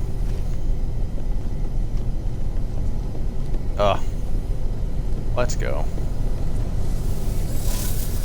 Let's go. I think we went ahead and upgraded pretty much everything we could on the multi-tool, right? Yeah, we need solar mirrors and glass. And magnetized ferrite, which I don't think we made enough of it just yet. We're just going to be a little short still. Let's see. Yeah, we need 17 more, so we need to make a little bit more pure ferrite, which we need regular ferrite for. We'll make a bunch. There we go. We'll hop over to the space station, add some space.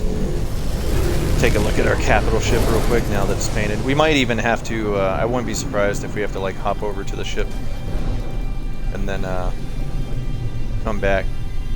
Oh, there's the white. You can see it on the bottom half, it looks like. Hold on. Let's see here. Oh, can't see it in the shadows though. Oh, we turned upside down. Bear with me. These spins can't always be great for the viewer. Hold on.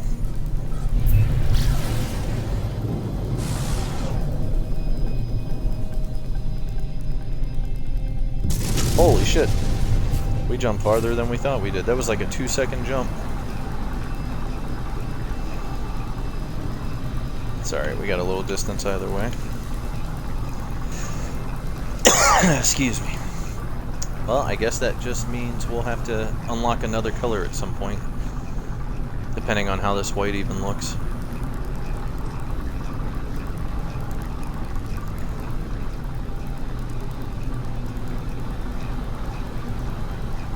Okay, so it's not like it turned the whole damn thing white, it's just different accents. That little, oh, nope. That, pretty sure this was all green or black before. So it turned that white, I put some white. I actually don't like the white up there. I'll have to change that when I come back. And then these highlights down here. It kind of just muddles the... I really like the green and black I had going there. Although, if this whole thing, or like if this whole lower half went white, that is a really bright white. I guess I'm kind of glad that didn't happen. Because I really like the black up here. There's a little bit of red on the nose. And then it's like a dark metallic green on the bottom. So that's kind of a shame. That's really, really expensive in terms of nanites for just a few highlight changes. I mean, it's nice it's an option if you just got thousands, 20,000 nanites with nothing to do with it because you're endgame. But, and there are ways to, like, farm nanites in particular. It's a lot of work. But, and it's something I was never really interested in going out of my way to do. But that is a bright white. I kind of wish I would have went with, like, the black. Though that probably wouldn't have stood out much either because of all the shadows and stuff. But alright, lesson learned. Now we know. For future reference. It was worth it just in learning experience, if nothing else.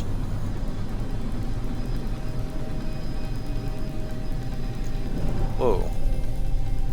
Oh, okay. Yeah, those are those same ones from earlier. Giant birds of prey.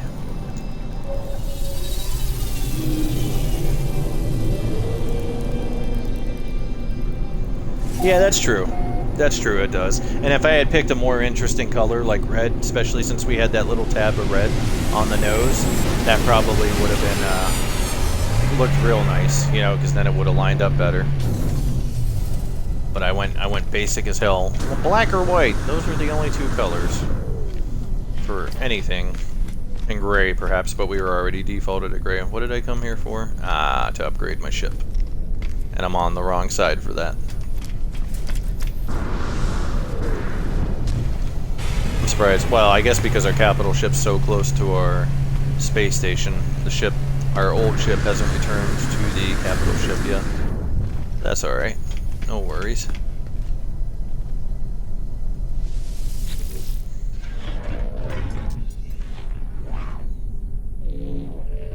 Claim scrap. You're out your damn mind. These inventory storage, these storage augmentations, by the way. Oh, actually, that one's not bad. 2 million. They are usually really expensive pretty quickly on. Let's go with general storage for now.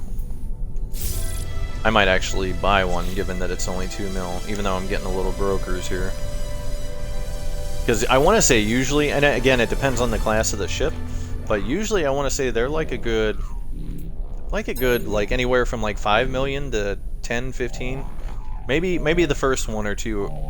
Oh, it just went up to 3 million because I expanded a space. So it definitely goes up quick. Screw it, I'm doing it. Not even gonna be a millionaire anymore after that, but I'm doing it. And actually, let's see here. We probably will upgrade our cannon at least one more time. Opposed to everything else that's kind of good as it is. Ta-ta-ta. Yeah, it's good for now. Scrapping other ships, like finding ships we don't even like very much, just to melt them down and scrap them, you can usually get more, Did we get it? Yeah, we got it. Okay, cool.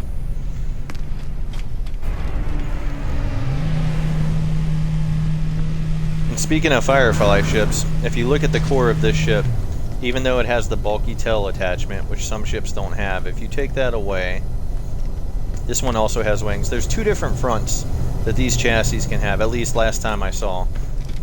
There's this, like, I call it the garbage truck front. And then there's a smaller, more delicate one that kind of cranes up a little bit and hangs off.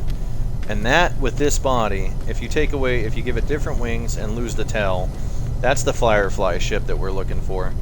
It's really hard to tell right now because this is a separate configuration right here, and then so are the wings. They're just like different things that'll change from core to core along with the front.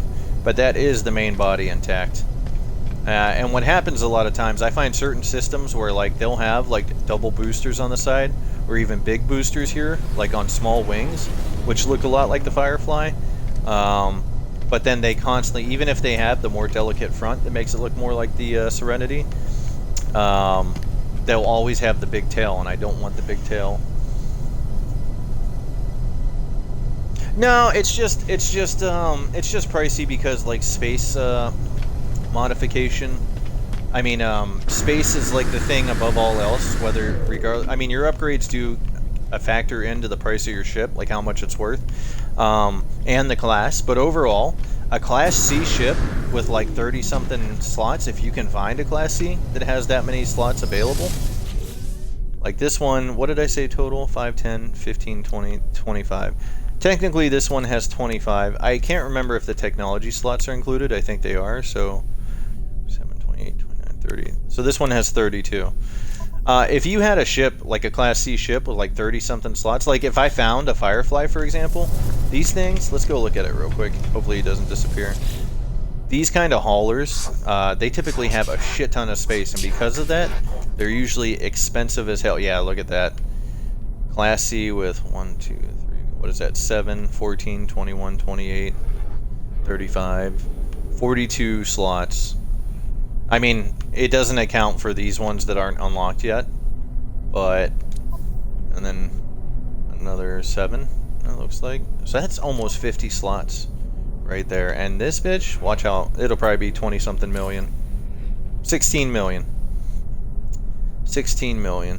That's actually pretty good, I guess, because it's a Class C with 34 slots.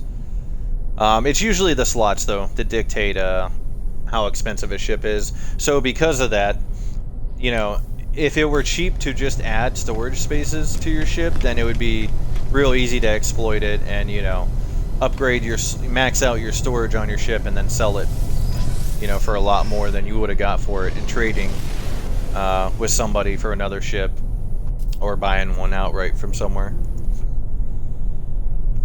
Oh, right. Solar mirrors. We need to see if the space station has solar mirrors.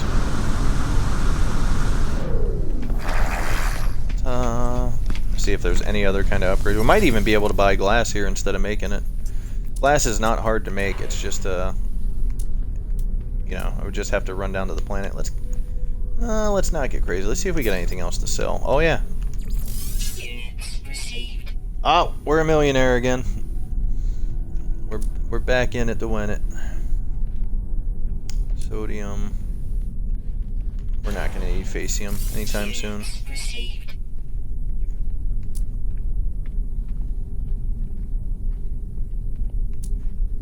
Oh, yep. Bone fragments. Gek relic can go. I think that's it for now, yeah. Alright, well, at least we're over a million again. Which is nothing in this game.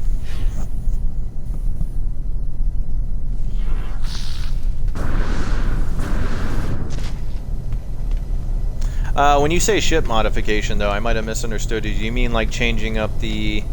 You mean like changing up the wings and shit, like I was talking about regarding the Firefly ship?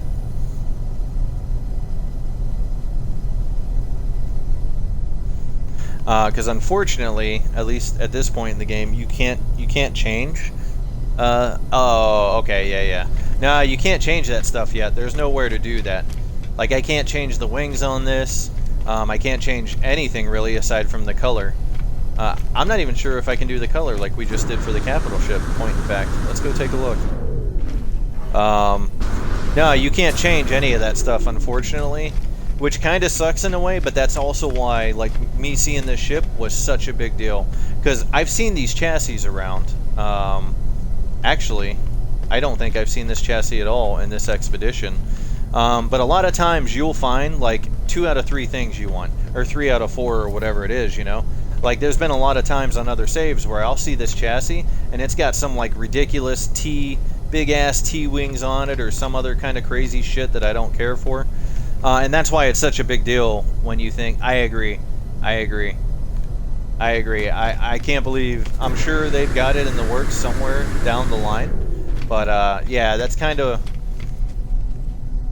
what makes it such a big deal, to find exactly what you want, or you know, why it's so exciting when you do find exactly what you want. Because I don't even think, can you repaint it? I don't think I've ever bothered to look. Nope. I want to say there is a way to do that, but to at least paint your own ship, but I'm not even sure that's a thing, honestly. I think Azazel and I have talked about it before, and there might be a way. Maybe it's only for certain ships. But I also think that's a big draw of like that's a big part of like the like ship collecting is a big part of this game.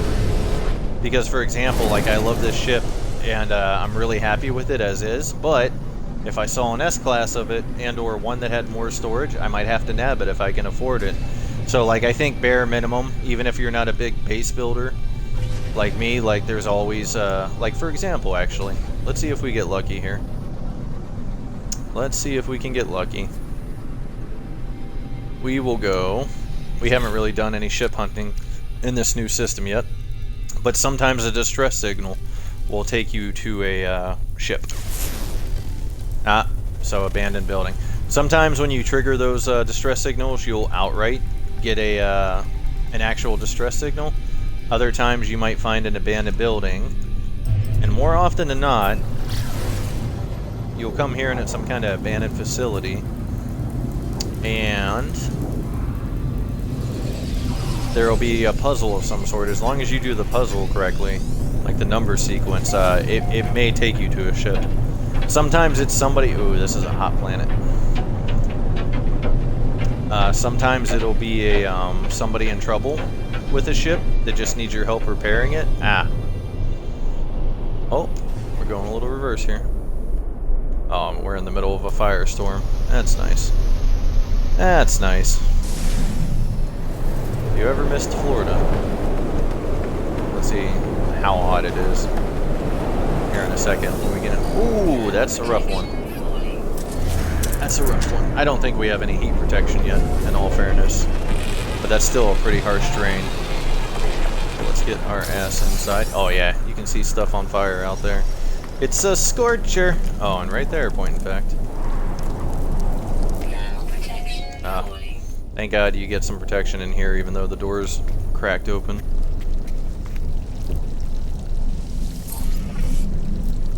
Huh. Oh, it's still going down though. It ain't great. If we're lucky, we'll get a ship here. Yeah, ship hunting is a big part of this game, or at least it can be. I've spent probably more time doing that on top of exploring than anything else. I've definitely gotten the ship collecting fever at some point. Give me those, yeah, give me that. Give me them goodies. Whatever it might be.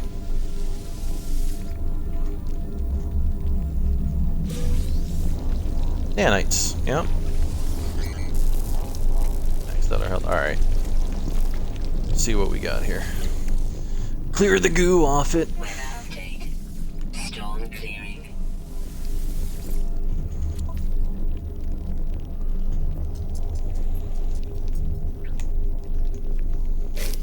I found a body. It's unlike anything I've ever seen.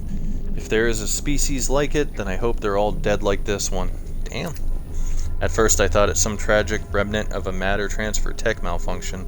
A cage of bones and flesh studded with random patterns of crooked teeth and roomy, lidless eyes. But no. Some horror of twisted evolution warped by cruel nature. I can't help but picture what it would have looked like alive. I cannot help but fear that it will live again. That's cool. That's cool. Something has been left that will aid me on my journey.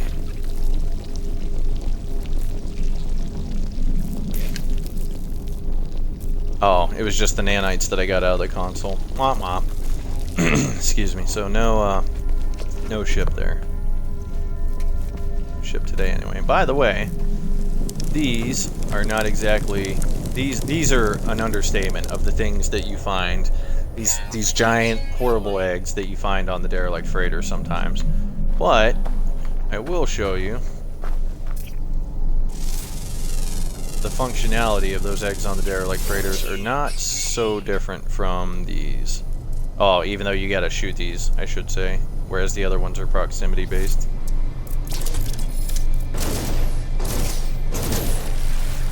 And then there's these mean motherfuckers, and we're out of here.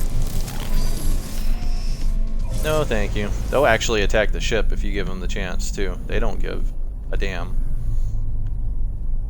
There's some little nasties, and a lot of them. They can also hurl shit off their tails at you. Alright, this is a hot-ass planet. We're out of here. I'm seeing dragons or giant bats or something. No, thank you. Alright, I think we got as lucky as we can. We're going over on our typical stream time, which is not a big deal. Didn't have a shit ton of plans for today, but... Oh, I need to put some of this stuff back in the capital ship. But, while our luck is still pretty hot, we're going to see if we can find another abandoned building. Where is this one? We're going to see if we can find a ship that we can scrap. Or maybe it'll be a good one. Yeah, yeah. An ugly planet. A bug planet.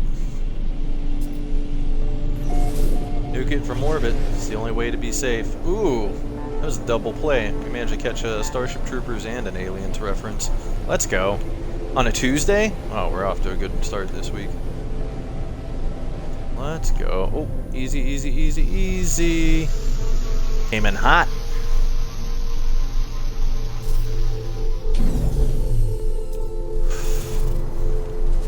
We actually didn't get hit with the number puzzle in that last console. Probably will this time. They come up pretty often. Haunted terminal. That's cool. I really need to be looking up too, because occasionally there's like biological threats, like a plant, like a vine or something like that, that'll crack you for walking underneath it.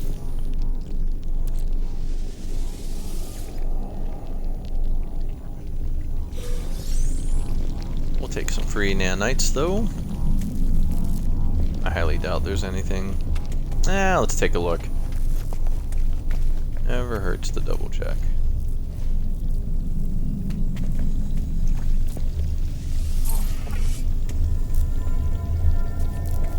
Go. Getting pretty popular in the Korvax systems. We've raised our standing quite a bit. Alright, let's do this.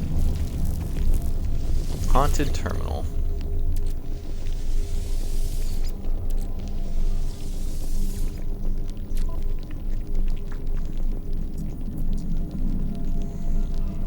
The oceans here are blood. Nothing lives in them. They are alive themselves. Great protein life forms as large as continents. Or perhaps there is only one of them. What does such a thing I consume? I ask myself. The answer seems to be everything. Found evidence of past life here, but no signs of it. Does the native flora and fauna hibernate when it comes to eat them, then return and repopulate once it retreats?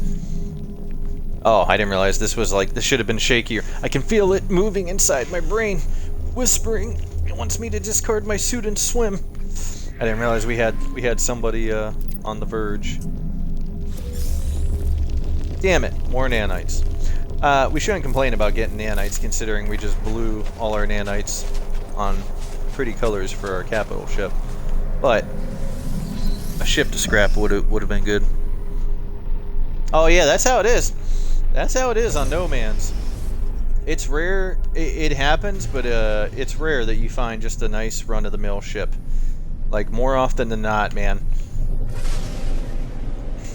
More often than not, like, you'll go from lava planet to frozen planet to toxic planet to isotopic planet, which is just radiation, and everything's like all run down and melted, or what's the other way we've seen isotopic planets?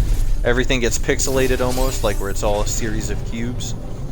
There are some crazy planets. And then there are some really nice ones. I've actually been looking. Part of the reason I haven't built like a legitimate base, aside from having most of the things I could want, endless morass. I don't know what kind of planet that is. That's probably an ocean planet where it's mostly water. What the hell is that?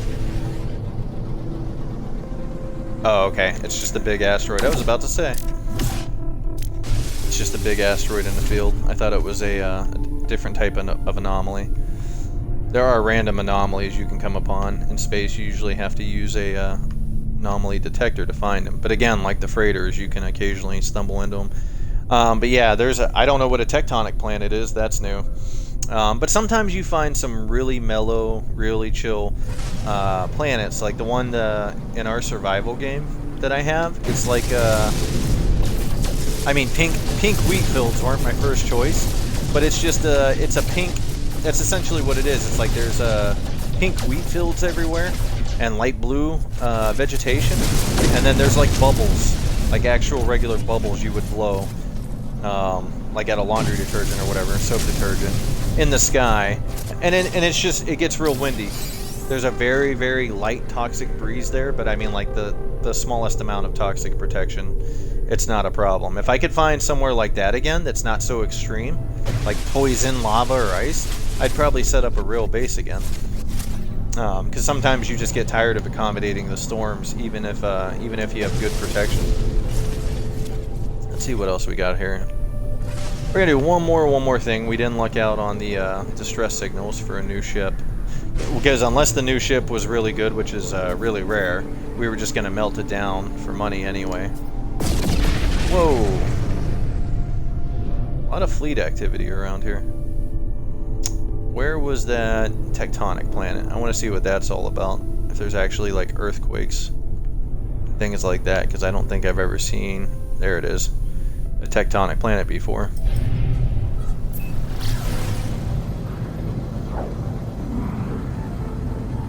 I also wonder if that's Azazel. I don't think that's how he spells his name, so it's pretty funny. I'd have to double check his gamer tag, but I bet he probably checked out the new expedition at some point. It's just funny to see that there's another Azazel rolling around out here. That one's a little bit more like Azazel with the I in there, but still, I think they're going for Azazel.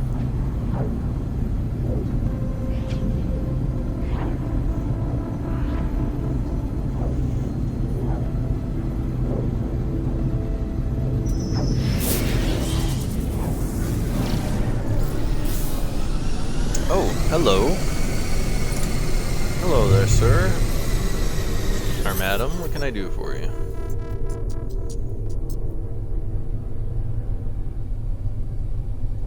See, random things will come up when bargain for relic.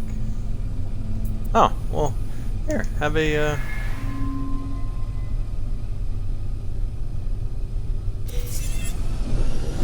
that was a little odd. Ooh, case of magnetic teeth. 200,000. Man, and that guy tried to sell it to me for 800,000. That's the gamble you take with these traders sometimes. I just so happened to have a Corvex cube on me, so it was pretty cheap. Because aside from trading, the only other thing you ever use those for is raising your standing. So it never hurts to have one or two of those relics on hand for the system that you're in. And I think I got those off that derelict freighter. Alright. But yeah, that could have been anything right there. That could have been a trader. It could have been pirates. Could have been a derelict freighter, or just some kind of space anomaly that was cool to look at, that you actually didn't have like a whole lot of interaction with. Whoa. Whoa, whoa, whoa. Okay. By tectonic planet, we mean like a volcano planet. I don't think I've ever seen lava in this game before. Oh, that wasn't lava. Okay. Oh, maybe it was. I was just gonna say, maybe it just hadn't rendered in yet. Huh. Everything's like scorched here, it looks like. Yeah. So they say tectonic planet, but what they mean is hot.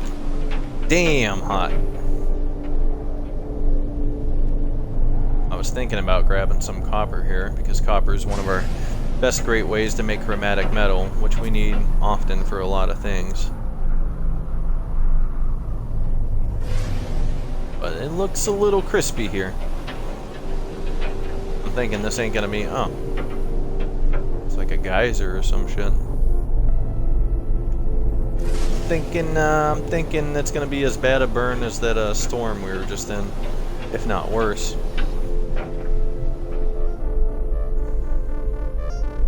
Let's take a quick look around if we can land here. See how hot it is.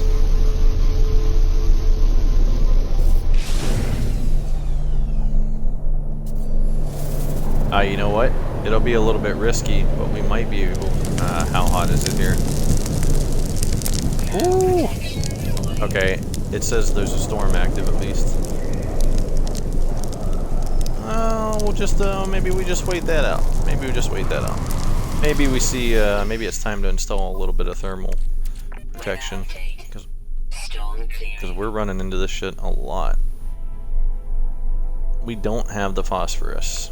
Ain't that about a bitch?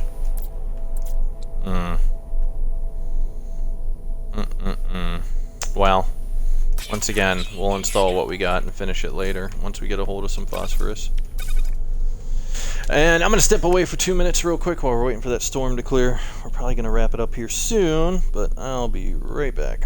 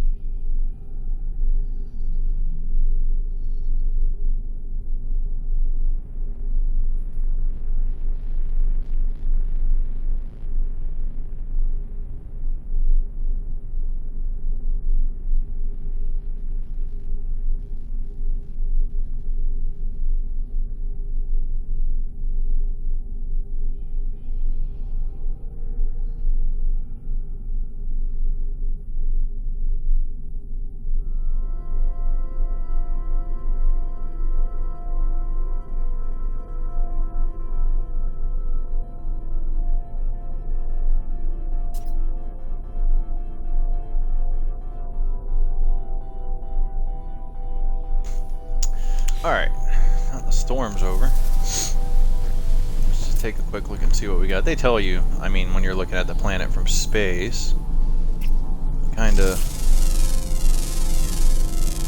What the hell are those? Fire sheep, fire cows, or something. They usually tell you what kind of stuff you can expect to find. I must be in a rough part of town. I don't see any deposits. But sometimes the more messed up the planet, of course, like any good game, the more messed up the planet, the more you stand to find. But oh, okay. Well, I'm up on a mountain, right? So I should probably look down a little bit more. Units received. Alright, Dustin. Assault.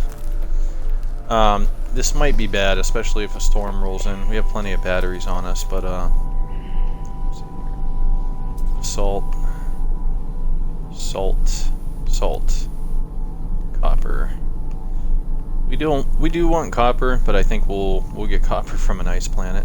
I mean, we're doing okay right now. Even with the storm going on, we have plenty of batteries, but you know, farming is a little boring. So we typically do that off stream. Oh yeah, it tells you right on the right too, on your scanner. Available resources, copper, basalt, salt. I was actually looking more for like they call them like drop pods, alien bones. They call them burial sites or something like that. They usually, the bones you get out of there you can sell for a pretty penny. Things like that, cargo drops. Not a whole lot actually, but it's not uncommon to be on a terrible, terrible planet that's full of all kind of these icons of good stuff. What is that? Damaged machinery. But what we do need, our second to last milestone aside from that mineral, is to, where is it? Is to spend 30 seconds airborne. The easiest way I found to do this is that they boost your jetpack for a certain amount of time, so that it doesn't actually drain your jetpack in using it, but you also want to be up somewhere high, because unless you have a shit ton of upgrades for your jetpack, even with that, you're not going to be able to stay. And thank God our ship, okay, I was going to say our ship's not actually smoking. Our ships don't actually get beat up on these planets. So the best way I found to do this, because the 30 seconds airborne was a milestone on the last expedition, is to be lucky enough to find one of these deuterium-rich plants on top of a mountain, and then you just get as high up as you can while going off the mountain and slowly boost your way down, and try not to splat. Try to save yourself a little bit of booster on the way down, and kind of cushion your descent. That being said, if I screw this up, there's no going back to your body. Oh, I got a lot of... Okay. Is there anything we can... Oh, this is bad. This is a little bad. Because I got a lot of stuff on me. So we're not going to do it right now. Well, I'll tell you what we will do. We'll mark this to come back to later. Because there's no coming back to your body if you die. And more often than not, at least in survival, I'm not sure how it handles death in the more normal modes like this expedition. You tend to lose everything in your inventory that's not a suit upgrade. And that's a lot of stuff I don't want to lose right now, so I don't want to risk it. Oh, I never did open this upgrade. Nice. When I came back from the derelict freighter, I bought a black market upgrade, which is actually for my ship. Ah, that's a problem though. We need 3 slots to link them, so let's get a little creative here. The silver. 1 second. Move this right here. Move this right here. And then we're not going to upgrade the phase beam anymore, so 2 slots is fine. Do that. And then we can just go here. And here. And this gives us 1% fire rate. Not that great for a black market upgrade. We might not even hang on to it. Fine for now. Nah, we're just gonna get rid of it. Wasn't even worth all that shuffling. We should have looked at that first. Oh, wall of flame detected. Ooh, got cadmium for breaking it down though. That's a rare item. Wall of flame. Well, we're gonna get the hell out of here. Cadmium's usually worth a lot, and you need it for a certain type of hyperdrive. Wall of flame is worse than your typical storm. Now we put a marker down. We'll come back another time when we don't have a bunch of valuable shit on us that we stand to lose. Typically I'd say no guts, no glory, but I mean, I shouldn't have. Like, I have some good upgrade items and the like on me. A lot of this stuff's easily replaceable, but some of these things, not so much. I did. I have one in this expedition so far. I think I can summon them while I'm on the capital ship. Let's see here. I've only grabbed one so far, and it was just kind of a vanity pet to just follow me around because I thought it was adorable. I've been keeping an eye out for bigger stuff that looks kind of fast. Like occasionally I'll shoot at the ground by something interesting looking to see how fast it is. Because it... Oh! What is it? Whoa! That's new. Hazard containment field. Some of these things are just here to look at. Other things can be interacted with, but trying to figure out how to interact with some of these things is not always clear. Watch me have to fight this thing if I actually break this. Hold on. I've seen quite a few anomalies in my time in this game, and I've never seen anything resembling this. I'm thinking it's new. Hazard containment field. Well, like a good horror movie, let's fuck with it.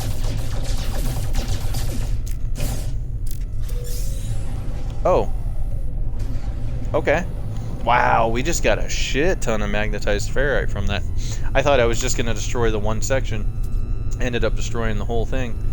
We needed a pure ferrite for something. Or magnetized ferrite for something. One of the upgrades for the multi-tool, I believe. And we were actually a little short, I think. Yep, there it is. Ha-ha!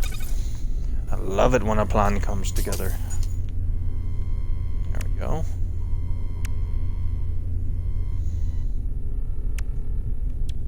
And then, oh shit, we should have... Damn it, we were just on the planet. Hold on. Damn it. That's too simple of an upgrade to not get real quick. But, yeah, I didn't expect that. Oh, rainy planet. Oh, high sentinel activity. That could be alright. That's not the same thing. You just gotta watch out for aggressive sentinels or aggressive sentinel activity.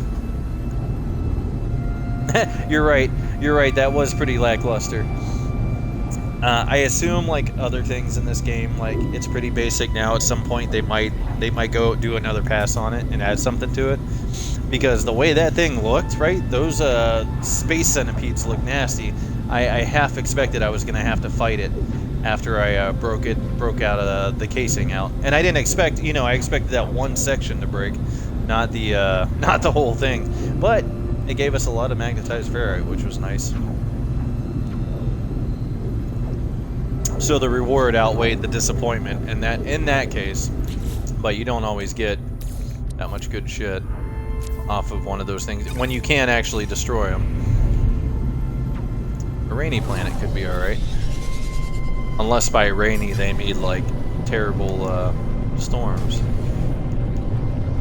I forget what kind of storm I'm thinking of. Like it could be really, really bad thunderstorms. Or even heat storms. But it's heat storms, but not like the planet we were just on. It's heat storms like the rain is super hot. Interesting. Kind of an interesting, like red and purple trees and shit. This might be the kind of planet where I could find some fields. Like little igloos.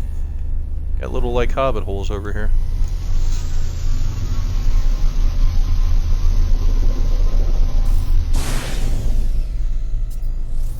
While we're here, only pet I have so far. So easy to get sidetracked in this game.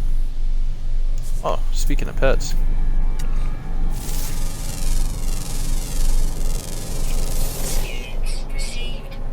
Muscular looking dude. What the hell is that? Looks like a damn terror bird. Hello. Oh, ship's flying by. Occasionally you'll have a rando ship land next to you, and it's not a player. Huh?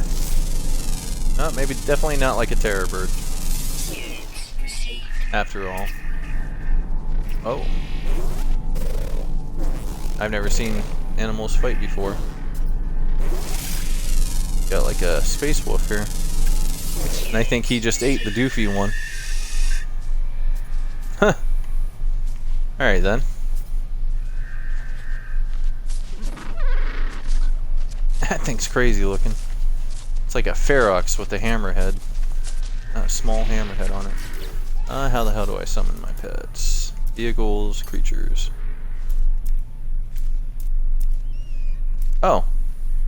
I guess I do have more than one. Oh. I do have a rideable. I didn't even remember picking that one up. Oh, whatever the case. Oh. Little baby hammerhead. I picked this one up just because, he came running up, which they rarely ever do. They usually run away. He's cute. It's hard to see him in the grass. I could probably go into his customized appearance. But clearly, you know, this one's literally just are you gonna show me the picture of him? Oh no, it's not. It's showing me right there on him. Whoa.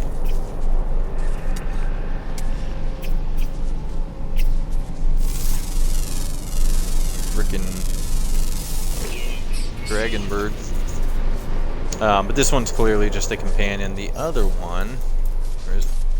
I got specifically so I could like ride around on him. Look at this guy. He's a good boy. He's a good boy. Just a happy boy.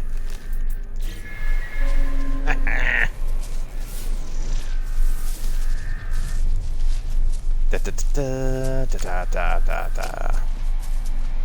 So the bigger ones you can ride around, they do have some utility to them. Oh, piece of candy.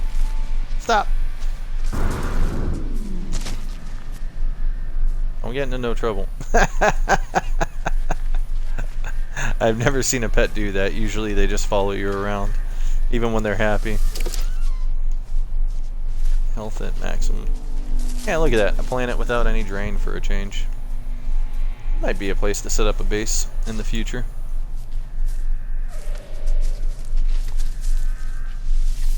I'll come back. Where I should go. I don't know if that green space wolf will attack my pet or not. I'm not run into that situation. But I've also never seen an animal attack another animal either, so. Oh, stop, stop. Thank you. Guy likes to run. I'm sure. What the hell did we come to? Oh, right. We just wanted to grab some silicate powder real quick. Watch it, my friend. Watch it, my friend. Oh, you're gonna fall in the hole, stoopy. Hold on, how do I... Let's see, I'm a little rusty here. That's right, you can tell him where to go. And you can call him back to you, but you can't tell him to stay. We'll just put that guy away.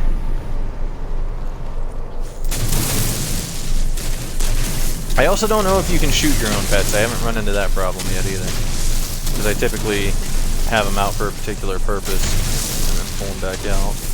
Or put them away, I mean.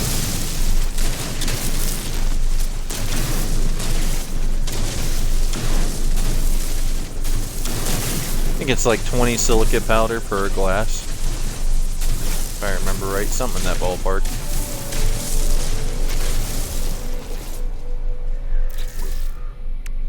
Where to go? Oh, we have something in there already. Oh, right, because we were getting ready to make a magnetized ferrite. No need now. 3 out of 141. So it's what, like 65 powder per glass, give or take? Somewhere in that ballpark. But we got the glass we need for our multi-tool upgrade. Or at least we're about to.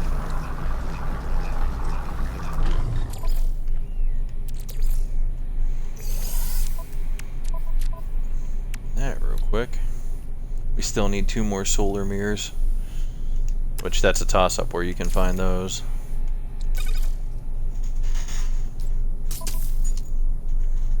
There we go. Gun got upgraded. We're pretty much set aside from solar mirrors.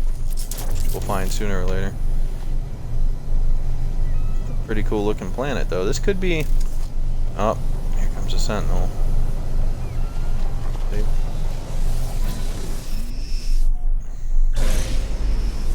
Might do some off-stream building here soon, because again, building and farming are not always the most exciting things ever. But I might set up shop here. Maybe. It's not quite what I'm looking for. I really, as much as I'm not a fan of bright colors, or pink for that matter, I really, it'd be nice to find, whoa. What the hell is that? Oh, okay. I thought I was actually going to be able to see that thing crash land. Because you can sometimes find drop pods on the surface of a planet, like crashed probes and the like. Get nanites and different things from. Let's pump out this planet real quick. Yeah, they are kind of all over the place for sure. The pets are. Looks like a lot of water over there. Let's try a different part of this planet and see what it looks like. It is one of the only chill planets we've found so far.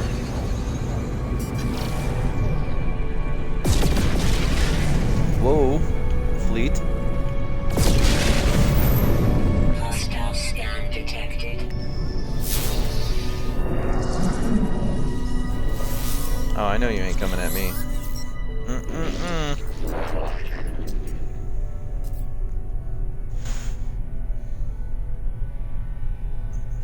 497,000 units? Shit. They always want so damn much. Let's see what you got. Ships approaching. How many? Where you at? Damn it. There we go. One ship? That's all you got? That's a cool looking ship though. Oh. Got some. Oh, still one more. Oh. Let's not fly. No, it was just one. Unless I crashed into the other one. That's possible. Alright. Back to what we were doing before we were so rudely interrupted by, where the hell did that fleet go? There it is. We're not in the market for any more fleet ships at the moment. Wall sell.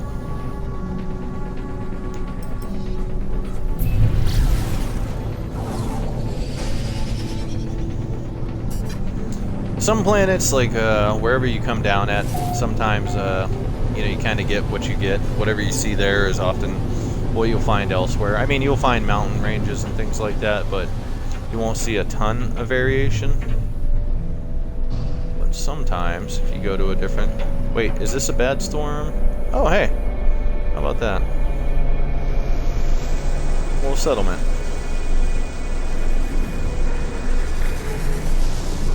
Just kind of lucked our way onto. Oh.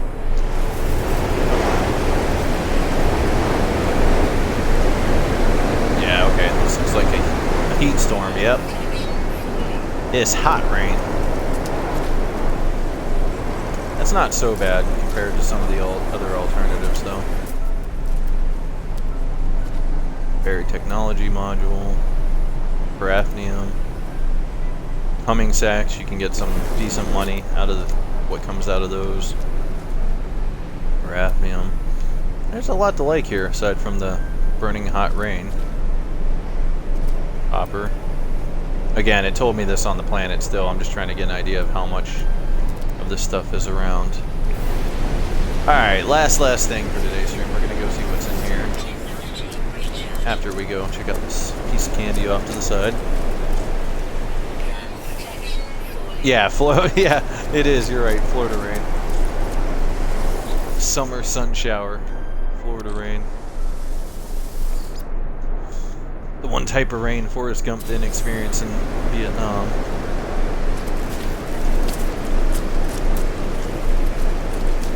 What do we got? We should probably find some nanites in here.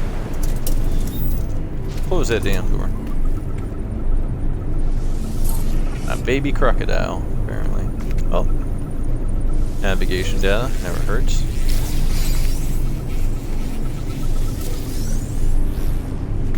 Oh, hey. Probably learn a free word. Yep. Oh, of all the words to learn. Of.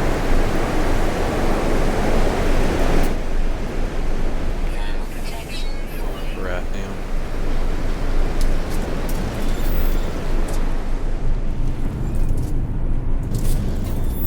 Close the damn door. Oh, more navigation data. We like those. Those help us find distress signals. Well, we trade those for maps that help us find distress signals and settlements and the like. Hey! You know, it's storming pretty bad out here. You know that, right?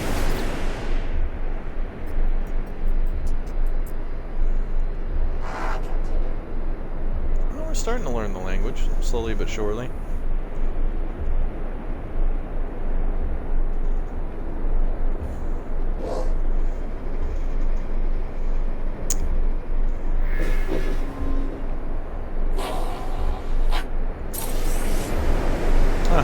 Nice. They appreciate that I tried to read that. Oh, are we gonna get lucky? We're gonna go out on a free ship?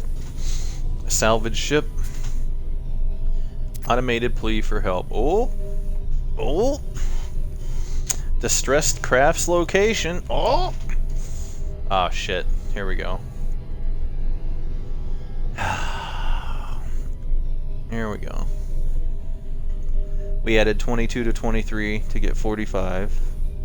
We added 44 to 4. Okay, so it's doubling. I do believe 22, then 44, and then my math is not great, but I'm guessing 66 plus 89 equals 177. Right? Let's bust out the calculator real quick.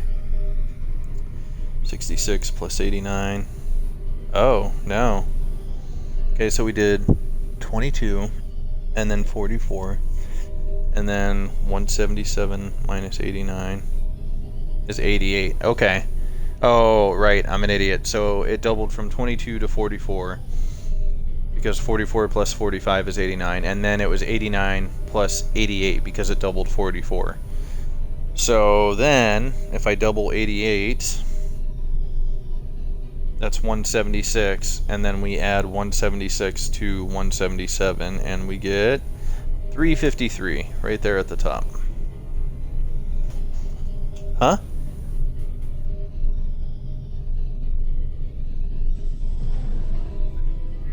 Oh, I had no idea.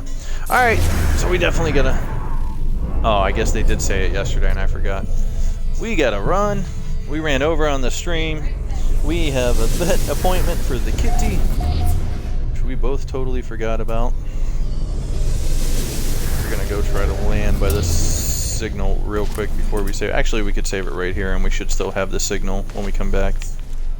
I'm not even sure if it's on the same planet. I didn't see where it popped up. Oh, wait.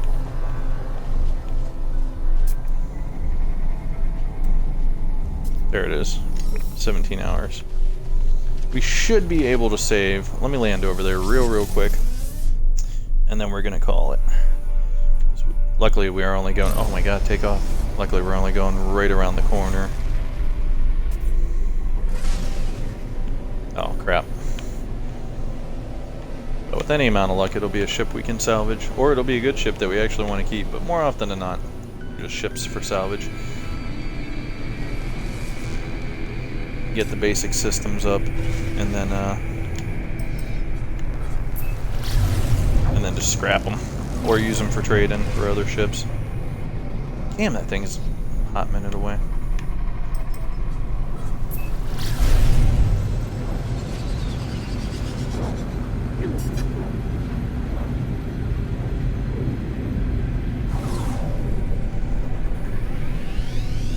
Let's go a little bit farther before we drop down.